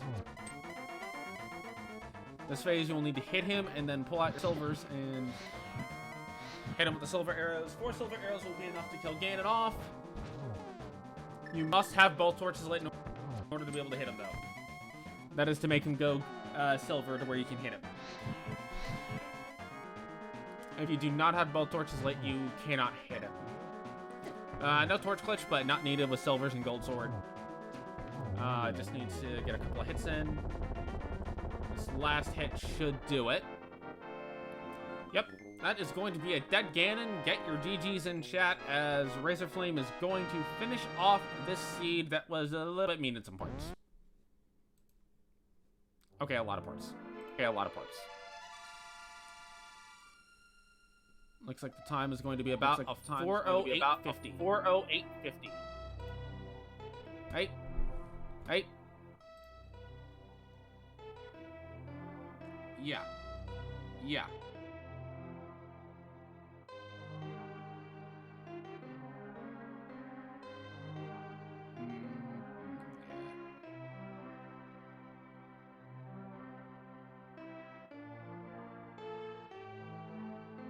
I think what I was mostly concerned about was you missed a small key at the bottom of GT and you went up to do the climb without one. Also, I had a power crash about somewhere in there. I forget where. I don't know, like 10-15 minutes? Something like that.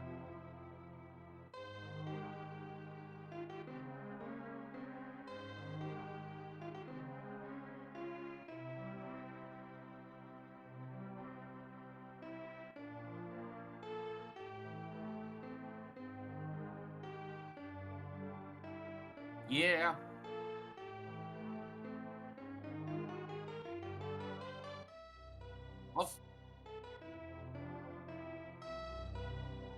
I may also have been a little bit,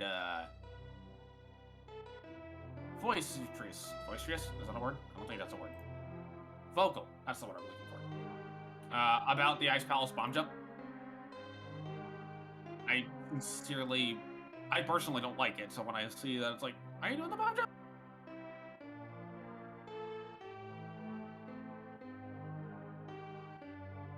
Right, but when you were going back in to look for the items, you just didn't need to. Razor, sorry to interrupt you, but you have to unmute your mic. You have to unmute your mic if you want to be heard on stream. Yeah. Okay, hello. Yeah, so that was a rude seed. It was hard. TR double dip required. Ice Palace was Ice Palace a double dip? It didn't need to be. Yeah, I think I went in there 4 times. Yes. That's just. You also left behind the chest at Eastern. I did leave a chest. Where? Which one? Cannonball Room. Oh, that chest, the very first chest. Mm-hmm. Wow. Yeah, but I was having the hardest time trying to find the iced tea room, and it turned out that I actually didn't think I missed that many chests in ice, but the first trip through I missed like 5 chests. Mm-hmm. But I did go back through and get stuff. a little bit surprised on my end that you did, seeing how thoroughly you went through Mire, that I figured you would just very thoroughly go through Ice. Yeah, I kind of messed up, and then it left me only one option to really go kill the boss. Cause I jumped down, I fell down to the big chest, and then to the right. I didn't have any option other than to go down the hole. Well, you can go back up through the locked doors because they're only locked on one side. Oh. Yes, that is a thing. That's good though. So my overall impressions is this is a seed to send to your friends if you want to torment them. Noted. I know some people I could send this to. Yep, I want to send it to Raiko. Hey, wait. I think he'd have some fun with this. But anyways, thanks a lot for having me, and thanks also for the commentary. Yep. Thank you to everyone that's putting this on, and thank you for allowing me to yammer for however long this was. Yeah, sorry I went a little overestimate, but that's Randomizer for you. I don't know who's next, but thanks for having me in your event, and us in your event, and we'll leave it to the next runner.